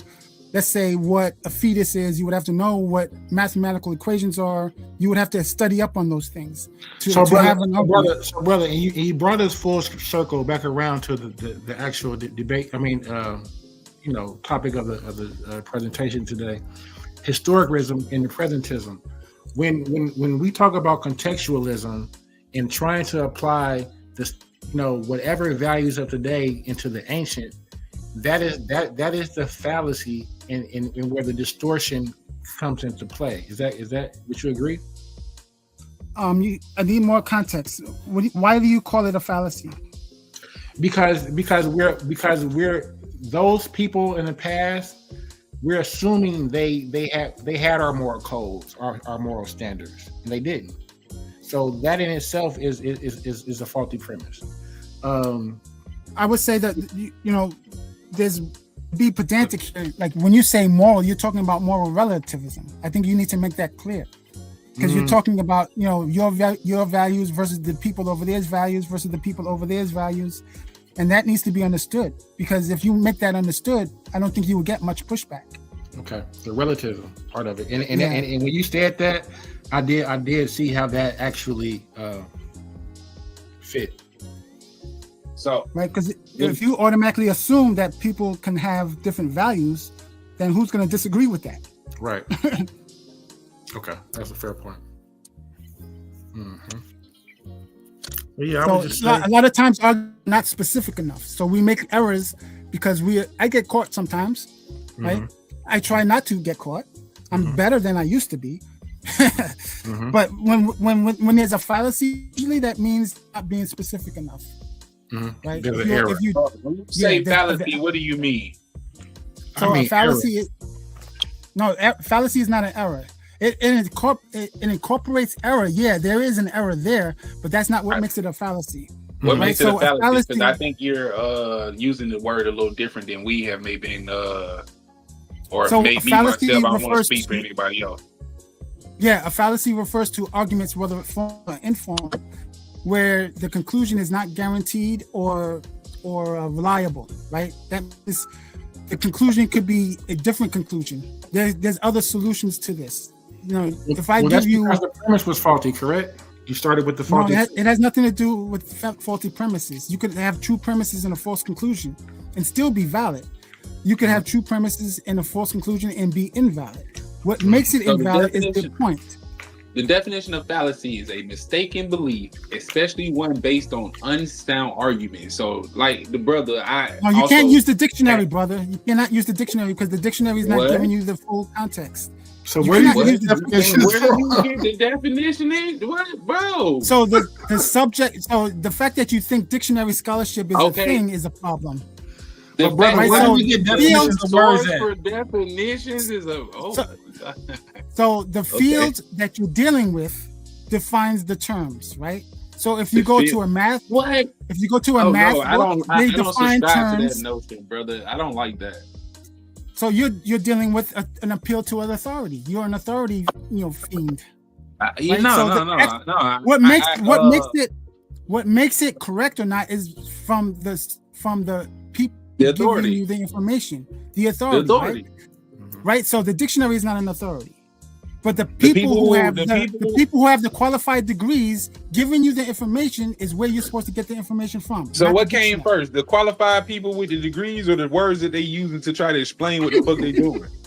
The people qualified certifications and knowledge. Man, these The dictionary folks came here, after the these folks fact. here that are making up terms in the 1900s and the 21st century, the 20th century, these folks were just born. The English language is way older than them.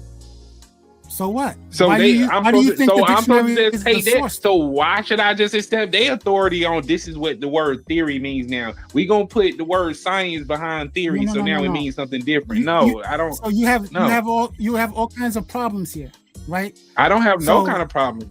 Yeah, you do. Because if you No, I understand have English, complete American understanding. English- I completely No, you don't. understand what people are doing, but I also understand that the words that you're using to try to describe something have meanings before you're trying to hijack them for whatever field you think that you operate in.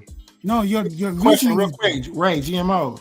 Would you guys want to have a discussion in regards to your contention?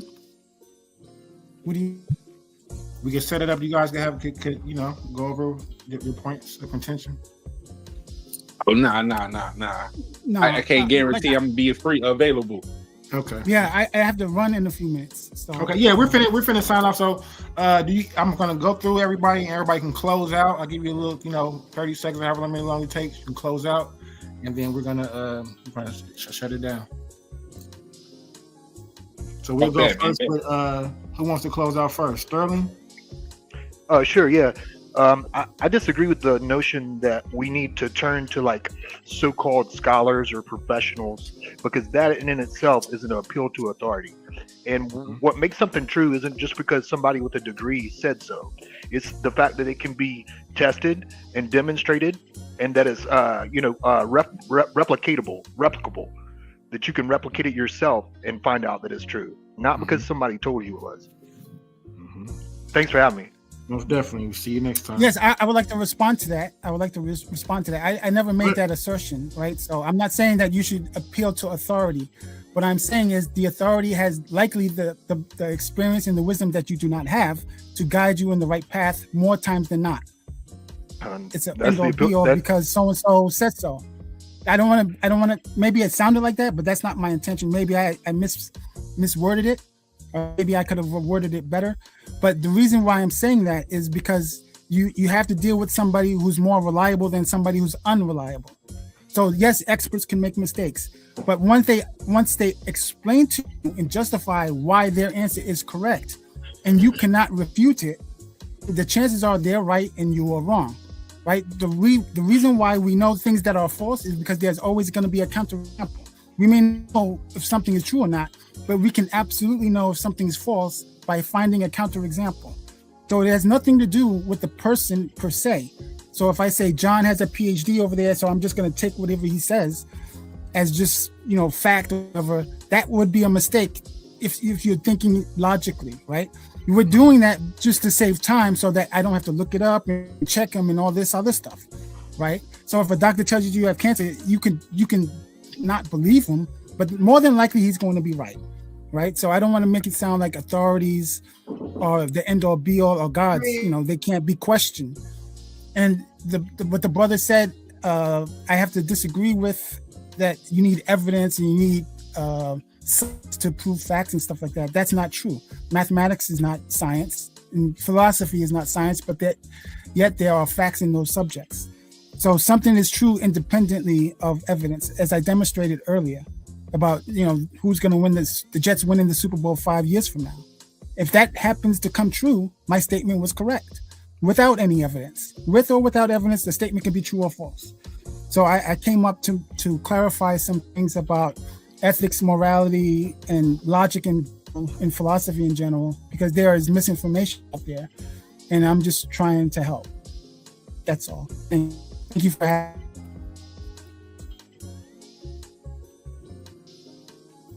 Oh yeah. Okay, was that your closeout? Yes, it is. Okay. All right. So I just Gino didn't go. Is GMO still on? Do you want to close out? Yeah. Yeah, man. I just want to appreciate you brothers for the good conversation and good build. Man, there's a couple of points I could go over where I disagree, but I don't want to drag it out too much, man. The definitions, I want to say that I thought one brother was arguing against authoritative positions, and then ended up arguing for the authority of the gatekeepers in different industries and stuff like that. So that was a crazy flip. But yeah, man, I appreciate it, brothers.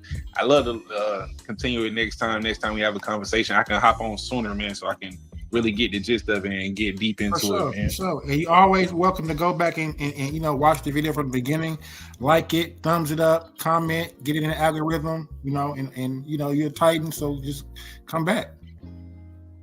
Oh yeah, definitely. Most definitely. So I'm finna my closeout. So today, we open up a lot of doors today here in King's Chambers, but the conversation doesn't end when the stream stops. Take what you've learned, what you've heard, investigate the claims, and build your own clarity. That is the essence of what true power is. And from the Titans Debate League and from me, King J, I want you to go for it, be disciplined in your thought, and continue to build peace and power. Until next time. Peace. Peace. You guys can see yourself out.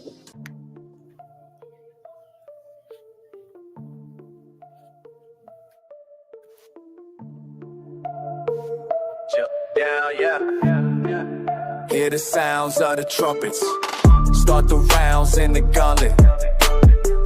Get down or lay down when we stomp it.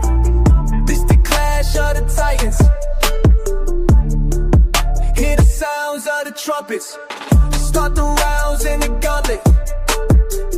Get down or lay down when we stomp it. This the clash of the Titans. In a dimension where Infinity Gauntlet is a mere toy compared to the intellectual prowess build and destroy the cipher.